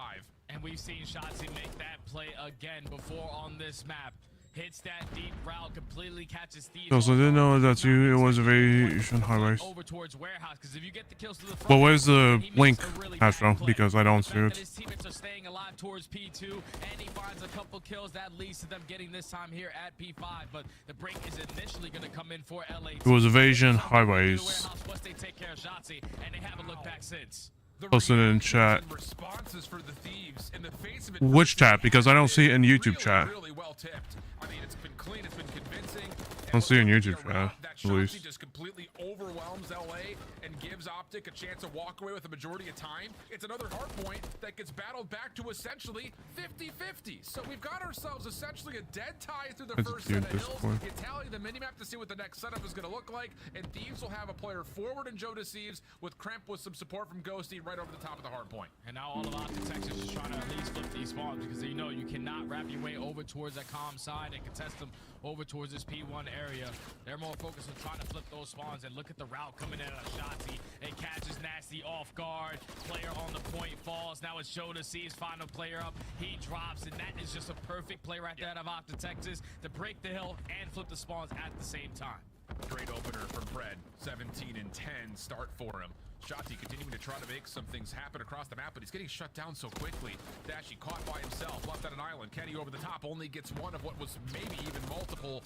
Not gonna happen. Nasty around the back, up and over, but Dashy snaps over. Like gonna kill, like when I get killed, because yeah, now they have them trapped. You just have to make sure you're accounting for everyone because Joe Deceives has slipped the line. He's working his way all the way around the deep back area. He puts down shots on the dash. He's able to finish it out with the Bernetti.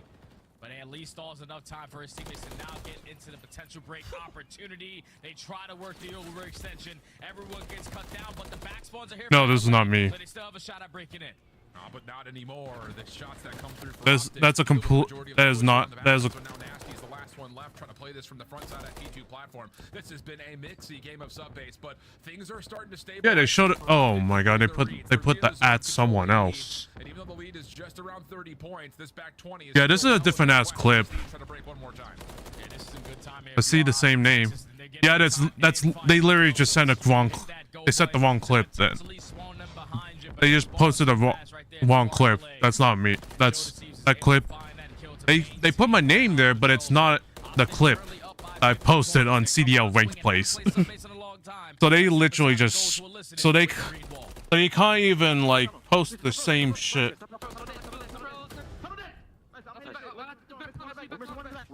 So they can't even. So they're incapable of verifying if that was actually me on the clip or not. So I'm a little confused. What the hell?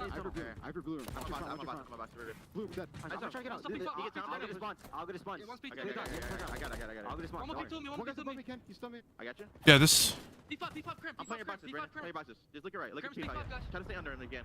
Yeah, this is. Yeah, this is a different. Yeah, this is a. I did not play ranked. I'm not. I only played a little bit of ranked, but I'm not. This is a diamond platinum lobby, not a. That's not. This is a diamond platinum. You know, I mean, actually, you probably saw me play. You probably see me playing Call of Duty on Twitch.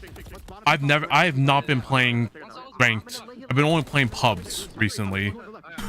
So, if I'm okay.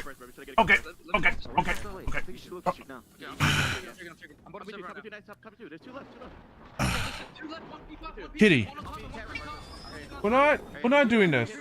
We're not doing this, okay? Oh. Camera was uncovered. Kitty, you know we're not doing this. I'm not letting you climb under my monitor, okay? Go back here for now. Make sure we guarantee near the.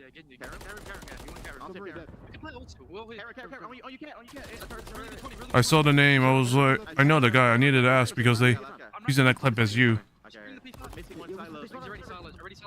This was yesterday, right? Oh no, wait. This is 9 days ago. Okay, so yeah, no, I haven't watched I did not watch that day actually. Feels like one of those games that we'll reflect on and say it was close until it wasn't. Optic continued to do all the right things. You can hear the passion dripping in the comms, Jay, and they're not letting off the gas here against Thieves. Yeah, they're definitely not, man. They were able to find a break successfully, even with the cruise missile not really getting anything done at P4. That's the second successful break at that hill to keep it scrappy. And now only need 20 points to close out this map number 1. They played this clip for over 2 weeks now. Okay, well, I'm gonna have to share this. Then. He's able to find a double. Last player on the point is going to be Ghosty. The trade is going to be there, and Optic still have an opportunity to close it out here. Oh, not anymore. Shots from Nasty, Dashy, the next one in line, and the pistol will finish him off. Trades, though, through the middle of the map for Optic. Will give them a little bit more breathing room as they try to rotate and close this map out on towards P1. And again, Thieves have been fighting, man. I mean, they're doing everything they possibly can to try to battle up against Optic, but at the moment, it really has been a couple of holds that have gone awry, and LA forcing themselves to have to put together rebreaks. The gap is pretty large, and they would have to throw some heroics here over the top of one and rotating the two if they want to have a chance and they can get dramatic comeback. So far, they're finding the kills around the middle of the map. They just do not have to spawn, so yeah. Two things that you have to focus on in this situation. I'm just gonna let me do a quick retweet because this is. Want to be too aggressive and potentially spawn on out. You have a route getting hit by Nasty, but as he's hitting that route, everyone falls around that P1 HP. Optic still need 15 seconds to close out this game, and they can get it done here. Kenny's got the read, at least on the spawns. Doesn't find the first elimination, but he alerts the rest of Optic that where this hit is coming from will likely be either through bottom server or over on the snow path. Here it is, the final hit, all of it dealt with. Perfect response from Optic, and yeah, 251-81 the count. I mean, we had a dead tie through the first set of rotations, but I don't know if it was you or I who had mentioned it. It just felt like the trends and the patterns kept turning up in favor of Optic, and eventually they're not going to let those mistakes continue to crop up. And at the same front, LA just could not find a way to get themselves a good setup as we started to dig into that second set of hills. Yeah, that's the biggest thing is that Optic Texas, even though they haven't played it all throughout their stage, this stand, I mean, their stuff on this map is slim to none. They are the best breaking team without question. And even though LAT found a lot of success on the first push, every time Optic went for that second push in to find a break, they successful every single time around. Yeah, Astro, I'm just saying this right now because this is it's just absolutely, it's kind of ridiculous. I just find it funny, like you said, but it's also ridiculous because I legitimately did not send myself that clip.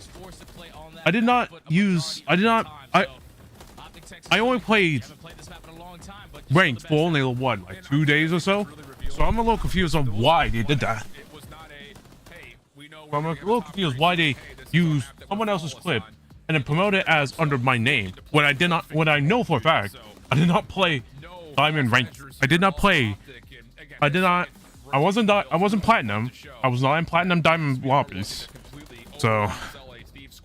And really, the only moment that went against them was the cruise missile not finding full value. But even still, we see it right there. They're able to still neutralize some of the time when they weren't the team in the preference side over towards the top of P4. So really clean stuff overall. But again, I have to say that this Thieves team's fighting, man. I mean, that first rotation, every time that something went wrong, they were right back in the mix, able to put themselves into fighting form, and it kept us at a like I'm not completely pissed off, but it's just, you know, I just feel bad for the other person that actually made that clip and then posted it on Twitter, because it's probably the person that probably clicked this and then saw that it was under my name, it would probably be like, what the fuck? This is not the guy that did the.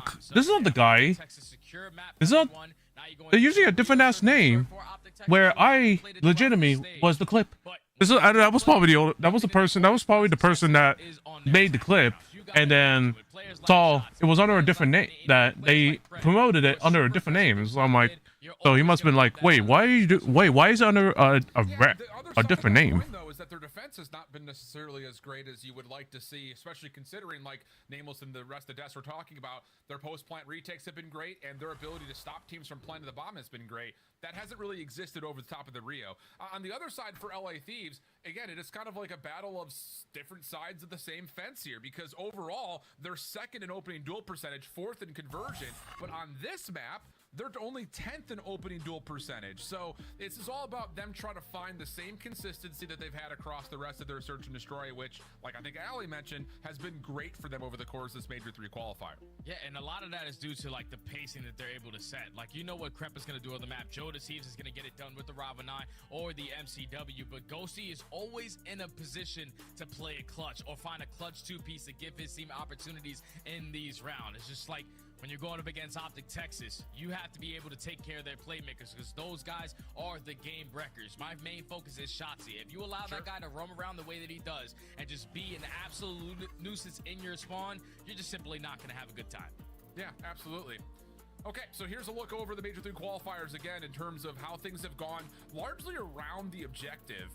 Their rounds with plants has been unbelievable. And then at the same rate, their ability to retake has been so clean, which is, again, a major focus change. What felt like what Optic was looking for at the beginning of the year, which was largely around, can we get Shotzi up and aggressive and get first blood just by way of playing with tempo?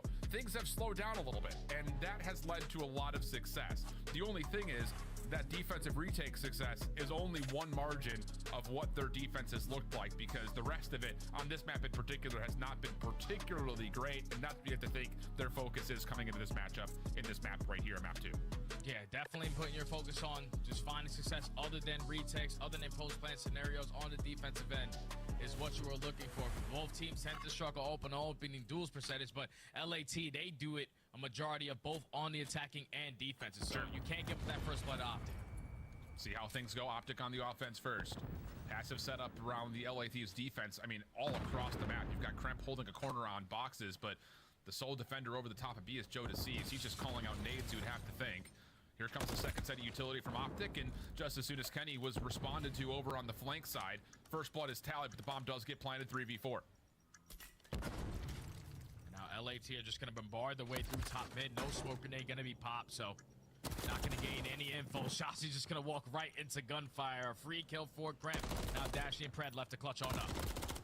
They're going to find one each, with both players very low on health. Pred the only one tallied for now. Dashy off the regen. This will be a 1v2 for him. Still has a good look over the top of the bomb, and Thieves are waiting for him to actually take a bit of a peek here. Dashy hasn't given them the time of day, though. So now the time favors Dashy in this situation. LA have absolutely no idea where he's gone. First kill good. Pistol out. Not able to find the kill. Does Nasty get back in time? Sure he does. And the numbers will be the success story here for Thieves in their opening round. Yeah, it's a good stuff right there from LAT to find that initial first kill and then instantly send it through top mid. You were seeing Shotzi roam around that bridge area thinking it was all fine and dandy. No smoke grenades are going to get popped off the retake for LA. So he was completely caught off guard when he was trying to work his way back over towards the site. But then even in that 2v1, You could tell LAT had no idea where Dashy was, but when he puts down a couple shots to find that first kill, that's still enough time for Nasty to get that trade, work that defuse for LA. Oh my God, I fucking hate. Just too much for Kennedy to deal with on the flank. The post plant tested and challenged with the full flood, like you broke down perfectly there, brother. So here we go. LA Thieves, their first offensive hit. Talking about again, their success on offense has largely come by way of not just the first bloods, but also finding a way to get the bomb planted. Ghosty sees Damn it, chat. I accidentally just refreshed the page. Now it's not there anymore. Now I have to redo the whole thing. Now here's the quick wrap back into B. And that's why you see Shotzi immediately backing down from his position. He does not want to get isolated and potentially first blood, but LA, they have worked their way back off the rotation to take a lot of map controls. Nasty's given the comms, so they're trying to get aggressive up through those staircases, but here comes the smoke grenade.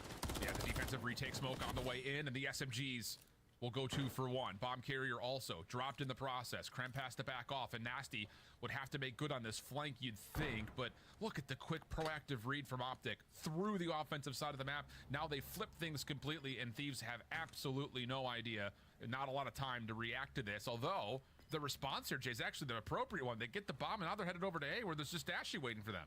Yeah, but Dashy's in a perfect angle to at least get the info, give it to his teammates before they can pounce. They're trying to isolate him. He's at least able to get one player weak, but now you have to keep him alive. Nasty's able to win that one-on-one versus Kenny. Now it's Pred left to clutch up. Kenny was looking for the trade, not going to happen. Pred, lots of damage in. But Cramp, lots of damage in the receiving end. Wow, really quick wrap. And initially, it looked like the play from Optic was going to be successful.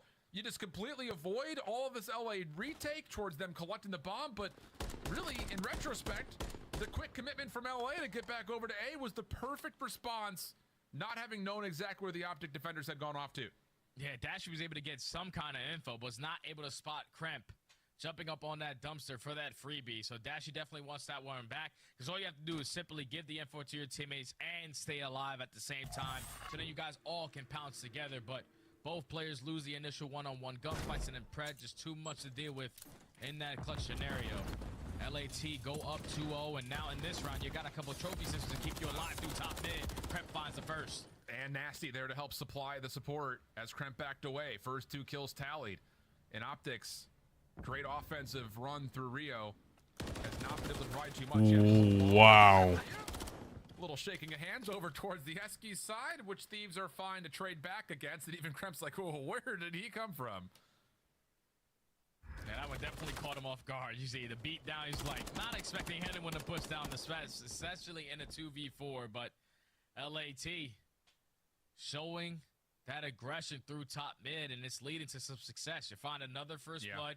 You instantly find the second kill, and then Optic Texas left in the 2v4 know that we can't work this bomb plant. We have to try to find some kind of kills around this map, because there's just too many things to focus on, and LAT are not giving them any breathing room.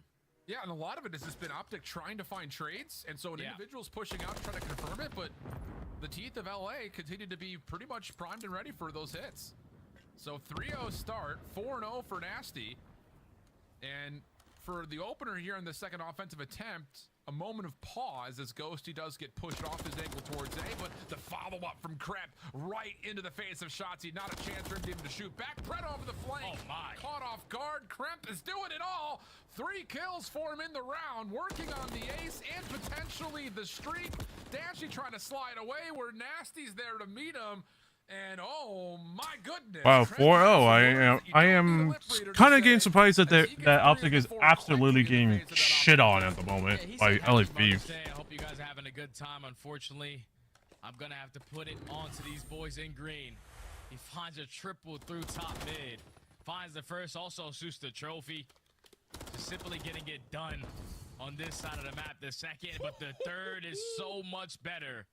Great shots with only 6 HP left. The deciding factor to why LAT are currently up 4-0. A bullet away from the 4-piece and the ace. So here we go. Optic down 0-4. Quick route over towards Bridge on the approach to B. Pred playing a safer angle in case there is a push through the A site, but it looks like Thieves may just rewrap this. And yeah, here comes the play forward. Optic are set up for it. It just comes down to the timing of the actually reading this or not. Yeah, now the bomb is successfully going to get planted, but Pred gets the info. There's multiple players going around this flank area. Just trying to at least bait, set up Prep to find one kill to earn that cruise missile, and at the same time, Nasty on the opposite side of the map, playing for one more kill. Ghosty finds that first blood. Optic still have 30 seconds, though. Retake smoke still available for Cramp, but Thieves are going a long way around, and the push through for Optic has really modernized where this retake is going to be coming from. Although Ghosty able to take 2 good team shots with Cramp. Smoke is now down. Follow up from Joe to Thieves, gets the read on to Shotzi, and woo! It is Chef's Kiss perfect from Thieves. 5-0 up. Mercy. They're just running away with this game, man. They can do no wrong. Even when they're giving up a complete opposite side of the map and they're sending 3 players through that flank, they are successfully finding first bloods. Ghosty starts it off, and then at that point, you're forcing Optic to change their post-plant setup. Everyone has to watch a different angle or multiple angles at that point, and it's just too much ground to cover there. As LAT successful on the retake again over towards B site, and now only one round away from having a perfect 6-0 here in game 2. Every moment we've seen Thieves try to make a decision, they've held some sort of an advantage, and they have collected on it more than words can say. Cramp looking for early info off the top of Askies. I don't believe he saw Shotzi on that little crossover towards the U-Haul. Nades geared over towards a little bounce in towards you. That also will not land. So no information early here for Thieves, but early eyes for Joe towards A, and the defense really not in position to do much besides hopefully stall, and I think a stun will confirm the intel and also back up this Thieves approach. This is exactly what LAT did last go around. You attacks over towards A, and you get the rotation to come in for Optic Texas, but this time Shotzi shuts down that rotation single-handedly. He's able to find 2. The trade is going to be there for Ghosty, but now it's Pred's turn to strike. He takes down Nasty. Ghosty falls. And a perfect blind counter right there from Optic Texas to not bite on that aggression over towards A. You still kept Shotzi over towards B, and it plays a big part to success on this round. Okay. Small adjustments, small adaptations as we take a look from Shotzi's POV. He was just completely concealed over towards bridge side. Pistol for 1. Quick slide to use the bomb to his advantage for the, I won't say easy, but clean second. Long way to go here, though, for a full sale. I'll tell you that much. Especially considering that offensively, there really hasn't been much success. 2 plants, sure, but most of that has been voluntarily given away by LA Thieves playing retake. And they're going to go to the same setup they've played all the way through this. 3-man hit over towards A. Kenny in position. He got overwhelmed to your first time they tried this. No such luck this time as there's a couple of nades left over towards B. Don't know if those will connect too much. And Shotzi looks like he wants to try to get this plant off. And this is where you get scared because Optic Texas, a majority of the attacking rounds have taken mid-map control, but this time LA were thinking that that bomb is going to get planted. Optic still have not attempted that objective play. They were just holding top mid, waiting for LAT to play for their retake, and it works out to perfection. Great plays also from Kenny to gain that info on a deep pinch, simply back down with his life, force the reposition to at least show face. This angle is not going to be free. You guys are going to have to now get past me, and it works out to perfection. And you have to wonder maybe a touch. I mean, you see where those nades are tossed for Thieves over towards box's side. Those are all geared towards landing late in towards top mid. Did any of those potentially hit? Because then all of a sudden you see a frag cooked by the defender on stairs. Optic had backed off from the plant. And maybe that moment of backing off, getting the regen, and then waiting to receive the Thieves retake is what allowed them a much cleaner look. As this time Dashy will catch a nade right in the face. Backs off, gets the regen. There are no defenders towards A, and Thieves are going to get read on this very quickly as they are already through the A site. Yeah, that objective is already going down as well, and now it's in the hands of the Ghosty, who's already pushed himself up towards the opposing side. Finds that first blood onto Dashy. Kenny instantly there for the response, but this play is going to be in the hands of Shotzi. Kenny win his one-on-one on the flank. Yeah, he has been seen, though. Nasty gets the read and then backs away. Kenny has to try to assist to get him some freedom to move. And they know Ghosty's nearby. They just don't know exactly where. Shots to try to teamwork this with Prey. And clear out the garage side. Now it's just down to the last member and Joe deceives. Frag cooked up. This is tossed just to give him a little bit of separation. Pred on the challenge. Not hit by the nade. Joe has to back off. Not a lot of time. You got to check for this. First shots are in. Kenny gets the kill, and there's plenty of time for the defuse. So, come on, Fees. You know, you built up this 0-5 lead, and now you're just, and we're choking so hard. What are we doing? Yeah, and I think that was the play right there out of Pred, because you saw Shotzi on the minimap working his way around the deep pinch. When you had him in that situation, if he loses that one-on-one gunfight, it's basically a GG, but he loses that fight, and Pred is instantly there to respond, and then you're relying across the map, Kenny to simply win his one-on-one. He finds that gunfight in through garage, gains the info as well. The last player's over towards boxes. Yep. And somehow, some way, is able to get that trade. I thought once Pred drops, and I was thinking Kenny was going to be on the bomb, that round was going to be a GG, but Kenny knows, even if Pred falls here, I still have enough time to find this kill and stick the defuse. Optic slowly but surely coming alive. First time we'll see Thieves actually take an aggressive stance defensively right through mid-map. Shotzzy, the one trying to keep this rel responsible, but it's actually Ghosty for first blood. That is the sole defender at A, dealing with the play over the back, and then Jodeci's pops out the doorway, but it's a 2-for-1 exchange, now taking us to a 2v2 overall with tons of time on the clock, and Shotzzy gaining ground over towards B. And this is going to be difficult because now LAT know that the pressure's not going to be over towards A. It's only a matter of time before you hit that rotation out. And Shotzzy has played the perfect spot to at least find one kill. Does not gain the info in the second, so Nasty wins that one-on-one. It's all up to Shotzzy. And I'm surprised Kenny even pushes down right there. You know where Nasty's at. Why not just wait for him to try to trail up the stairs into a 2v1? But Kenny sacrifices his life, and now it's just down to the 1v1. And Nasty will take his time. Shotzzy essentially doing the exact same thing. 20 seconds on the clock. Here comes the first check. Nothing there. Reset. Check it again in 6 seconds. Nasty has to go forward. Here comes the play. I think Shotzzy has seen an elbow or something. And yep, he's not going to bother checking this until after 8 seconds is gone. And it's going to be a 4-round interval. No way, Thieves, you're fucking it up. And that's just a situation where LAT, they found the first blood. Ghosty gains all the info that the pressure's going to be over towards A. And with the rest of the players in Crep and Jodeci, you still were super aggressive up through top mid. You get that first kill, you already have the man advantage. We have to have a different mid-round adjustment there instead of just committing on that deep pinch, because that's where Optic were able to realize that the flank was coming in, make it a 2v2, and then Shotzzy, just to make Shotzzy kind of plays, finds himself behind enemy lines. Like, if you're LA, you get the first blood, everybody just take a chill pill. You start to feel the tension a little bit now. Yeah, you're shaking a little bit. Absolutely. Dropping 4 in a row.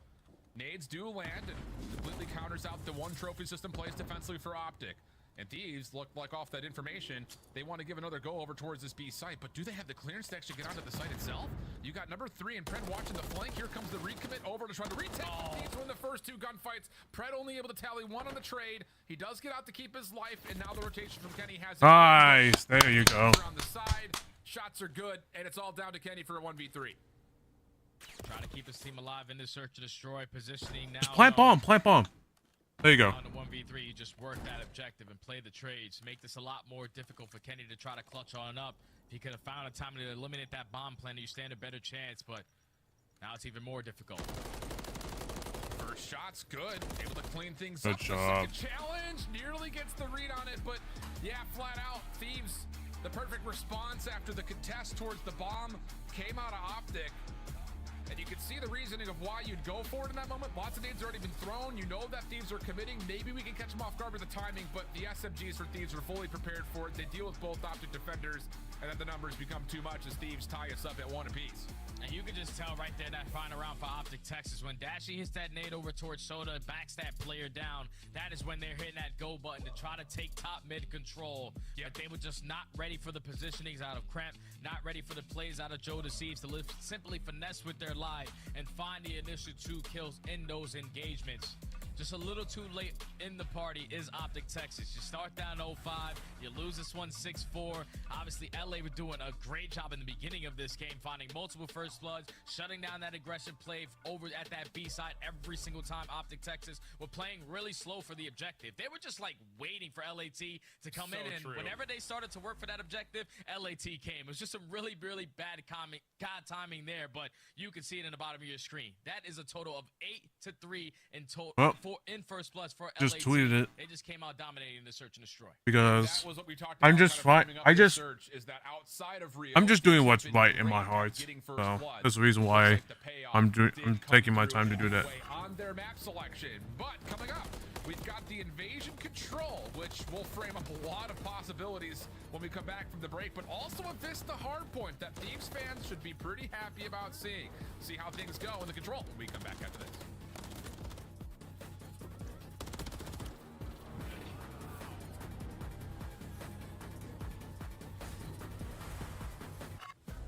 Upgrade your game with the Scuff, the official controller of the Call of Duty League. The Call of Duty League is brought to you by Monster Energy, the official energy drink of the CDL. The Cataclysm Pack is available now. This bundle includes the Cataclysm Operator Skin, Dystopia Weapon Blueprint, Iron Lung Charm, Vroom Animated Calling Card, Alpha Vinyl Guiding Light Emblem, and Scratch Tally Weapon Sticker. Use these items in both Call of Duty Modern Warfare 3 and Call of Duty Warzone. Available in store now using Call of Duty points.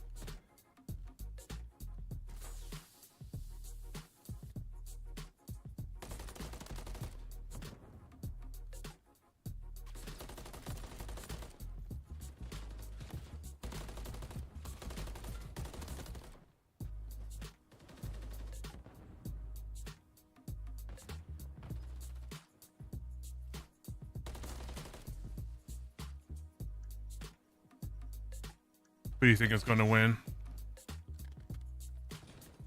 Well, I mean, what are the maps so far? What were the maps again? Sub-Base, Rio, Invasion, Vista, Karachi.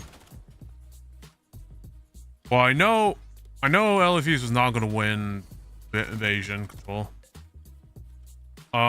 Vista, that's depending on if these are able to make a comeback, are gonna be and make the have enough energy and start off hot on Vista. So it might go game 5. Particularly great for either of these two squads. Optics dealing with 5 losses in their last, I think, 6 attempts or so. And then on the other front here for LA, they've played it quite a bit here. This Major 3 qualifiers have not found a single win on it yet. Yeah, no, LA just simply haven't found any success on their attacking routes. They averaged 3 segments, and that means that they're getting them all done at B. But out of 7 rounds that they have played so far throughout this stage on the attacking side, not a single segment even earned over towards that A point. And for Optic Texas, the one time that they played this, we remember it. It was versus Boston. When Shawnee spawned in, he was like Sly Cooper around the map, and Optic just simply had no awareness that he was on that A point. So Optic Texas looking to right the wrongs here, but if you are LA, we gotta find some kind of success over towards A. Gotta find some success generally on Control. I mean, considering that their schedule has been, I think, largely labeled as pretty easy, they have not done well in Control, only winning 2 different maps to this point in Major 3 qualifiers. On the offense first, though, not able to find much success towards either zone, but Nasty able to survive over through DVD. Allows a chance for the Thieves to use it as a pivot point to hopefully rotate in towards B quickly, and a couple eliminations will guarantee that. Yeah, it's a big kill to take down Shotzi as well, because he was trying to be a nuisance over towards that B point, but you take care of him. Now you're able to put that game clock at a pause. Now Optic Texas is going to be a little late to that party. You have players working that overextension. Dashy finding himself up through Water Street. Everyone else from Optic Texas trying to hit a couple tracks, trying to hit a couple nades to get him off of this B point, but LAT already first segment complete. A little bit of a double wrap though, over through Dark. First kill good, followed by Kremp. He doesn't expect the second player to be here, so Dashy will provide the trade and keep this defensive contest largely alive. But Pred dropping from the front means that Dashy has to wait for the next set of reinforcements to try to get here, which is just Shotzi for the time being. Good first elimination. Dashy's play enables more of a contest around the B zone, and here comes the fly forward. Ghosty deals with the opener and then slips away with his life. Time becoming a bit of an issue here for this Thieves offense, down to 35 seconds. Ghosty now has to continuously play his life because his teammates are nowhere near him. Finally, all spawn. Joe Deceives is able to get himself into the fight. Only able to take down one, and Optic are just doing a great job of trading effectively, not allowing any LAT players to stay alive on this side of the map. They are trying to get completed over with that third segment, but Optic are making it so damn hard. Now there's only 20 seconds left, and you have to get past the green wall. Yeah, and they know that going down B Street isn't an option, so you have to make the play largely through Courtyard. Kenny in position, gets himself onto 4 in a row, swaps over the weapon, looking for number 5, but it was ambitious to say the least. Dashy there to pick up where he left off, and the defense for Optic holds strong over the top at B, ending with Shotzi on a 5 spree, only seeing 2 ticks of progress be earned. And that's a difference maker already into this game, because every time you're spawning in on invasion control, you have to guarantee yourself those 3 segments to even stand a chance at getting round 5 defense. But Optic always contesting over towards that B point, consistently always trading effectively on that side of the map. And that allows them to only give up 2 segments with a couple players working on streaks of their own. So the game becomes a lot easier for Optic Texas now, knowing that all we have to do is complete B. We're going to find ourselves up by 1 segment and then just do what we do best, make it very, very chaotic around another map to work towards A. Yeah, I mean, we often talk about those opening offensive rounds are tone setter. They set the bar, and it's not set very high right now, to say the least. Nasty good gunfight win. Stop Shotzi from pushing through over towards Broken. Tread mid-map, the next one up to try to keep this offense with a bit more space to work with. And wow, does he ever created 2 big kills, and now the immediate push up in towards Rugs. Kenny follows up with another elimination, and Optic will get the first tick with eyes over towards a quick transition to A. Yeah, because now all of LA coming off spawn have to put all their focus on A, because you know there's a couple players from Optic Texas contesting you in your base. You're able to at least find the first, but now where the hell is Shotzi? You have found every single kill in the feed, but Shotzi has let everyone slip on by. Trying to take a page out of Shawnee's book. Yeah, he's seen a lot of this. Dead Silence going to be popped, and he wants to find these kills and open up an avenue for Optic to maybe get to A quickly. First shot's good. Snap over towards Joe. Decent, but can't find the final bullet needed for the kill, but the rest of the teammates are in play. Last defender around is Krent. Predicted by Kenny, but the shots from Krent are decent, but not good enough to secure the kill. Kenny, seeing all the nades being thrown, says, I don't have a trophy, gotta get out of here. And the first tick of progress is still under question as Dashy tries to stop the clock, while simultaneously Shotzi works on that third tick of progress over at B. Oh, I thought Dashy was gonna get it done with the Renetti, but Joe Deceives is able to fly on in and save that first segment from being complete. But Optic Texas already coming out swinging on this attacking round, have a lot of map control. They're able to extend the time by a minute. And now you just have to put yourself in a position to not get trapped by LAT. They find 3 kills in the feed. Farthest player pushed up is Dashy, but simply just playing your life is enough time for your teammates to get back to you. Yeah, absolutely the case. And again, the early tick advantage has already been tallied for Optic, so I won't say this is playing with essentially 3 lives, but it's definitely going to feel a little bit like that. Joe Deceives, nice response defensively. Good for 2, almost taking down Kenny for what would be all 3 of these Optic players. But Kremp, no worries.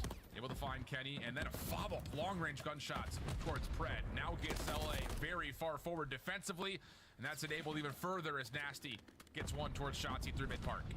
Now Optic Texas have a minute to try to work out of their base. This is going to waste a lot of time trying to hit some insane shots off of some head glitches and get past the defensive setup currently held by LAT through the middle of the map. Everyone is currently sitting with an AR in hand because they know that these gunfights off spawn are not going to be easy, but just have to try to trade effectively, and LA are making it so difficult. Yeah, absolutely are. Ghosty, maybe he gets a bit too far forward here. And the shutdown towards Kremp at mid. And is right, Jay. Optic starting to get some control at mid. Shotzzy shut down from getting anything further past Ruggs. So the hit from Optic would have to come from the front. Eyes towards Joe to seize. He's off the regen, but there are a couple of Optic members trying to deal with him. Plus the follow-up is Dashy just kind of walks around the outside. But time's becoming an issue. Kenny has to get enabled. The pistol win will allow maybe a chance for Optic to still hit A. Yeah, still 10 seconds though, so Shotzzy is just gonna put himself in towards the point. A couple players around him though. He's now the sole man here for Optic and LAT. Able to stand strong on defense, even with Optic having a lot of map control throughout this entire attacking round. Do not allow any segments to get away from them at A. But now on the attacking side, you have that one that you are thinking about in the back of your mind. We have to make up for. Absolutely. At least to keep things even. Obviously feels a little bit like a footnote in the large scheme of things, but Invasion Control is a maniacal monster in terms of trying to find offensive success, which we saw the stats at the beginning of this map. That has not been particularly pretty from either side's perspective, which is, again, that's surprising. You know, when we think back to LA Thieves and their ability to play Invasion Control in the beginning of the year, they were like innovators of how you get to A. Oh, yeah. And lately, it has not been that way at all, as Thieves will take all 4 members largely over towards B. Early stop at the clock as Nasty jumps on with support from a trophy system early. Now you just can't allow Optic to trade effectively and just put themselves in a position to consistently contest you over towards B, and that's a perfect way to come out swinging. You find 3 kills in the feed. All of Optic Texas now coming all spawn. You have one player also watching the overextension up through Water Street, so this is a way better start right here from LA. And you got to keep in mind, Nasty on 4 could potentially play his life for a possible career switch. So there's skill number 5, but no. Team shots coming through as Kenny's able to put together 3 in a row. Progress towards B still being made. Shotzzy with the longest dive you've ever seen from the way Shotzzy plays is something that I would like to do. He pisses me off sometimes, but you know, he's the finesse, like anyone says. But where's the focus from the front here? LA have stepped off the zone, trying to read these kills before they commit to the zone, and that may have been the right call. Dashy, Shotzzy trying to work together, but eliminations aren't good, and the extra 60 is going to get tallied. Yeah, the extra 60 is going to get tallied. So now What was the graph for the ticks? Joe Deceives is shooting like that. For the ticks, addition to this LAT roster to bring this guy back ticks up. captured. Gains the confidence throughout challengers. Has a lot of success with FaZe Black, and now with LAT, he is not turning back the time. Is the guy for that does that job not there right at the moment? Down, but he allows his teammates to get pushed up in some crucial positions to where now Optic off spawn have to now put their focus. Quite interesting that they don't have the guy at the moment that does that thing. For Optic to get set up, but like you mentioned, Kremp stole an issue. Pistol out. He predicted Dashy well, but wasn't able to win the pistol fight. So now it's just down to the Thieves from mid-map. Not really much of a look over towards Water Street. This is all about trying to get over towards Ruggs, if not into Laundry. And for the most part, Texas have gotten the read and responded to it beautifully. And now they're just trying to fight back for that mid-map control. Nasty is going to be traded out. You have players trying to contest over towards A Street, but you're just wasting a lot of time. You have to work your way around the left side. Try to work up through the middle of the map, because if you're just trying to go straight on head first, right through that A point, it's not going to be easy because Optic are not expecting it, but also have people watching those angles. Yeah, and the more that Shotzzy takes space at Ice Cream, the more that the rest of the Optic defense He's overlap again. The street side push. Yep. Good crossing angle from Pred, keeps Kurt down. Has to try to find a way to open up as Dashy will drop. And the read towards Shotzi's decent, but they can't quite find the kill. More crossing angles from Optic right through mid-map will make sure that Thieves cannot touch the zone.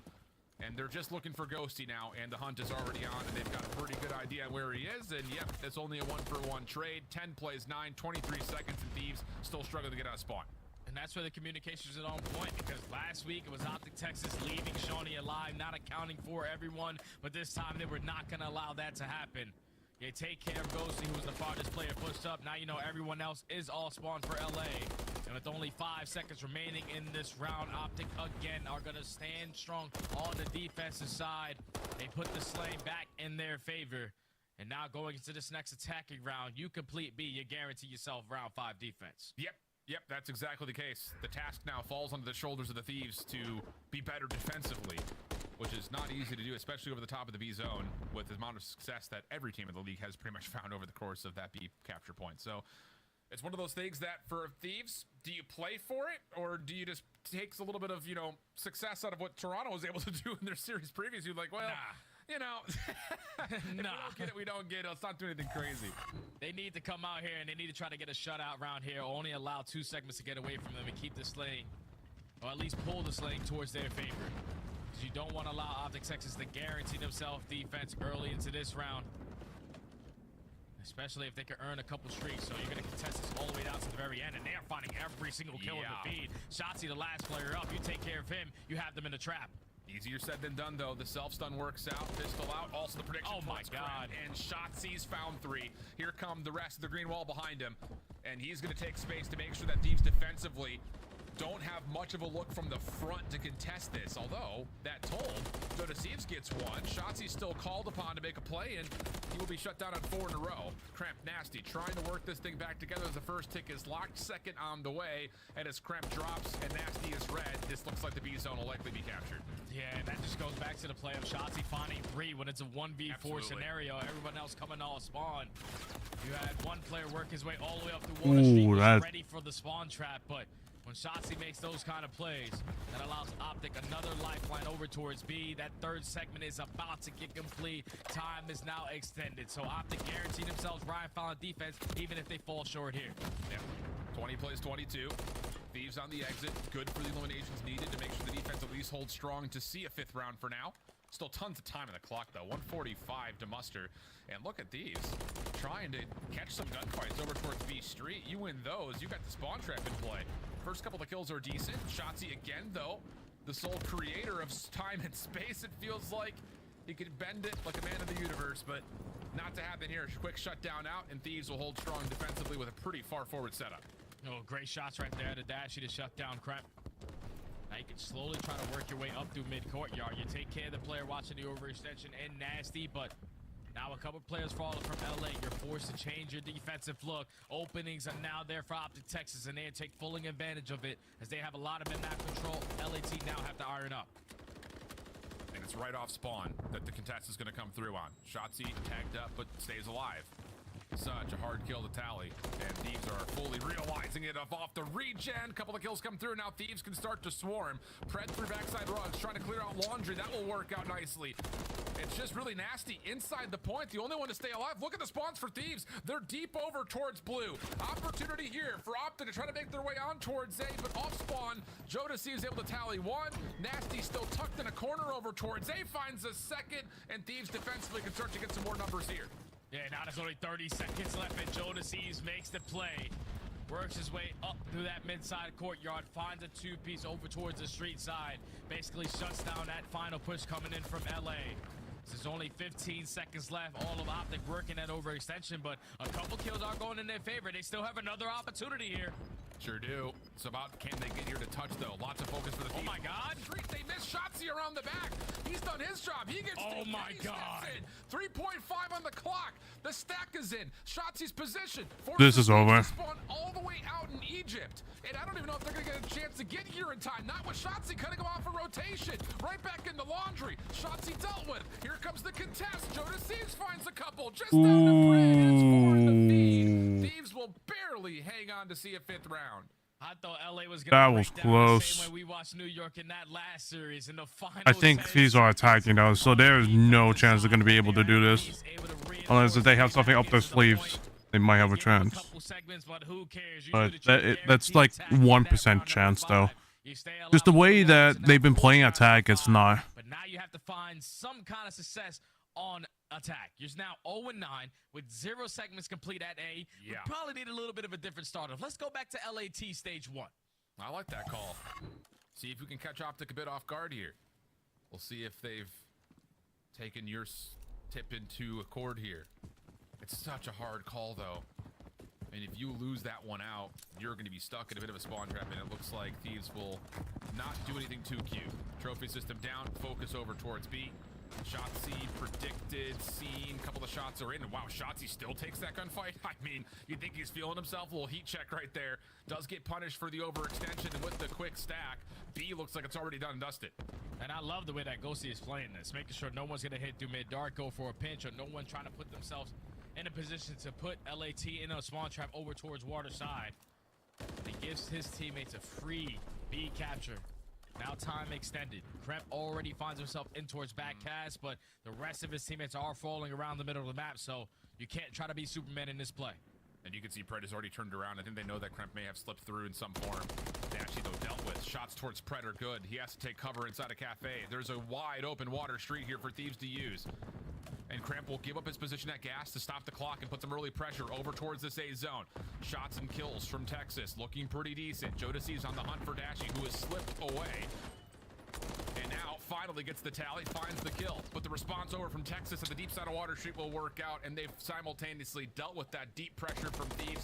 Defense setup, only a half tick of progress has been earned to this point. Yeah, first push already shut down. Like, you best believe someone from Optic are going to put themselves in towards that point to make sure they work down that first segment. As time is continuously driving its way on down, Pred does fall on the overextension, so an avenue of attack for LAT to work their way around the deep pitch. And Thieves, they got some isolation here towards these two Optic members playing forward. Kenny trying to get dealt with by Kremp. Tough battle as both players were tagged up, and Kenny avoids the trade as well. This is such great finesse from him.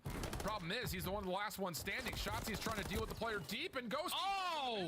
So now it's just down to Kenny. Tries to step in, and Thieves have pushed the spawns away from Texas. Two members on. First tick done. Pred trying to cut off a reinforcement. Clean towards Kremp, but you gotta go. You gotta get over towards the zone. Second tick of progress is in. There's still tons of time keep in the back of your mind. So Pred needs to clear it and then also stay alive, and Kenny will be the savior for now. But as previously mentioned, minute 10 on the clock. Ooh.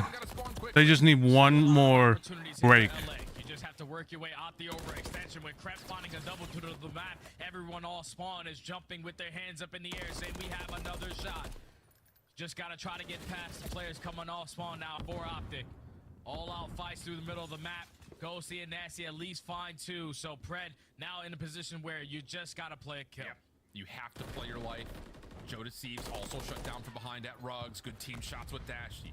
Cuts down the rotation from Thieves. 14 plays 12. Small advantage for Thieves, but the clock, the biggest opponent right now for the offense. 33 seconds on the clock, and Wow, that stun takes care of Nasty. That will hold off this Thieves approach a little while longer. And now with 25 seconds left, this is going to be your last push. You have to try to figure out how Optic are playing. Jodeci at least finds the first. The trade is going to be there on to Pred. You have one player in the point. Now, where the hell is the last guy? Yeah, this is all about finding Shotzzy, and he has stayed completely concealed in and out of Ruggs. But the player on the zone has fallen. Trades from Jodeci on 3 in a row. He's got to be the one to touch the zone, though. Pistol out, has Pred at range. Oh, what a win from Pred. First couple of shots were good. Follow-up from Ghosty. No. But can't keep Fuck. and the round 5 defense will stay strong enough, if only just barely. Woo. That one got Fuck, jeez, you had it, man. Fucking had it. Showed us that anything is possible, even with 10 seconds left. LA almost were able to squeeze that victory out. It started with the great play from Ghosty. He works his way all the way through the overextension, finds himself behind enemy lines, is able to find a double, and then leads to a triple. That was the opportunity that LA were looking for, but Optic Texas able to reinforce quickly. Even not having to worry about the segments is the biggest thing, because you're probably thinking if we give up segments, especially in an early round, we would have round 5 offense. But since you're already on the defensive side, all you have to do is just give one successful break in, and that's all it really came down to, as they were just consistently not dropping together. That's the biggest thing about control of this game, is that if you go 2 to 3 dead, if that 4th person drops as well, then that's when you have to start being nervous in those situations. But every single time where we thought Optic were on the back foot, Shotzzy makes the play, he finds a triple, Pred makes a play, finds a double, and even Kenny had his moments where finding one kill and simply not getting traded immediately was such valuable plays right there for Optic Texas. You only played it one time in this stage. It was a hiccup versus Boston, but at least you feel a little bit better getting this victory the way that you did here. 100%. I mean, it legitimately comes Was down it to a the team wire nade? a couple of different times. No, they just It's almost where it kind of starts, like you mentioned. Thieves just unfortunately they had it, and then they just when they were on the point, the gunfights just went. Unfortunately, just went on. It just went on the Optics way. And boy, did they do it a couple of times over. I will say honestly, that stun kill from Pred was another major small difference. At the end, no, it was just gunfights. That's all it was. So heroic individual gunfights, and all Kenny can do is kind of say. Map 1 was a little bit easy. You showed fight in that search and destroy, but you eventually fell short. Well, this is the hard point. Let's see what let's see what LFE if LFEs will come out strong first. When we scrap against Toronto or even New York, we're most likely going to have to play some invasion. So you just want to make sure it's still up to par with the top teams. They find themselves up 2-1 in the series, and now they're going into a Vista where they're feeling pretty damn good because the team that they went up against in Miami were able to beat the hell out of Toronto on this map. And they beat the hell out of Miami on this map. So Optic, they're loving the new map so far. Yeah, at least off the one time they've played it, right? Because on the other front of things, you look at the overall record for Thieves and you see 2-2. Wow, that's just okay. But one of the losses was a 3-point loss to Vegas in heroic comeback form. And then the other was Seattle Surge, where they lost by 100, but Surge played the map incredibly well. It just did not allow Thieves to find any success anywhere in the middle of the map. And you have to imagine that they've gone back, re-looked at that, and reestablished what they could do. But when you take a look at how things have gone and when Optic get going, boy, do they ever. 19-12 in map number 1s, where they barely win out if they do. But map 4 is often where they come and close out series. They don't often see a lot of map 5s, and the 17-5 record of map 4 has been a major reason of why. Yeah, because when you go through the first couple of maps, it's all about the warm-ups. Obviously, at map 1, you're getting a feel-out, but when you get to the map 4, you're already locked into the series, so guns are already firing on all cylinders, and this is where Optic usually find themselves in the advantage. I love myself some Vista because of how fast this map can play out, but we saw it in that last series. It's simply all about this rotation. From P1 to P2, from P3 to P4, you just want to have backside burger over towards fountain side because that is where you're going to be able to dominate and control majority of the map for some great time. Indeed, the case. More of the breakdown 1-0. statistics again, talking about Optics one time playing it. LFEs just need to out rotate, and as long as they can do the breaks and holds, they should be fine. But that's gonna really depend because their hold percentages have been great. So it feels like a pretty even square up based on the small sample size that we have. So let's have some okay, what a not a great start. Oh, that is a perfect break-off for Optic. You find every single kill in the feed, and now you know that you are securing those spawns. Just in case it gets a little bit scary, Kenny is looking at that angle to make sure no one is going to come behind enemy lines. But that is just the perfect start if you want Optic Texas continuing to have those guns firing on all cylinders into this P1. Yep, absolutely the case. Good trade backs, though, for Thieves. Neutralize the last 20 and allows the chance for them to even earn a little bit of time of their own. Pred, whoa, we think he's feeling the hot hand. He is all over it right now. Jump up over towards the backside bridge. Denied by Joe Deceive, so it has to come down to the ARs trying to clear things out, and that's more than fine for Kenny and Dashy as they'll go 3 for 2. Last one standing is Ghosty, and it's good on that. 3 kills for him. Nearly gets the full team wipe, but Pred will keep one last little bit of contest and keep the Thieves interested on P1 while the rest of the green wall rotates over towards 2. Yeah, the rotation is just not great at the moment. But you at least have a couple players from LAT taking a lot of ground. Joe Deceives works his way up through top burger, able to eliminate that first player, find a second as well, but the spawns have not yet flipped. LA is successful on the break, but you're more focused on finding these kills and chaining it to that rotation as well. Trem, eyes on a number of different places he could be contested from. Not a lot of support here yet for Thieves. Good bounce up, though. Finds himself a 1-for-1. Predo on 3 in a row. And Nasty trying to play oversight on the backside of the hill will be also denied. So 4 kills, a full team wipe, all of it going the Aussies' way. 7-4 start, and Optic looking good for the scrap time. And I love how LAT on your mini-map, but just everyone cutting their losses. Everyone hitting that rotation over towards the next, but you have to make it count. The initial gunfights have to go in your favor, and Optic Texas already have a read on it, that they are applying pressure through the back end. Dashy's able to find a double. Kenny finds the farthest player pushed up in Cramp. And this is going to be a rotation won by Optic. You just have to eliminate these final 2 players. And again, it just feels like the same things that we saw in map number 1 for LA. First on rotation, not able to find nice kill on the white side. When they played Seattle, a lot of the same things were occurring. So now you have to hold this thing essentially from the front if you're LA. First couple of kills are decent. Trophy system also keeps this setup relatively safe, but they don't expect Predator. Just walks up, finds kill number 6 for the Crews. Not able to take the 7th, but again, Optic with the proximal spawns get here so damn quick. Yeah, but that spawn right there to Pred, he's now going to know that the pressure's coming in through the back. He only is able to find 1 kill, but once he drops the Cramp, now someone is going to put themselves in a position to contest him, and it's none other than Shotzi, who's sitting at 5 in a row trying to get the 6, but Joe Deceives is able to take care of him. But you will take this if you are LA. You are at least able to flip those spawns. So you can potentially stop that bleeding over towards the next HP. But you still have to hold on to these spawns. Yeah. Deceives will spawn up. Pred, Shotzzy getting to work through the old time.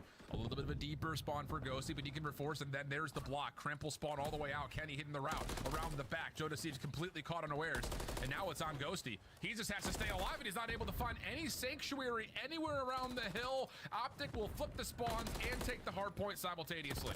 Oh man, it's just a slow start right here for a couple players on the side of LAT. Nasty, who's been having a phenomenal stage so far, sitting at 2 and 12. You need your ARs to be shooting, especially on those long distance gunfights, but he is just falling short every single time. Kenny with the double, now finds himself on 4 in a row. You know exactly where LAT are trying to execute a break from, and that's all through the front. And it just feels like, again, we've seen this when they were playing up against Seattle. The ARs just keep getting caught in these very close and quartered battles with SMGs. And you look at the stat lines, it's 16 and 8 from Pred. He is all over the place. Kenny also dealing damage at 12 and 6. And Shotzzy just getting to work, roaming around the map, doing Shotzzy things. A little bit of scrap time earned for Thieves, and they get the read on the deep player in Shotzzy. But Kenny's on the hunt, finds Nasty by the gondola, and that will be a chance maybe for Optic to flip the spawns around again. Yeah, and they will take that because they're also maintaining a lot of mid-map control around that P1 area. So all of LA trying to break through that bar side. Shotzzy already being a nuisance up in your face, is only able to take down one, but gives the info to his teammates that that's where they're spawning. Just have to read the pressure consistently, just stay down on the hill and soak this time. 3 for 1 though. Thieves cooking up a little bit, but Shotzzy off the off spawn comes through unpredicted and reduces it just down to Joe Deceives. Semtex toss, but Shotzzy slides away. Pistol out, help from Pred.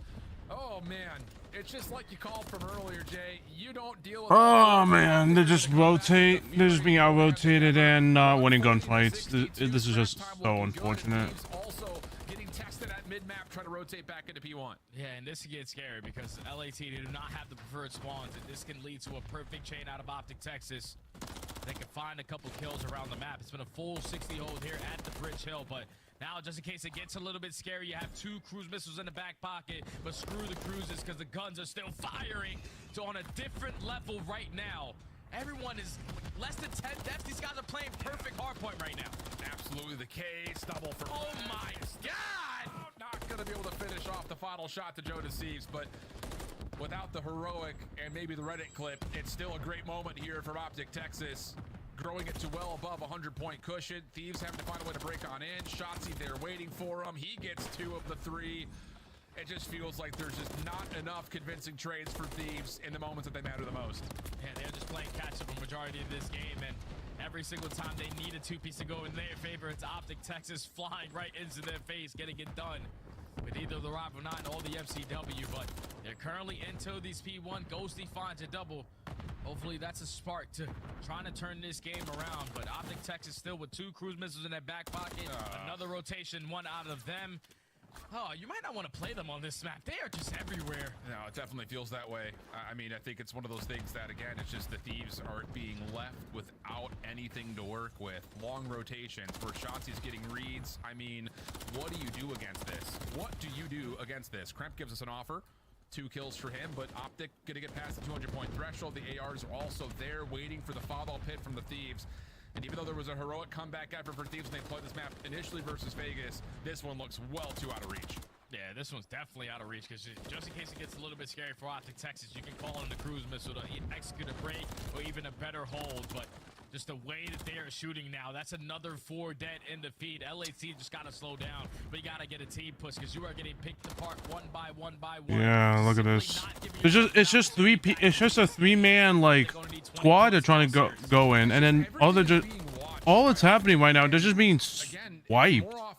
Like, look at the way they're playing. They're trying to play like a 3-man team, but there's like nothing. They're not offering shit. All they're getting is just being wiped. That's all it is. And like, struggling to get back into the hard point, but all the pickup on the routes have been dealt with, plus the follow up on the players stuck in for cover. well, I predicted 3-1 for Optic, but not in a fashion like this. Optic clean, calm, and collected on the map they really have not shown us too much of in these Major 3 qualifiers. You could just tell in practice that map has been treating them really, really well. If you're coming out playing like that, your SMG's taking a lot of ground, being nuisances when they need to, just being super annoying around the map. LAT just could not find any ground to stand on as soon as they spawned into that one. Right off the rip, you go for that. And then everything after that has all a chain effect. But I'm pretty sure that's actually going to be our second 100-point club on the year. LAT were the team that got it done the first time, but now, unfortunately, for them, That wasn't. on the backside of that, as Optic Texas, That's a fucking. They're playing that? I don't know if that's going to put What the hell is this? It's going to guarantee them that 3rd seed, but the play maps that you haven't played in quite some time, at least in the first 2, you come out on the business. You only played once throughout this stage, and you look absolutely stunning from start to finish. LAT just didn't have Wait, the point club? What the fuck is that? What the hell? I mean, what? Someone calling. This is the better squad today. Bro, production's out of left field with this music, by the way. Holy shit. What? Someone call an adult because production needs one badly. That is too much. It's too much. What the fuck? Welcome to the point club. Wow, that is something. Credit for that. But well done, production. Well done. 250-86, the call. And with that, like you mentioned, in a battle for the 3rd seed, Texas will take it. So we know who our top 3 will look like overall. And after what was a very tight series, again, I got to give credit to the Thieves for putting up a hell of a fight on the sub-base hardpoint, even though, again, trends What were the going fuck? against them. Same thing can be I was wondering, like, what is one of my tabs on? And no, it was actually the CDL playing the point club. It was playing the point club. Like, oh no, they did not just play that. Oh my god, that is so. That's just an embarrassment. But they're more focused on taking that one team who has been beating them for the last couple of months, and that's been Atlanta FaZe. So they come out swinging, but that's enough from us. Enough for the qualifiers. Let's get ready for that tournament. Back to the desk we go. Did that tomato just throw shade at my audio guy? I think you're an adult, Nick, by the way. Welcome to the 100-point club, LA Thieves. Optic closes out Major 3 qualifiers. I want to know whose vocals that is. Where did we even find that? How we have very talented people behind the scenes, and we can't leak it because you'll see it on someone else's broadcast here. Nameless, can we talk about this game, though? Yes, let's talk about Texas. What happened here? I mean, unbelievable performance, right? Like, Fred had himself a day. The man was going off, but they took turns. I mean, you saw Shotzi also in the control dropping 7,000 damage. That is absolutely disgusting. Is that good for an SMG? They get a little dicey. And, you know, I love what Optic did here. Obviously, we see sub-base, which we haven't seen in a while out of them. Making sure it's polished when we get over towards that major. Now 5-0 on the season on that map, and you see why. Punishing them, putting them in that B3 spawn, securing the rest of the map from there, and then a masterclass on Vista, sort of having this one in that back pocket. That now puts 3 maps out of the 5 in the rotation where Optic haven't ever lost this entire season. What the fuck? They got a lot of reps on them, too. Question is, who else is at their level when it comes to hardpoint? Is it just Atlanta? And Toronto. Yes, those 3 are the best hardpoint teams. Absolutely. And I do want to take kind of like the devil's advocate angle here. If obviously LA Thieves wasn't able to give us too much in that final map, but it was a decent showing. They are able to steal that search and destroy, which is kind of a testament to how good that game mode have been for them, and it's been their strongest. And even in the sub base, like, they were getting outplayed extremely heavily, and they were only down about a little bit over a hill. So still proving this was just hang with some top teams, but a lot of work to be done until they can win a series. It's just unfortunate for LA Thieves. Like, they almost had it on the control. They could have stole it, but unfortunately, they're just. Oh man, that is just unfortunate. And the way Kenny, look at number 6, and that's Kremp. He just dies. Like, well, you know they're gonna be pushing mid. Why push? Look at that, and then number 5 gets completely cut down, and then all hell goes loose. No way, there was nothing that Thieves can come back from. I feel like that part of the map has the most. Oh man, that's just. next week in unfortunate. Toronto, but it's Optic with your play of the game from Scuff tonight. And Allie, we got to kind of wrap up qualifiers so far. What have you seen from all 12 of our teams? Any big storylines going into the event? Well, for me, it's just the fact that the top 4 teams kind of look back to being the top 4. It was a really rough start, and seeing them all iron it out, having new spawns, having new maps, it's been a really good time. All right, we now have our interview ready. It's your Monster Winner Spotlight. Pred joins us live from the Optic Texas camp. Congratulations on another win. And Pred, can you hear me? Yeah, I can hear. Do you know how many kills you dropped total in that series? No, I actually have no idea. I'm not even joking. Not enough. What was it? I'm just kidding. It was a ridiculous amount. Production is still adding it up on their calculator. But 97. They said you're averaging almost 100 Most for in this the series, lobby. 4 games. Oh my God, let's go. Let's go, name. Pred, how did it feel playing against LA Thieves today? It looked like you were playing with crazy confidence. Yeah, you know, the major's around the corner, so we're just trying to, you know, just make that final push and just get, you know, get ready for the tournament. So yeah, man, we just took this match really seriously and just, not that we don't take other ones seriously, but like it's just like the match before the tournament. So it was just that type of vibe. Listen, Pred, you're gonna give me some like, basic answers. So can you put the headset on Karma behind down you here. real quick? He's down here now. Yeah, I want to ask Damon a question. David, they want to ask you a question. They want to ask me a question? Yo, What's up, guys? What up, Damon? You're finally whipping these guys into shape, dude. The search is getting a lot better. Talk to me about the improvements in the search and destroy, because I was noticing you guys #1 in retake, #1 in rounds with plant. The fundies are on point. How did you guys get there?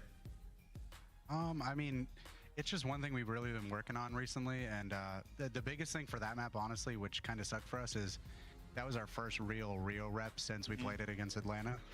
And to be honest, like, I think we're pretty good at that map. Obviously, that's our last showing. I think we're 2-2 now on it, but we started down 0-5, and honestly, I think it was just because it's been so long since we've actually played a real rep on that map. Yeah. But I still think it's a good map for us. Do you think it comes down to S&D this weekend? That's what's gonna get it done for you guys to get that chip? I mean, I think it's going to be huge, but I think a lot of it comes down to us just being consistent in respawns, and we've been working on a lot of things, and I think the biggest thing is just tightening up our gameplay and making really the respawns more consistent. All right, you can give it back to Pred. Thanks, Damon. Appreciate you, brother. Yeah. Thank you, guys. That's fine. I didn't want to ask Damon a question or anything, guys. It's cool. You can just pass it back. Oh, we're just taking Fred's spotlight. Okay. Come on. No, I'm sorry. Fred, listen, I actually do want to focus on you. I'm glad we got to talk to you again, because it feels like, you know, you had a little bit of a slower start during this qualifiers, and the past couple of games, you have been in absolute takeover mode in these hard points. What kind of work have you been putting in as a player, and tell the fans kind of what the change has been like for you? God damn it. Honestly, man, just trying to Kitty is on. Whenever my Kitty just like just climbs on me, he sometimes does it with a claws, and I just like. I understand the cats do that, but it's like, geez, like I need to give. I gotta give. It's like I gotta give Kitty some. Background flexing. Who benches more? Some nails. Can you clip her nails? Maybe I actually don't know, honestly. I think I did. Honestly. I'm gonna go Australian on this one. Yeah, sorry, Kenny. All right, any final thoughts here, Alley Cat? No. We cut you off twice. I'm sorry, Alley. Fred, we love you. The fans in the chat clearly love you as well, and we can't wait to see you on land in Toronto next week. Anything you want to say to the people who will be in that front row? You know, shout out to Green Wall, man. Hope to see you guys there. Making sure that we can, you know, use your guys' help to win the tournament, man. That's the main thing. Awesome stuff, man. Can't wait to see you in person once again. That is Pred. That's Optic Texas with the final win of the qualifiers. And we got to recap the whole day, because now we got to announce the schedule. We got to revisit and the bracket. How we got there. Let's get it. The bracket's still to come. But first, back to the start of the show. Nameless, where did we see you get your first prediction correct on the day? Listen, it was an easy call. We had the Miami Heretics, and Real showed me that he is the Real deal with the cheese, too. He was frying the entire series, man. This guy, especially the map 1, it was flawless rotations on the Miami Heretics. You know, on that second rotation in P1, they put them in a super blend where he went on a nasty streak. And from then on out, man, that confidence, they used it in the rest of the series, which was pretty much flawless as well. You know what's hilarious is that when we went to do our pick'ems in this, you were like, I'll give you a chance and pick Heretic. So if you truly meant that pick, I don't know. I guess that's up to everybody else to decide. But Miami, an extremely strong series out of them versus the LAG to secure that upper bracket heading into the Toronto Major. Not only that, Real, I'm so excited to see him spot in on land for the first time, and his teammates seem to be gassing him up. So I hope Miami Heretics be able to put on a show. Miami has been blown out on land. That is at Major 1 and Major 2. Looking to change things up with the new stud in the lineup. Miami gets their win, and they're in the winner's bracket. LAG not picking up a map leads to an 11th seed, and you can see. My bad, LAG. Yeah. Sorry, guys. Yo! Firing range? Okay. Brutal! All right, here's a look at another guy who looked like he was shooting people in the firing range. Scrap had so much confidence taking on anyone who was willing to square. I love this matchup because in the head-to-head, Scrap has a 1.27 in this series historically, and now they take the edge versus New York Subliners because they're 1-1 tied on the series. Now Toronto Ultra leads them in 2-1, and it was in a very confident fashion, right? Like that Vista was unreal. Maybe one of the biggest comebacks we've seen so far, at least in this year. And then we moved to the Search and Destroy. New York Subliners able to pull off something special, and then we moved to round 5. Scrap almost drops 40 versus New York Subliners. And we talked about the crucialness of Subliners picking up at least one map in this series. If they got one map, it would be the 5th seed going into Toronto. If not, it would be the 6th seed. They're coming in with 5. They dodge having to play Toronto in that first round. Ooh, FaZe Heretics, the Subliners. Not an easy game. Ultra Surge, Optic Royal Ravens. We open it up at Wow, well, this is... LA Thieves will fight the New York Subliners. Toronto Ultra takes on Seattle Surge, and Optic faces off against Royal Ravens. If you're wondering about your teams in the bottom bracket there, the elimination bracket, they will play the loser of those matches. They'll respectively drop straight down to that same position. Excuse me. Optic versus Carolina Royal Ravens is going to be an absolute show. And here is a look at the schedule. Lock it in. 6 p.m. We close it out with Optic Texas versus Clay in the Carolina Royal Ravens. Before that, Toronto takes on Seattle. Atlanta takes on Miami. And we open it up with a banger at 1:30 p.m. Eastern with LA Thieves taking on the New York Subliners. As we wrap up the qualifiers, we got to revisit the numbers. As you all know, chat, I won't be able to do a watch party on that day, unfortunately, just because we all know the Just look at the gap though. 1.3 and then 1. as you all know, I do classes on that day, so fortunately I won't be able to do much about that. We'll have to see how it goes down on land. Thank you all for tuning in. Before we get in trouble, we want to remind you all, pick up your tickets. We start bright and early, 1 o'clock with the headquarters show Thursday. It's gonna be great. See you then. See you then.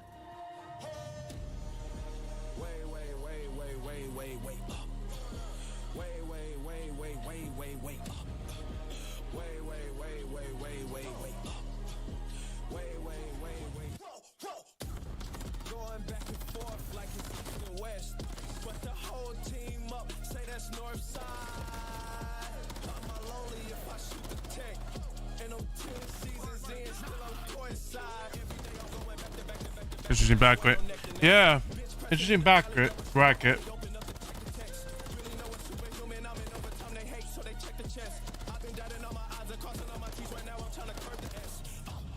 Young, set apart, and I'm passionate. I've been in my lane, ain't no passing. I'm truly from the bottom. I've been fighting for the light.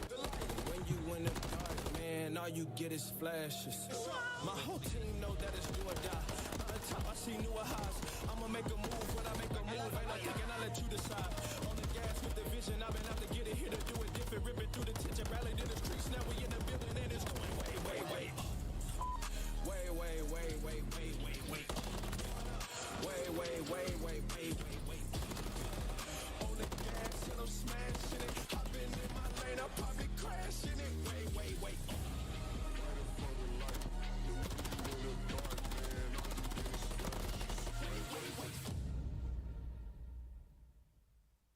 And then everything after that is all a chain effect. But I'm pretty sure that's actually going to be our second 100-point club on the year.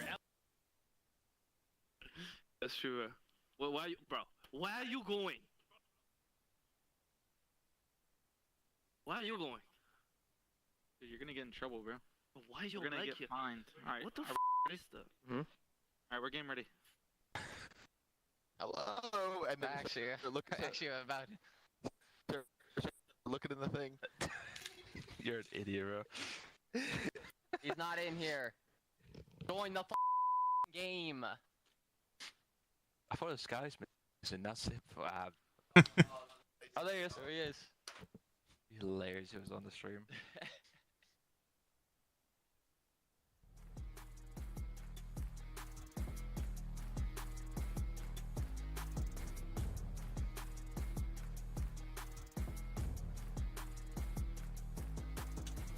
Well, what a watch party, chat.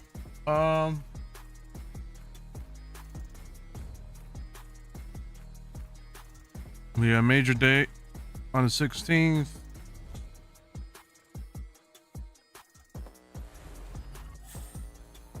Yeah, these matches are going to be somewhat interesting. See if LFEs can do something, but since New York has been kind of a bit of a downward spiral, but we all have to see. And there's no way that Heretics is going to be able to win against the #1 team. And then Toronto, easy win. Optic, this one's going to be interesting, but we all will have to see. With the land buff on some people, but we will have to find out on Thursday. But yeah, chat. I won't be completely be done for today. I will be streaming later tonight. I don't know what time though. But I know I don't know what time yet. But I will be I will be streaming. I will be streaming sometime later. I don't know. I might be playing some Call of Duty like usual, depending on my mood. If I really want to play Call of Duty, but we will have to see. But I'll let y'all know on Twitter like usual. But yeah, that's all for today. Today's matches were definitely amazing. Hopefully some matches. Hopefully there will be some upsets that'll happen, but probably most likely not. But yeah, we're gonna have to. We will find out by the first day. Anyways, y'all, make sure y'all check out my socials right here. If you like the video, if you like the stream, make sure you like the stream and subscribe to my YouTube channel for future streams. And also don't forget to follow my Twitch right here as well. Don't forget to follow my Twitch right here where I mainly stream at, for those who are new here. Also do be sure to check out my Twitter. Make sure you follow as well. Check me out on Twitter whenever I interact, stream, or whatever the case is. And if you all want to, you can join my Discord channel right down below. And do be sure to check out the sponsors that my esports org that I'm a part of. God Slayers is sponsored by, where we are sponsored by Raise Energy by Rep Sports. If you use our discount code GodSlayers, all caps, you get 50% off on their products. And check out their merch line as well. If you all are interested in supporting the esports org, do be sure to check out the merch as well. Anyways, y'all, that's gonna be all for today, everyone. Thank you all so. That's gonna be all for now, everyone. Thank you all so much for coming to the watch party. I'll see you all later on Twitch. Be sure to follow my Twitter whenever be sure to follow me. Be sure to follow me on Twitter and watch out for my noties whenever I do decide to stream and what game I'll be playing. Anyways, y'all, I hope you all have a good rest of your Sunday so far, and happy Mother's Day once again, and I'll see you all later tonight. Peace for now, and take care.